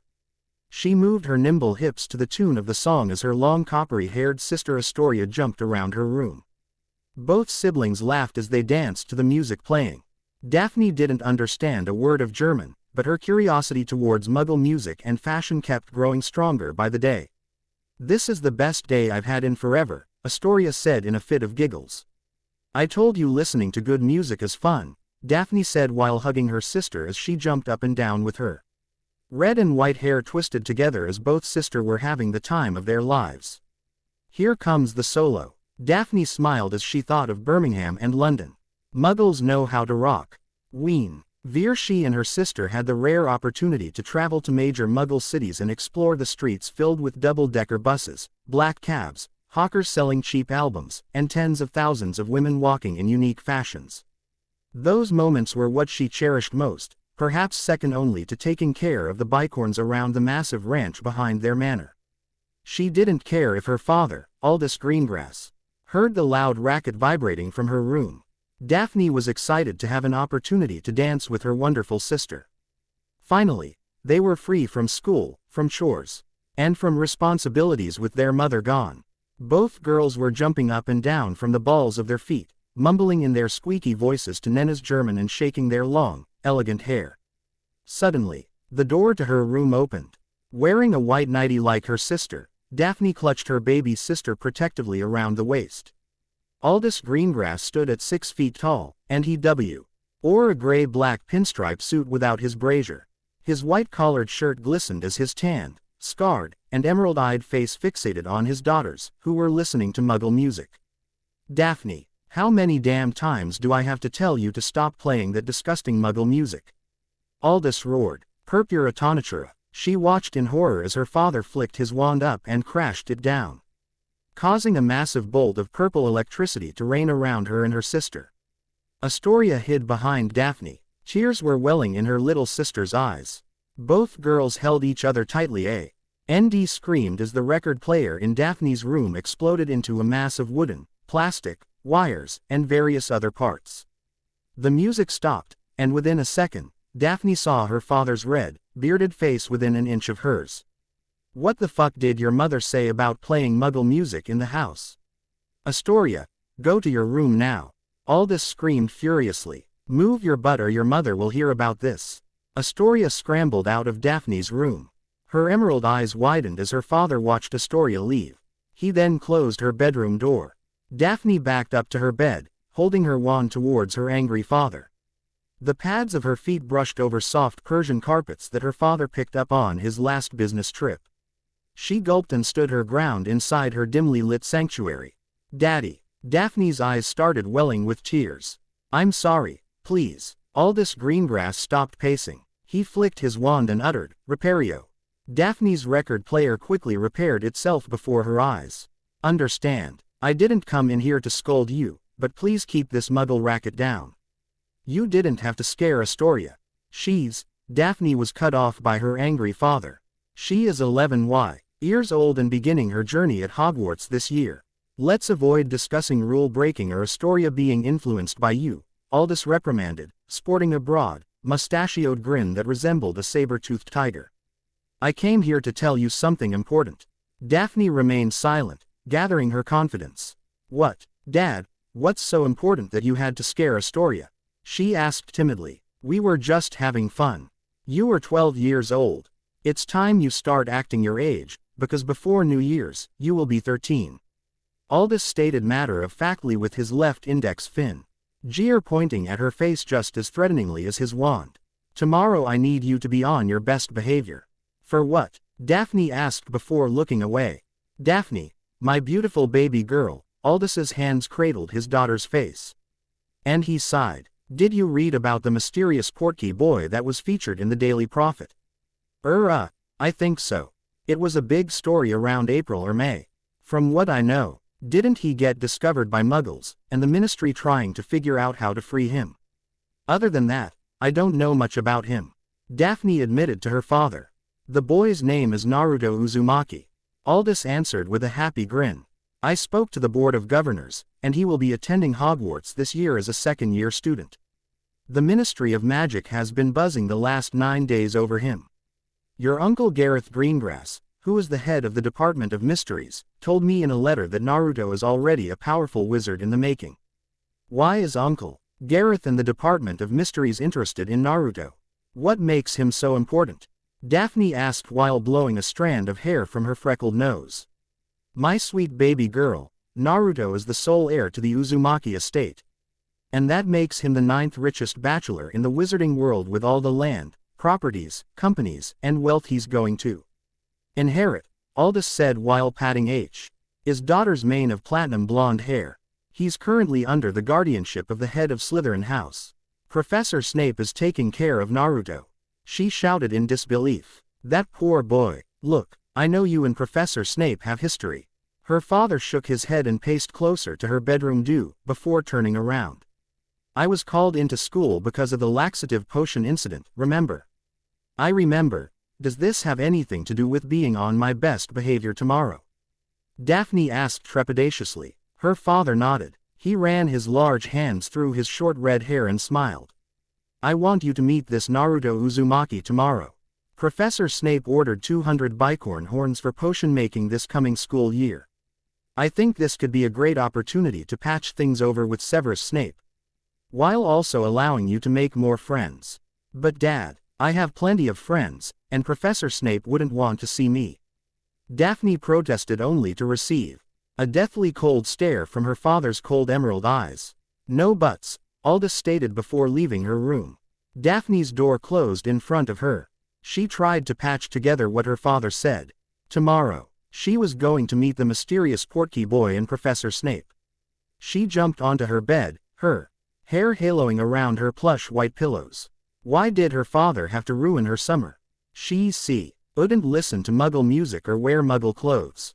No matter what she did, he was always hard with her.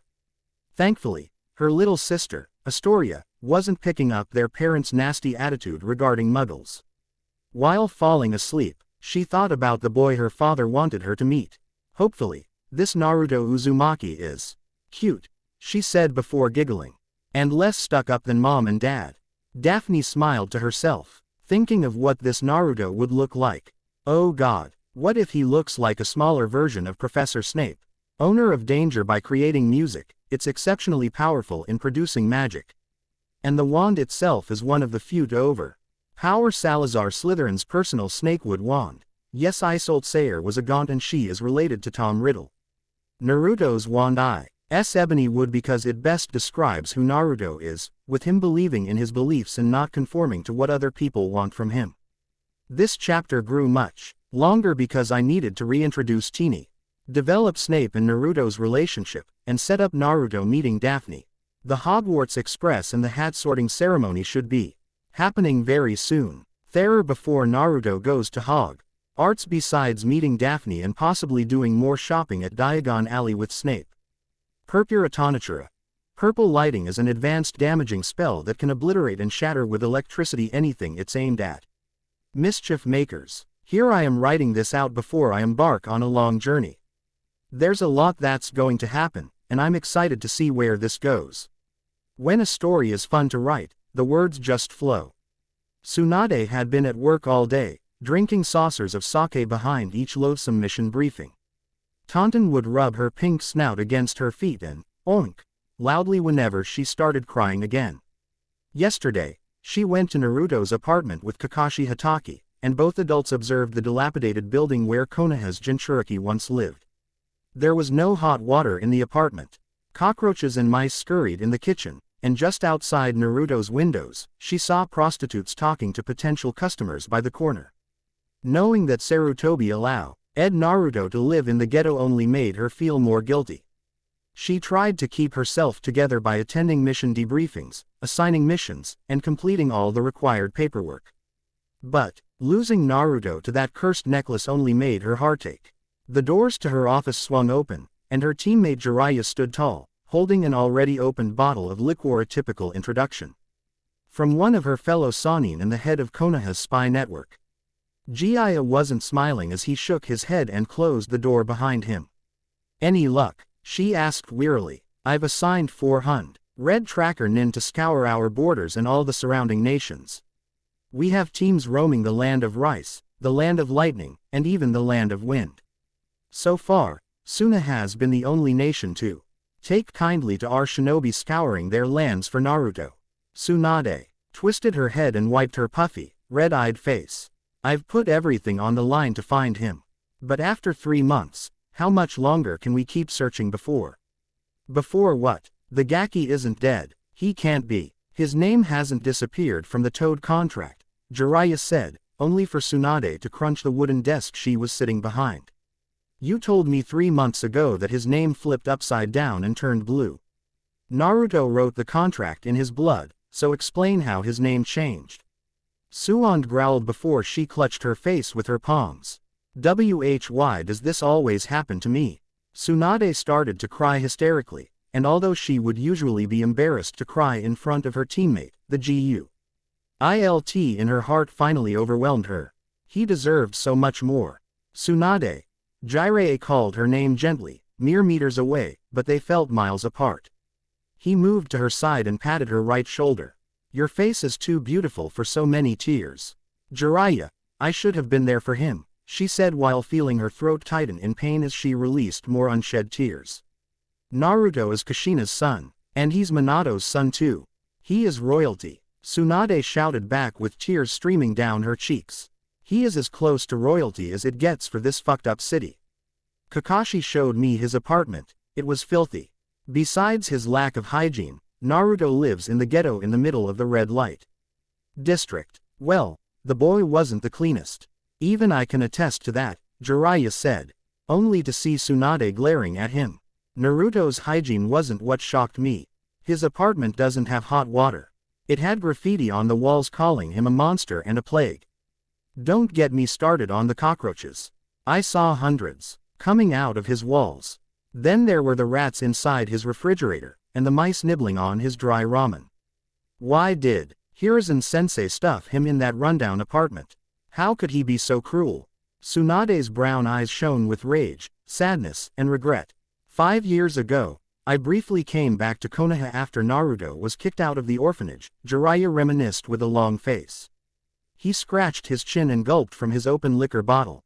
I considered taking Naruto in, but Sarutobi told me he had everything under control. He killed the head of the Phoenix orphanage and set the boy up in an apartment. 5 years ago, Naruto was only 7 years old. I might be a Sannin and your Hokage, but even I felt unsafe in that neighborhood. Tsunade wiped her eyes and huffed. He's been living alone for that long. From what I know, it was the only apartment in Konoha that would accept him, Jiraiya admitted, unable to look Tsunade in the eyes. Hiruzen lied when I asked him about Minato and Kushina's child. I thought he was dead until you brought him into that bar 4 months ago, Tsunade recanted. Trust me, had I been aware, I would have acted sooner. Hiruzen had a knack for concealing the truth from everyone.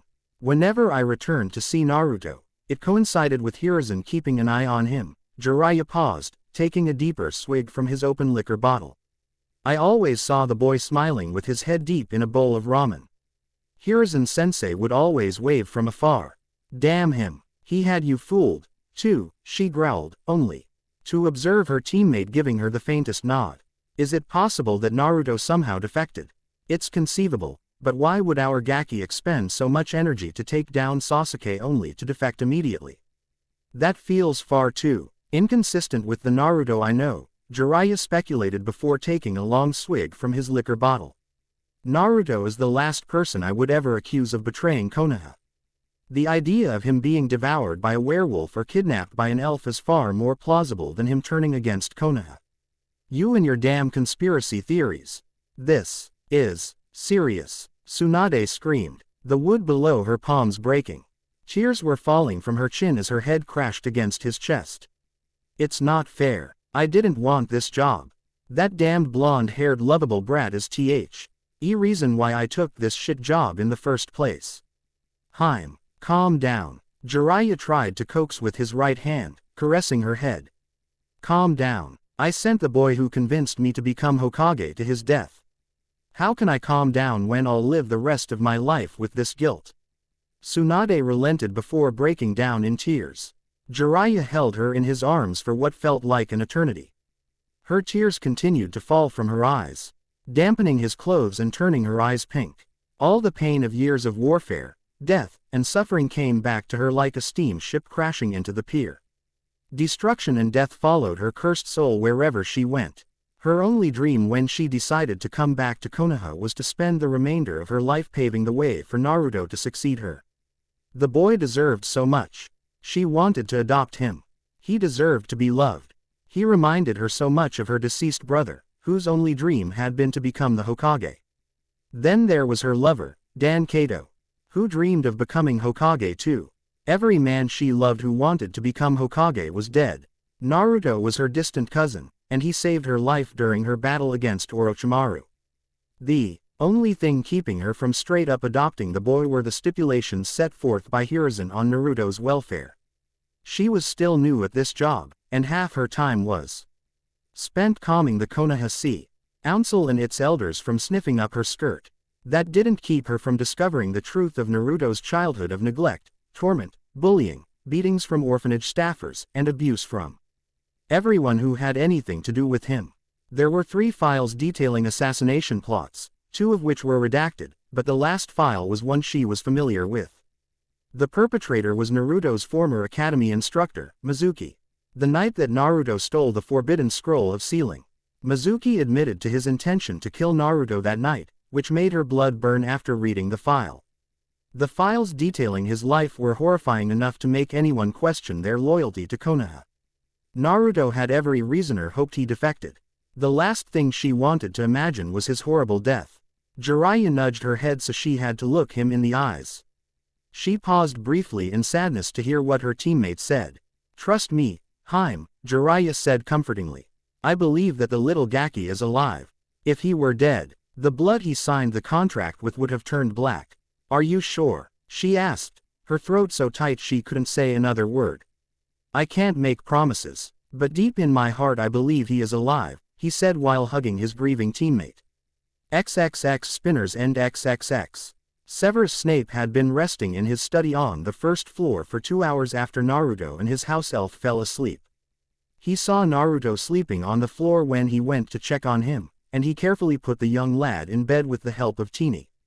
Since then, he tried to get the thoughts of Naomi Uzumaki's letter from his mind. He decided to return to reading The Man-Eaters of Savo by John Patterson. The book recounted Patterson's true story of killing 2 man-eating Leo-NS in Savo that killed over 28 Indian Railroad workers and an untold number of local Ugandans. It was his mother, Eileen's, favorite book, and it brought back the few warm memories from his childhood. After all, he was reading this book the day he met his first friend, Lily Evans, who lived down the street from Spinner's End, close to the river near Chester's Glen. That day stands out as one of H's happiest memories and is the primary reason he chose to base his Patronus charm on her. Lily Evans was the first person, apart from his mother, to treat him like a human being. Snape twisted his head when he heard footsteps going down the stairs. He slammed his book shut, looked up, and saw Naruto's sapphire eyes beaming from the doorway of his study. "Ah, Naruto," Snape said, a hint of warmth in his tone. "What brings you to my study?" He settled his book on a night table beside his comfortable leather chair. Naruto stayed quiet, dressed in blue athletic shorts often worn on the football field, complemented by a black Nirvana shirt featuring a silly yellow smiling face with X's for eyes. Snape gestured for Naruto to enter his study, pointing to a brand new soft blue fabric sofa across from him. He watched the boy sit down and cradle his right knee against his chest while swinging his left leg. "I woke up kinda hungry, and Teenie got pickles to send me 2 bowls of pork bone ramen." Naruto recounted happily before stretching out along the sofa, his face and body bathed by orange firelight. "I couldn't sleep, because I kept thinking about all the potions you've taught me. And what Rezik said about my will. I still can't believe my family was important, and I'm now the sole heir to the Uzumaki clan. So much has happened in just 2 weeks that I needed someone to talk to." Then I saw a firelight coming from downstairs. Quote, "So you wandered my house just to talk?" Snape asked, slightly dumbfounded. "Well, yeah, I mean, if you don't mind. It's just that I don't understand why my aunt gave you that letter." "Did you know my Aunt Naomi?" Naruto's questions were met with awkward silence. "Slytherin Slytherin," Naruto repeated while clicking his tongue back and forth in thought. "Oh, that's right. One of my clones was reading that boring book Hogwarts, a history by some old hag called Bathilda Bagshot. She mentioned that Slytherin was one of the 4 Hogwarts houses." "Yes, it is," Snape said with a smile. "All 4 Hogwarts houses value certain things. For Hufflepuffs, it is loyalty, hard work, and dedication. Ravenclaws value knowledge, intelligence, and creativity above all else. Gryffindors claim to value bravery, courage, and, most ironically, chivalry, but every Gryffindor falls short of these traits." "Gryffindors don't sound like they follow what they preach," Naruto commented. He sat up and looked at Snape earnestly. Snape smirked and shook his head. "Indeed, any fool can have bravery and courage, but acting on it when it matters most, now that is difficult. True bravery is doing the right thing even when the world is against you." "I never thought of it like that," Naruto said with a foxy grin. "I remember reading a passage about how Slytherin house is viewed negatively at Hogwarts. And how many wizarding folk think they're bad." Snape's gaze sharpened. "And what do you think, Mr. Uzumaki?" Naruto's sapphire eyes sparkled orange from the fireplace, filled with curiosity. "Well," he said, "I think there's more to Slytherin than what Bagshot said in her book. You faced Voldemort and saved my life. You aren't bad, and you're a Slytherin like my Aunt Naomi. A bad man wouldn't have saved me." Snape's smile grew after hearing Naruto's statement. Indeed, He murmured. Tell me, Mr. Uzumaki, did you know I'm the head of Slytherin House at Hogwarts? The room shrank as Snape's black eyes peered deeply into Naruto's. Really? Naruto said, slightly surprised. I didn't know you were the head of a Hogwarts house. That's so cool, no wonder you are so powerful. Thanks. Snape replied sincerely. Slytherin House has always valued cunning, ambitious, and resourceful students. Many people find these attributes negative, partly where the stigma originates. Those aren't negative qualities. From my personal experience, those are the qualities of survivors. Naruto's comment made Snape smile wider. The only sound was the crinkling swaying flames from the fireplace. That's a very astute observation, Snape assessed. You know more than you think. Being cunning, ambitious, and resourceful are essential attributes for leadership. Almost ever. Why Minister of Magic since the founding of Hogwarts was sorted into Slytherin House? Wait a minute, Slytherins are natural leaders, Naruto said, his sapphire eyes glinting brighter than they had been in months. Do you believe I can be a leader? Leader, Snape repeated, slightly confused. I believe that if you continue to work hard, you can achieve anything you want. Learn to manage your emotions, discipline your mind, and grow stronger. You might surpass even Albus Dumbledore, the world's most powerful wizard. Naruto shifted on the sofa and looked away at the bookshelves by the window. Can I tell you a secret? He asked hesitantly. It's something that's been bugging me since I woke up after the Football League Cup. Of course, you can tell me anything you want, Severus replied, before grabbing a mug of amber-colored tea sitting by his favorite book. My whole life, people always said I wouldn't amount to much, Naruto said softly before clenching his knuckles. Every sensei. I had said I was stupid and not even worth teaching. Part of me believed them. All my classmates ignored me, some picked on me, but none believed in me. Whenever I raised my hand, the whole class always erupted into laughter. Everyone in class called me stupid and a failure. Mind you, this was my third day of school back when I was 7. Everyone mocked me and laughed because of something I told everyone on the first day of school. And what was that? Severus said only to watch Naruto become quiet. Severus looked at Naruto, feeling pity. He saw the same lonely, sad, and terrified young boy. Who wanted to destroy the world, the very boy who sought out the Death Eaters. In Naomi Uzumaki's letter, she warned him of this. But she also gave him her blessing to introduce Naruto to the dark arts. And prepare him to face all his enemies. I told everyone in my class that my dream was to become Hokage. From the moment I woke up in London until you found me inside the Riddle Room at Wool's, I was lost. I can make shadow clones and run faster than a speeding car, but what's the point of having any of that if I can't show it to anyone? Naruto admitted with a determined, narrow-eyed look. Becoming Hokage was my ticket to happiness. But that dream is dead. What is your dream now? Snape took a sip of his lukewarm tea. Naruto took out his ebony wood wand and felt it vibrating with magical power. What do you know of the Minister of Magic? He's the highest-ranking member of the MIGovernment body of the wizarding world here in Britain. I would say the Minister of Magic is equivalent to the Muggle world's Prime Minister of the UK, if that makes sense, he said before taking another sip of tea and settling his mug in his lap. Your Hokage, while similar, doesn't hold even a fraction of the political, social, and potential military power that a Minister of Magic holds. Really, he has that much power. Do people like him? Naruto asked hopefully. Some do, some don't. Regardless, becoming the leader of the magical world isn't an easy path, but if anyone can do it, it's you. I believe you can, Snape said, causing Naruto to blush and smile. I won't let you down. Naruto said before running out of his study to go back to bed. Snape smiled and snickered to himself before picking up his favorite childhood book. Naruto was already impacting him in ways he couldn't explain. Most people would have run away from Spinner's End, especially if they had to live with him. He was aware of how the world perceived him. He knew he would be better off not existing. He had known all that his whole life. However, something about Naruto coming to him to talk made him feel happy. Severus saw so much of himself, his younger spirit, and the potential for the dark arts within Naruto. Thankfully, the boy stopped asking him about Naomi's letter. The truth would only destroy the poor boy's spirit, just as he began to see a flicker of hope in those sapphire eyes. XXX Branson's Cross XXX. D. Daphne awoke to her ginger short-haired Kneazle meowing for food by her door.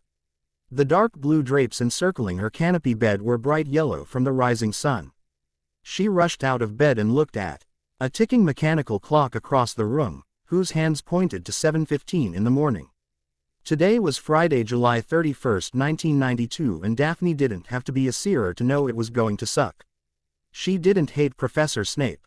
But how could she trust him after throwing her under the bus during her revenge prank last year? Hogwarts. High and mighty Weasley twins caused far more mischief than her little prank. Sure, 3 crybaby Gryffindor bullies had severe diarrhea for a week straight, but those bitches were asking for it. Phew. Deep breaths. Deep breaths. Daphne muttered under her breath. She got out of bed and got ready for the day. She made sure her sweet, cuddly, orange-furred Pepper was fed.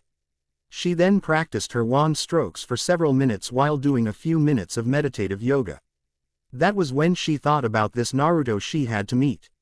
Her parents were stringent. No Muggle music. Get in bed before curfew. Don't associate with mudbloods. And no boys. Her greedy mother, Genevieve, didn't dare pressure her into befriending Draco Malfoy like the other pureblood parents did with their daughters. Hell, Pansy Parkinson was always teasing her about marrying Draco. Not that she didn't find him funny. But the boy had too many faults to list on a never-ending scroll. Tracy Davis, on the other hand, was like her, except far more radical on pureblood supremacy. So she braided her hair, prepared her wand in her special holster under her dress, and acted like nothing happened last night. It wasn't that she didn't believe in the cause and reasons for separating from Muggles. But that didn't mean she hated Muggles. After all, a Muggle did design her olive green cotton sundress with an elegant cotton belt around her waist. She found her father speaking with workers behind the manor. He wore a similar suit, featuring a black vest over a white buttoned shirt. His black suit jacket lay draped over a tree, beside 9 large wooden crates measuring 2 feet by 2 feet, filled with bicorn horns. These crates were stacked between their Olympic-sized swimming pool and the guard tower, designed by her uncle, Gerald Greengrass, when he became head of the Department of Mysteries.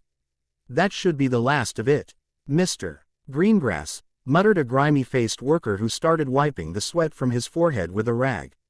I heard that Richard was mauled roughly by a bicorn yesterday. Aldous asked several of the workers. I told you, ranch hands, to exercise caution. All it takes is one provoked bicorn to kick your head in. He was, but your daughter Daphne was kind eno. To get the damned beast off him before it kicked his brain down his throat, recounted Nigel, the oldest ranch hand on the Greengrass estate. Nigel had a long, scraggly brown beard, was tall with leathery skin, and had a large belly due to excessive drinking. Of the 2,000 bicorns on this ranch, more than half lose their horns in the wintertime before breeding season. What are you trying to say, Nigel Nightshade? Aldous questioned with a threatening tone. This is the largest order of bicorn horns we've received this year, and it was given to us on short notice. We're lucky that Richard is the only one who got sent to St. Mungo's, Nigel expressed, very concerned. And why the hell are you delivering these containers? Yourself. Because I can, Aldous countered with a smirk. I know these are going to Hogwarts. But you aren't delivering them there, are you? Nigel asked only to shrink back from her father's cold, calculating glare. Never mind, forget I said anything. I'll wish you and your daughter a safe journey wherever you go. His weary eyes looked around, and he grew excited when he saw her. Oh, speak of the devil, the sweet lady is here. All the farmhands turned to Daphne. She couldn't help but blush from all the attention. All right, back to work. We're running a ranch out here, Aldous shouted before grabbing his suit jacket from a tree. The workers led and started walking along the many paths that led to the grazing fields for the bicorns.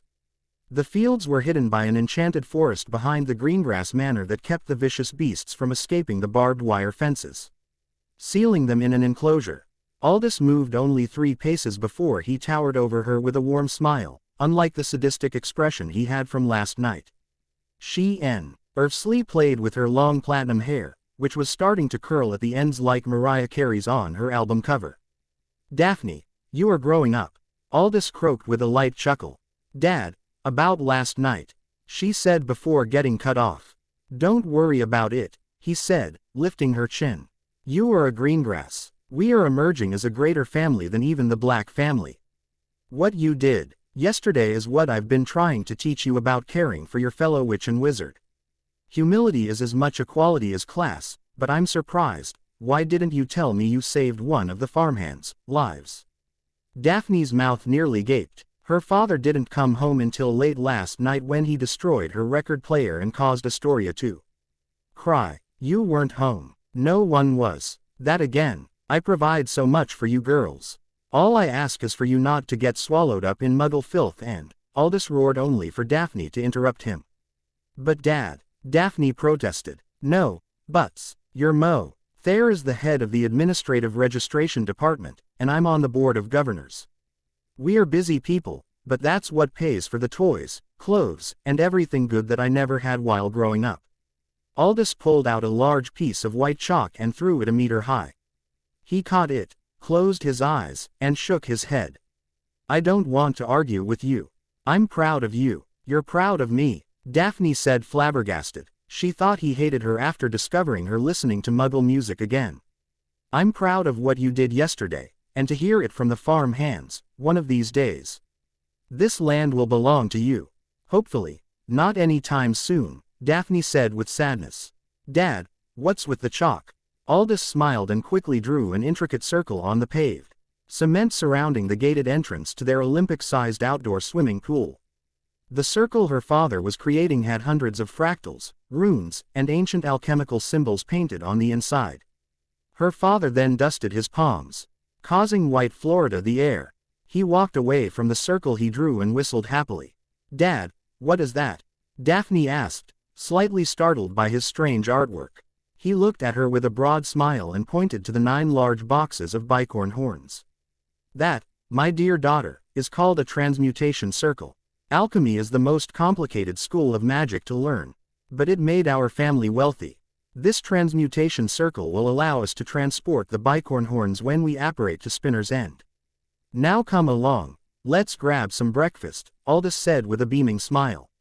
We have plenty of time before meeting Professor Snape and Naurto. XXX Spinner's End XXX. Naurto was currently waving his wand around his room, practicing his hand movements. While looking at the spell pamphlet he received from Ollivander, the Daruo attack charm was described as the simplest attack spell, functioning like a slightly deadlier BB gun. The spell was described, D is one that grew progressively more powerful as a wizard ages.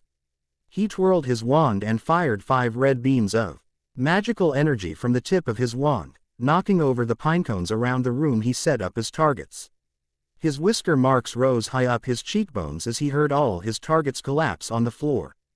Holy shit, Naurto exclaimed happily. This is better than any damn kunai or shuriken I used during combat. The door to Naruto's room swung open as Snape sighed in relief. Naruto, please don't use magic in the household without my supervision, he said earnestly. Ah, but I just mastered the dismantling charm called Daruo. It's so cool that this particular spell, you don't need to say anything, and red beams of magical energy will shoot from your wand like a gun. Naruto explained in boyish pride. Naruto, Snape hissed, grabbing the boy's attention. Magic is very dangerous, and it's heavily regulated. Now that you have your wand and are attending Hogwarts in 1 month, using magic without my supervision could get you in trouble. Does this have anything to do with that annoying statue of secrecy? Naruto asked with a pout. Severus nodded and patted the boy on his shoulders. Understand, I didn't make the rules. But because I'm a Hogwarts professor, we will review all charms, defense against the dark arts, transfiguration, potions, restoration, and illusions taught to first-year students. From what you've told me about genjutsu, not only do you suck at them, but I believe magical illusions are far more powerful. This will help you when we restart your shinobi training. Wait a minute, Naruto shouted in excitement. You want to help my shinobi training as well as prepare me for my 2nd year at Hogwarts. Snape gave him a quick nod before ruffling Naruto's spiky yellow hair, eliciting a loud, "Hey, Datbeo, you need to get showered up." dressed in long pants, and please, when our guests arrive, be on your best behavior. I don't want to hear any talk about chakra, jutsu, the Dark Lord, and anything controversial. Snape ordered like a commander before a campaign.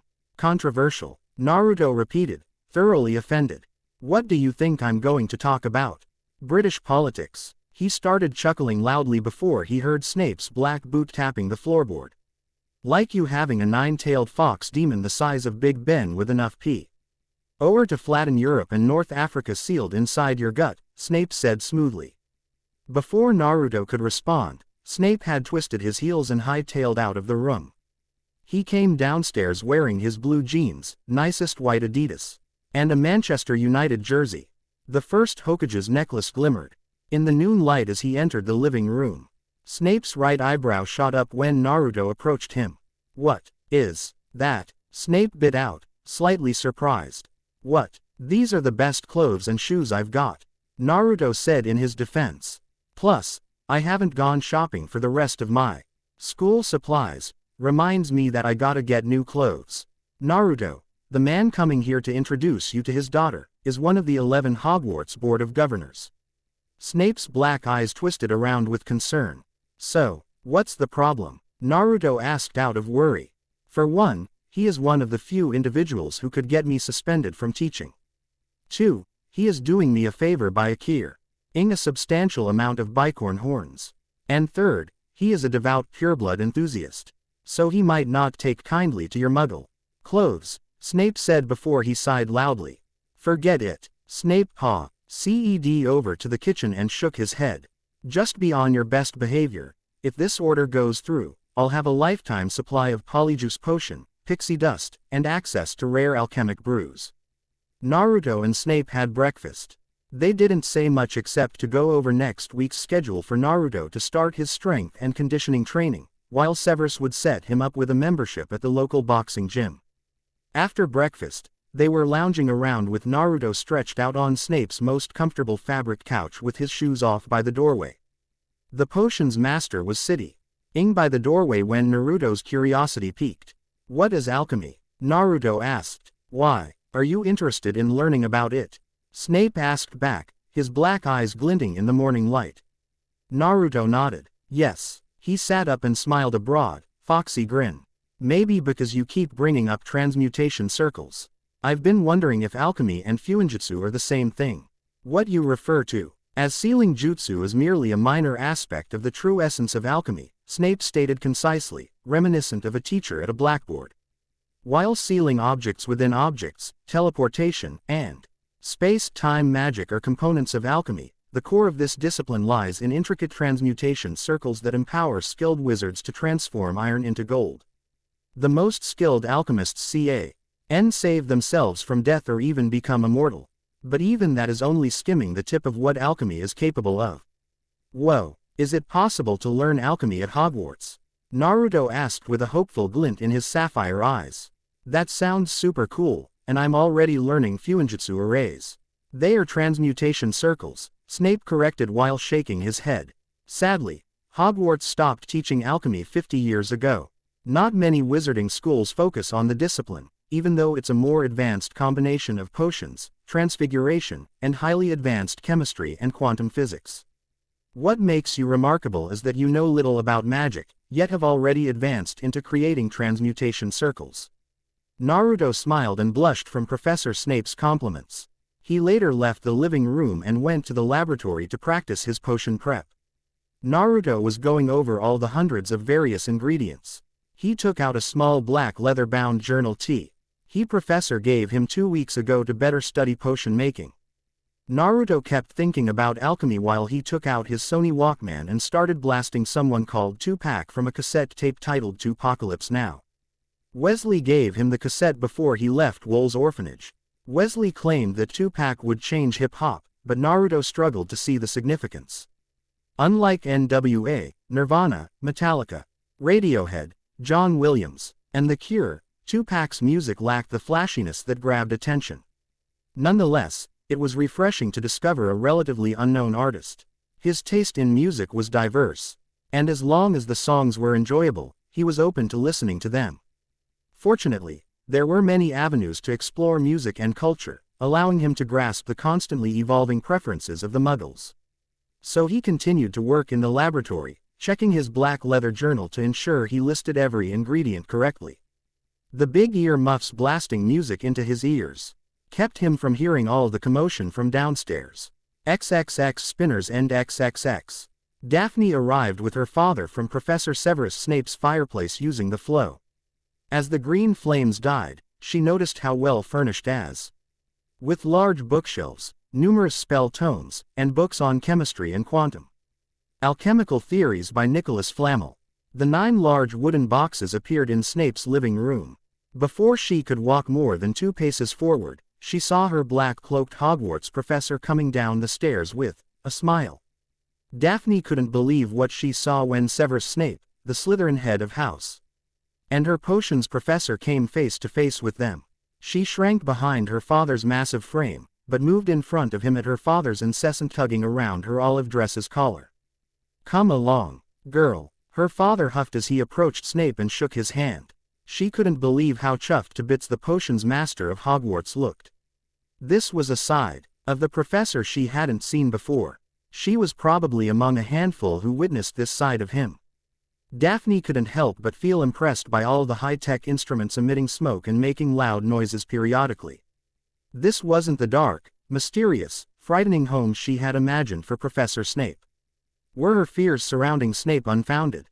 Perhaps, but she was grateful to see him smiling. "Aldous, welcome to Cokeworth. Thank you for the quick delivery of the bicorn horns. Few suppliers can fill such an order on a short-term basis," Severus said with the faintest of smiles. "And I can't forget young Daphne." "Hello, Professor," she greeted meekly with the warmest smile she could muster. "Thanks for inviting us into your home." Severus snorted while his lips curled. "Please, you don't have to shower me with pleasantries." He moved to the boxes of bicorn horns and opened a box. "Such good specimens. Yes, yes. I'm here to help. Anything for House Slytherin and Hogwarts," Aldous said next to Snape, only to turn around and narrow his eyes at her. "Daphne, why don't you help move these boxes of bicorn horns for the professor?" Daphne was about to protest about unfeasible that would be without magic, but Professor Snape beat her to the punch. "Daphne, go to the 3rd floor and fetch Naurto for us. Open the second door on the left side of the hallway, and he should be inside for us. The best place to store these would be the garage connected to the kitchen," Severus commanded before whisking her father to his study. Daphne silently blessed her Slytherin head of house before racing up the stairs. She quickly reached the 3rd floor and heard someone pacing above. She was delighted to find herself in a vast laboratory when she opened the door.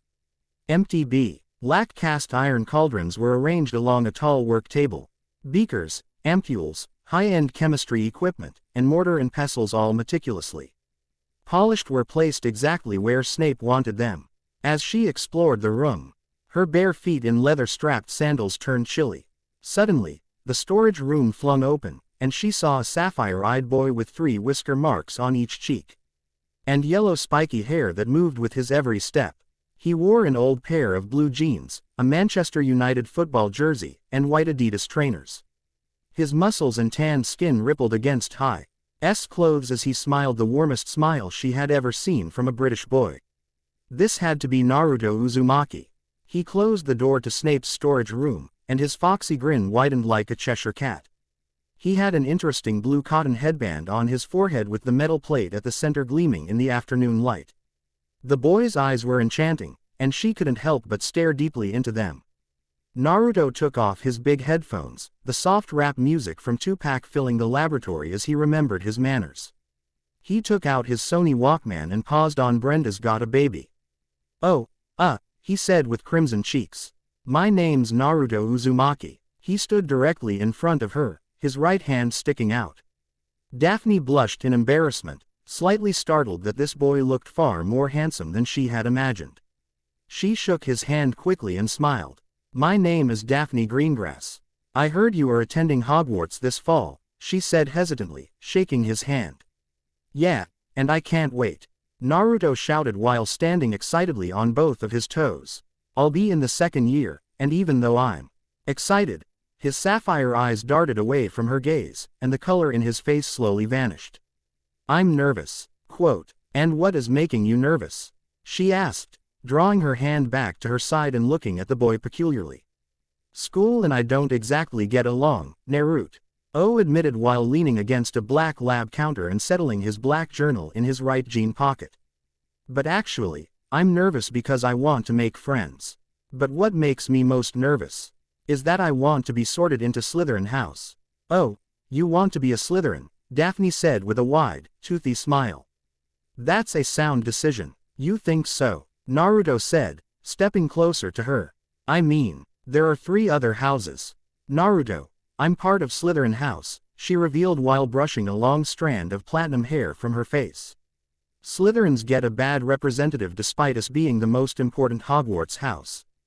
Did you know the most powerful wizard in history, someone twice as powerful as Dumbledore and Grindelwald combined, was one of the first students of Slytherin House? Naruto's sapphire eyes narrowed like a lion holding its target in sight. Are you talking about Merlin? He grinned like a fox. I'm not that dumb. Professor Snape told me 3 days ago that Merlin is like the most powerful and coolest wizard to graduate from Hogwarts. Daphne's right eye twitched, and she nearly had to hold herself back from playfully smacking this blonde-haired buffoon. Naruto took out his 2-Pakalize Now cassette and put Nirvana in. You listen to Muggle music? Daphne asked innocently with a glimmer in her emerald eyes. Naruto nodded, but they gasped when loud footsteps came from downstairs. Daphne, did you find Naruto? Her father called outside the room. Yes, Dad, she answered loudly. She pulled Naruto by his Muggle football jersey out of the laboratory door. Sorry, I forgot I was supposed to get your help moving the bicorn horns. Naruto's face flustered when he faced a tall, red-bearded man with piercing emerald green eyes. He wore a black pinstriped suit that stretched against his muscles, and he towered 6 feet high like the Albanian mafioso bullies at Wolves. Mr. Greengrass, eyes raked over Naruto's body like he was analyzing an insect underneath a microscope. You must be the Uzumaki boy, Aldous said while approaching Naruto. Interesting that you are wearing Muggle clothes. I was in a Muggle orphanage, sir, Naruto answered, before gulping nervously. Right, I heard that Muggle orphanage was a nasty place. I'm sure you didn't pick up any bad traits from the inferior race, Aldous chided with a mischievous snarl growing wider. Naruto Uzumaki, I welcome you home to the wizarding world. I'm glad you are here under Severus Snape's tutelage. He's been speaking highly of you. He has? Naruto questioned happily. Mr. Greengrass gave him a quick nod and then went back downstairs. Naruto led Daphne back downstairs, and they stared at the 9 large containers of bicorn horns and groaned. Naruto started lifting one of the boxes, but saw Daphne standing by Snape's front door. Naruto groaned and began sliding the heavy 2-foot by 2-foot container. The wooden container creaked against the gray-polished hardwood floor, and he had to stop. The last thing he wanted to do was ruin Snape's floor. He looked over at Daphne and shook his head. He didn't know much about the Greengrass family, except that her father could make hell freeze over, and they had to be wealthy. Hopefully, she wasn't as spoiled as Ino Yamenka or Sakura Haruno. A little help would be nice, he called over his shoulder. You're doing it all wrong, Daphne said while shaking her head. You aren't a Muggle, you can use magic. But Snape said I can't use magic without direct supervision, Naruto protested. He shoved the container forward and reached diving up. Okay fine, you win. Daphne was smirking, and she tapped his nose playfully before taking out her 10-inch long cypress wood wand with a dragon heart string core. See how far pride gets you. Not very far. Har har har, Naruto grumbled. But what about the whole statue of secrecy? What, you don't like breaking the rules? Daphne asked rhetorically before tapping Naruto's nose with her wand. Because we are in Snape's home and there are no Muggles around, we aren't breaking the statute of secrecy. Plus, my father is a high authority figure, and he's permitted me to use magic outside of school. To prove her point, Daphne raised her wand high. She swished and flicked it, calling out, Wingardium Leviosa. Suddenly, all 9 boxes of bicorn horns hovered in the air effortlessly. Daphne held her wand high and gave him a curt bow. Naruto's sapphire eyes widened, and he gasped at the excellent use of magic. They both went to Snape's garage, which smelled of gasoline and cleaning products. The outline of a motorcycle was hidden underneath a thick mover's blanket in the far corner of the garage, along with filing cabinets stretching along the far walls. Naruto placed the boxes against the doors. After 10 minutes of moving the hovering containers to where they were organized, Naruto fell on 3 stacked containers. Sweat dripped from his soaked headband as he noticed Daphne was observing an open cardboard box filled with vinyl album covers. Daphne gasped as she pulled some out and smiled. "I didn't know Professor Snape listened to the Beatles. Maybe this is his parents' stuff." She reviewed his vinyl records, taking out the first released album covers of Led Zeppelin 1 IV, an original copy of Black Sabbath, The Animals, and one album with something written on the front. It was David Bowie's album titled The Rise and Fall of Ziggy Stardust and the Spiders from Mars. She brought the album into the murky light of Snape's garage. "Happy birthday to my best and only friend in Cokeworth. I won't ever forget you showing me the magical world. I'd be so lost without you. You make me happy, and I can't imagine you not being here in Cokeworth. I know we didn't see each other much, and I apologize. My parents wanted to take us to Blackpool. I want us to get together before we leave for Hogwarts for our 2nd year. Your best friend, Lily Evans, the magical girl next door." Ooh, Daphne cooed like she uncovered a dark secret. "Wow, I didn't know Snape had a girlfriend." "Daphne, maybe we shouldn't be snooping around Snape's things," Naruto said slightly uneasily. "I mean, Professor Snape has done so much for me. He wouldn't go snooping through my stuff if I asked him not to." "Really? That doesn't sound like the Severus Snape I know," she said matter-of-factly. "Snape would travel to the bottom pits of hell to capture troublemakers." "Maybe that's your experience. The Snape I know would save me from death," Naruto countered honestly. Daphne looked back at Naruto, shocked. She placed the vinyl album in the cardboard box where she had found it. She smiled and brushed her long platinum blonde hair from her freckled pug nose. Naruto scratched his head. Obviously, he rarely interacted with girls. Most of the girls in Konoha despised him. The closest he's ever come to kissing a girl was Kaguya at Wool's orphanage, and he made that poor girl cry herself to sleep. He didn't want to admit that Daphne Greengrass was the prettiest girl he had ever seen, but she was. Her long platinum blonde hair cascaded down her back and was slightly curly near the ends. Her olive green summer dress made her creamy white skin stand out. Her face was covered in freckles that went over her pug nose, making her cheeks and nose appear peachy, orange-toned. Her pink lips widened into a smile that took his breath away, and her emerald eyes shone like she was deep in thought. Daphne tapped her green nail-polished forefinger against her chin while shaking her head. "You are a fascinating boy," she said just above a whisper. "There's just one thing I don't understand." "What is that?" "I just can't figure out why Snape has such a strong liking for you. He's one of the top wizards teaching at Hogwarts. I aspire to be Britain's best alchemist and a potions expert. Despite my efforts, he never recognized my talent until I got into trouble. I noticed that Snape smiled every time he brought you up," she confessed, a hint of jealousy in her voice. "I've never witnessed Snape smile before." What are you getting at?" Naruto asked with a raised sun-kissed eyebrow. "Is it a crime for Snape to be nice?" She hummed while swishing her hair to the side. "There's nothing wrong with it."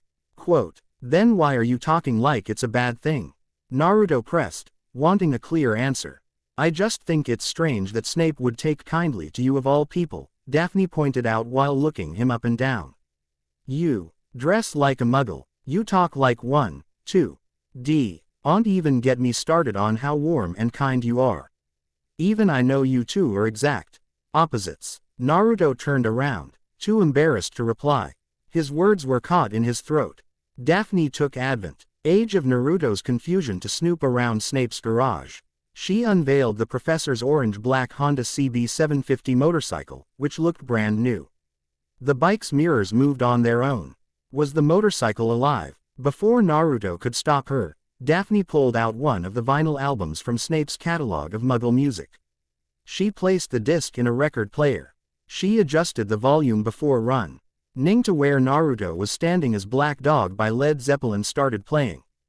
She brought him by his hands and started getting him to dance with her in the dusty and grimy garage. Daphne's hair flew around her head as she made him jump in sync. Naruto started smiling as Daphne yelled above the music, "Isn't this fun?" "Hell yeah, this is fun," Naruto shouted. "Do you want to be friends?" "I thought we already were," she responded playfully. XXX Snape's study XXX. That Naruto Uzumaki seems like a nice young lad. A bit small and aloof, but he has time to grow up and mature. "Why do you still have him wearing muggle clothes?" Aldous asked before taking a sip of steaming tea from his mug. "The lad is a pureblood." "Indeed, he is," Severus replied. "I've had Naruto under my care for over 2 weeks. The clothes he wears are the same ones he wore at Wool's orphanage in London.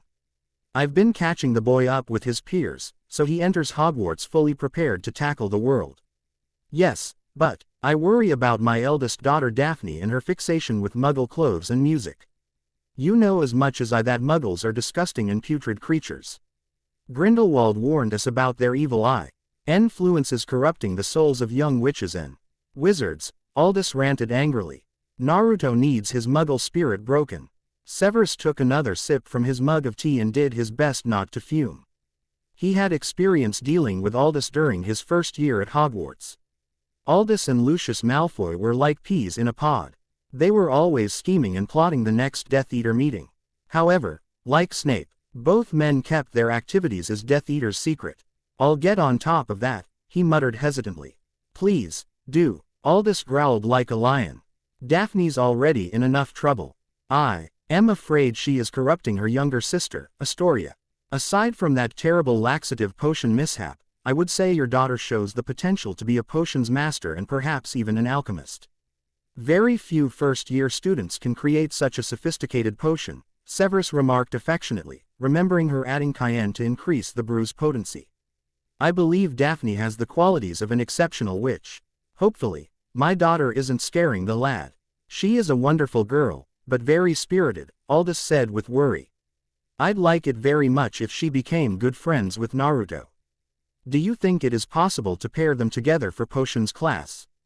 "I'm always open to suggestions," Snape replied with a smirk. "In the more rare ingredients, shrivel figs, essence of dittany, and elephant trunks," Severus said as kindly as possible.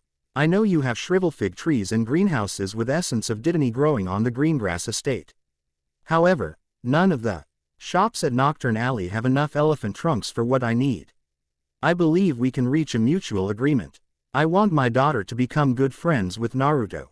She needs someone at Hogwarts who isn't spoiled rotten like Pansy Parkinson. Someone who can ground her in her studies. I have all the ingredients you want," Aldous negotiated like a goblin buying up a company. "All I want is for you to mentor Daphne. Have her sit next to Naruto in the front of the classroom if needed, but I would like her potential to be drawn out." "Agreed." Snape and Aldous shook hands as they heard music and laughter from the garage. Both men shot up from their comfortable, cushioned seats. Aldous' face burned almost as red as his beard. On the other hand, Severus narrowed his gaze, and both men knew something was wrong.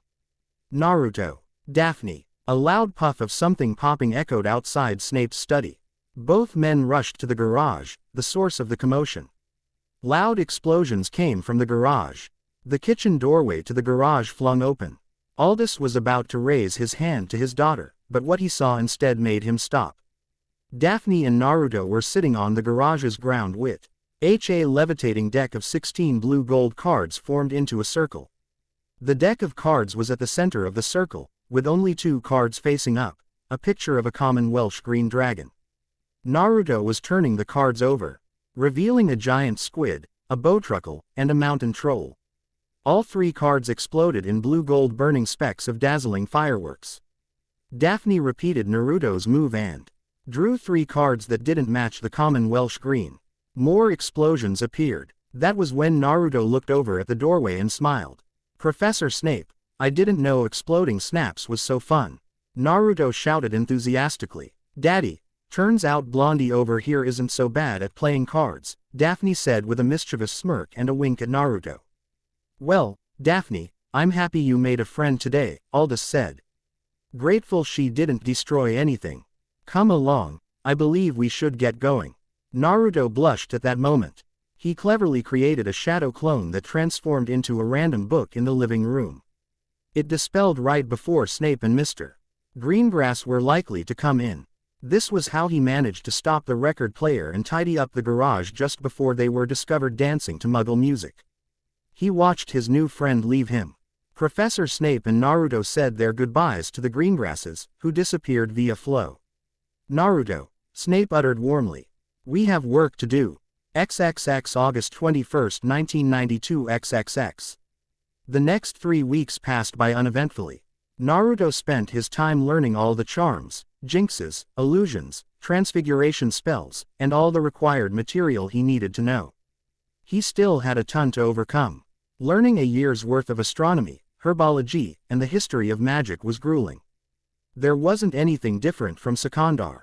Why school astronomy compared to magical astronomy, except the Muggle version was far more detailed and simpler to learn. Herbology was easy because he recognized the magical fauna well after memorizing hundreds of potion ingredients. Not only that, but Snape's garden and greenhouse behind Spinner's End were teeming with magical plants. Regarding the history of magic, Naruto struggled to get his clones to read the history books as they swiftly fell asleep from boredom. He created 20 clones to go through the history books, with one replacing each clone that dozed off. Still, he made quick progress because Snape was teaching him some second-year material. He created hundreds of shadow clones daily to tackle all these subjects on rotation. Hell, he was sure that some of the material was stuff he wouldn't learn at Hogwarts. Like the spell to conjure a spitting cobra or the destruction magic that could make his wand into a welding tool of burning flame. Snape, as promised, got him a gym membership at a local boxing ring, where Naruto spent 2 hours of the day strengthening and conditioning his body. His old routine at Wolves fitted with his new routine of waking up early to stretch, perform cardio, and hone his taijutsu in the boxing ring. He released his frustrations on the boxing bags, his fists swinging and legs flying. He wasn't going to box Mike Tyson or Muhammad Ali anytime soon. But that didn't stop him from striving to get there. Taijutsu wasn't the only shinobi skill he was expanding and honing. Kurama wisely kept him pressed on honing all his skills. He acted demonic pulse as much as he experimented with sharpening his chakra control. Naruto's Rasengan took less chakra from his shadow clone to fully manifest one. His shadow clones could be created further away and were far more durable. Kurama was teaching him how to control his demonic chakra much better. The powerful demon fox planned on teaching him several jutsu that only the Kyuubi Jinchuriki could learn. These were techniques that not even a Sharingan could copy. He hadn't yet learned the jutsu, but he knew one was called Fox Sneak and the other, Fox Die. He was excited to finally NCH away from countlessly spamming the multi-shadow clone jutsu. But even if he didn't branch out, his magic covered almost every one of his weaknesses. He could cast a spell of flame so hot it could tear through flesh like butter. If he wanted to shoot someone with the BB gun of spells, he had Daruo. He could levitate objects with his wand, shatter them, or repair them back to normal. Most useful was that now he could block most elemental chakra-based attacks with shield charms. The third week was marked by constant rain. It poured every moment, and Naruto needed to purchase a rain jacket from John Lewis and Partners, one of the few clothing stores in Cokeworth. He made sure to get Teeny to provide him with a simple stipend of £2,000 from the Uzumaki estate. Ultimately, he spent over £500 on his purchases. He bought 2 green and orange plaid Barber rain ponchos, t-shirts featuring his favorite bands, new jeans, trousers, plaid shirts, and even dark brown beeswax leather Clark boots for more formal occasions. Unfortunately, he couldn't find the blue shinobi sandals he was accustomed to. Instead, he only saw sandals from a place called Dubai that seemed out of place on the dreary streets of Cokeworth. At the end of the third week, Naruto sat in the living room, talking to Teeny, who had taken out a list of items she wanted to discuss with him. "Master, you will be attending the Hogwarts Express in 2 weeks. Professor Snape told me he's taking you to Diagon Alley before school starts to get the remainder of your books, clothes, school supplies, and everything you will need at Hogwarts," Teeny said, sharply before looking up from her scroll. Master Uzumaki, are you listening to me? Yeah, I heard you, Naruto replied. At the top of the agenda, we need to hire Anyo, their house elf, to attend the estate's garden and help me keep the magical creatures on the property in order. The Uzumaki family pet Phoenix has been singing too many sad songs, and Mr. Pickles is crying every afternoon. Chini said urgently. That sounds reasonable to me.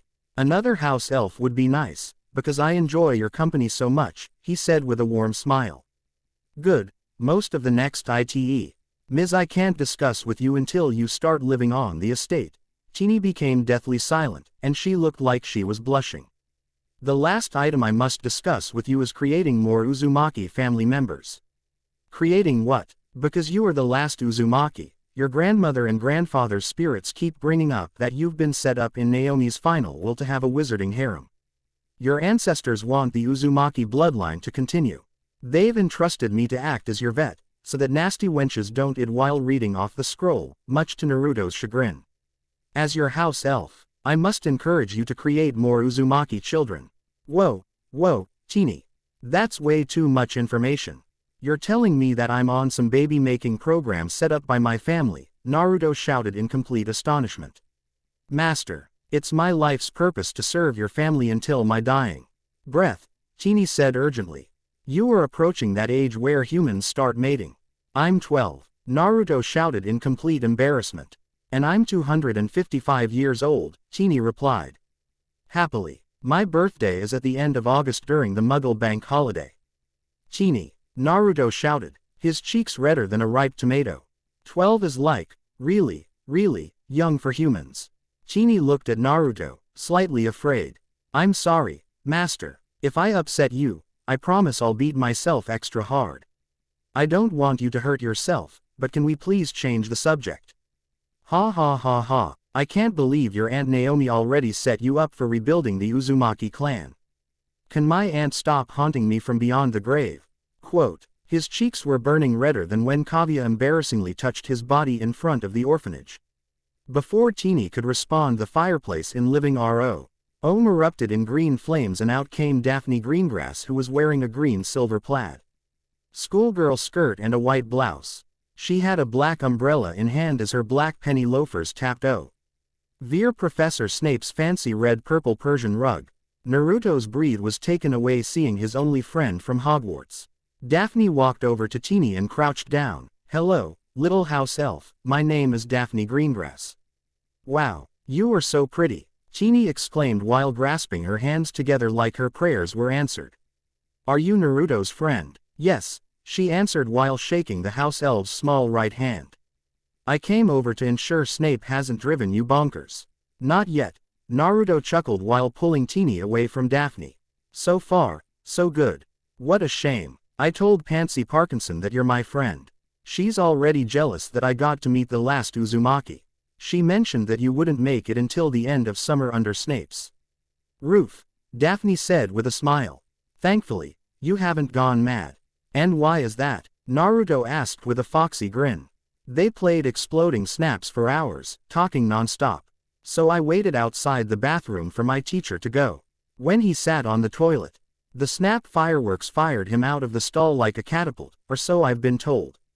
Mizuki was so hurt he had war flashbacks, Naruto recanted while wiping a tear of happiness from his eyes. He wished he could see Mizuki's face when the toilet exploded. Sadly, I received 2 days of detention for that. Wow, Daphne murmured. Impressive, I would have poisoned him just to see him puke his guts, never mind. That's too cruel. Daphne was petting a long strand of her platinum hair. Her cheeks were pink, making her freckles over her nose more pronounced. So you like pranking people, too? Why you prank people? His voice cracked. Really? It took all his remaining willpower not to pass out from a girl admitting she loved pranks. Daphne nodded, laughing softly. Her laughter sounded like delicious chocolate for his ears. There's something enjoyable about bringing smiles and laughter to others. Wouldn't you agree? Naruto nodded eagerly. His composure was going back to how it usually was. I guess, but there's more to pranking than simply making others laugh, he boasted, his pet Strelitzia uncoiling around his right wrist. Whoa, buddy, are you hungry? Ah, can I hold him? What is it? Daphne asked all at once, crawling across the floor until she was beside him. Serpico grew plump and quickly jumped onto Naruto's shoulders, licking his cheeks and ears. Sure, he said quickly. He handed Serpico over to Daphne, who was overjoyed to pet such a fantastical grassy creature. Let me get some berries. Naruto ran outside Spinner's End into the rain, drawing an eye from Professor Snape reading in his study, before ignoring Naruto. When Naruto returned inside the house moments later, Snape stopped him with a thin outstretched arm. The blushing cur-cheeked Jinchuriki stood in the corridor with an armful of drenched berries. What are you doing? Snape hissed as rainwater fell onto the floor. I left Daphne in my room with Serpico so I could gather some berries for him to eat. Naruto answered meekly. Wait, Daphne's still here. Snape narrowed his eyes. Naruto shrank. You two have been alone in your room for how long? Naruto felt his band growing damp from a mixture of sweat and rainwater. He tried to form a good response, but found trouble creating the right words. Well, we were just talking and playing Exploding Snaps. Exploding Snaps, Severus said slowly, his black eyes burning gleefully. What do you think Aldous Greengrass would say if he heard his daughter was playing inside a boy's bedroom with the door closed? He'd likely appreciate that she's safe with me, Naruto remarked with a playful smile. Smart ass, Snape hissed while ruffling Naruto's spiky sun-kissed hair. Any other lad would be smacked upside the head for daring to play with a girl behind closed doors. Professor, swear we weren't messing around like Naruto tried to say, only to be cut off by Snape raising his right hand. Clean up this mess. Then, if you want to continue playing with Daphne, keep your bedroom door open, Snape commanded, before slithering back to his study to read his book. Naruto quickly cleaned up all the rainwater in the corridor with a towel. He then performed a drying charm that made all the rainwater evaporate. He ran upstairs with the handful of berries but heard commotion inside his bedroom. His bed was creaking so loudly that he swung the door open out of concern. But what he was inside made his heart pause, and the blood drain from his face. Jumping on his bed was Teeny, his house elf. Daphne was sitting beside the bed petting his pet Strelitzia, but her focus was on the house elf who was talking loudly about him. My charming master is so kind and caring. He allows me to MP on his bed and serve his every demand, said Teeny whimsically before turning her attention to Naruto. Master, you have come back. Lady Greengrass was telling me about her house elves. Yes, Zolk, EY and Finley are the two elves who work our manor in Branson's Cross, Daphne explained to Naruto while waving for him to come to her side. I just think Teeny is so adorable. I like her, Teeny exclaimed happily. Teeny, I didn't think you'd be back so suddenly, Naruto said, much to his chagrin. He left his bedroom door open while explaining what a Strelitzia is to Daphne. They fed Serpico till the viney dinosaur fell asleep with a massive bulging belly. Daphne kept petting the animal until the sky started turning dark. Naruto looked at a ticking mechanical clock by his dresser and saw it was 7 p.m. Naruto, I wish I had known you much earlier. I believe we're going to be very good friends, Daphne said smoothly while patting his shoulder and getting up. Are you coming to Diagon Alley in London? Before leaving for the Hogwarts Express. Professor Snape told me we're going there next week. Good, my sister Astoria will be in Diagon Alley around the 28th and the 30th. She needs to get her school clothes resized at the tailor's, maybe we can see each other there. If not, I'll see you on the Hogwarts Express, Daphne told him with a wonderful smile. I should probably get going before my parents throw a tantrum. Naruto said his goodbyes to Daphne, and he watched her toss flow powder into the fireplace in the living room. His one friend from Hogwarts burned away in green flames. Teeny was standing beside him, smiling and humming. Naruto shook his head and rushed to his bedroom before his house elf said anything weird about his friend. When he crashed back into his bed, he groaned upon hearing Kurama chuckling. What now? Nothing. I just want friends. Naruto shifted his head on his pillows. I've never had a girlfriend. No, I mean a female friend. Ha ha ha ha. I'm glad you've stopped thinking about that stupid pink-haired banshee. Sakura might have been a banshee, but he tried to think of any positive qualities, but Only remembered his female teammate hitting him in the head, beating him up, calling him stupid, and being toxic to work with. Damn it, Kurama, he shouted out loud. She was a banshee. Because there was so much great character development that I couldn't stop. Now, regarding whether to keep this story a single pairing or possibly include a few more girls as potential partners, please share your thoughts. I thought it was funny that Naruto's aunt signed him up with a wizarding harem, but it can also be a reality. I want to keep the number of girls limited to 3 to 4 if I go down the harem route. But there's still a lot of time before any romance starts. One girl I've thought about in particular is Luna Lovegood, and some reviewers have asked about Hermione. So tell me your thoughts. Fox Sage 001. You asked whether Naruto will go on any adventures between the school years or even visit other countries. Answer. Yes, yes, and hell yes. I've included Ilvermorny into this story because it's some of the best Harry Potter lore J.K. Rowling has churned out, but also because it's a school-even Harry Potter readers know little about. Naruto will eventually have to travel to America and Japan to acquire the rest of his inheritance. There are even some future fights I've thought out that will take place in countries outside the UK and even in the Naruto world. I can't say much more without giving way too much away. Daruo, the dismantling charm.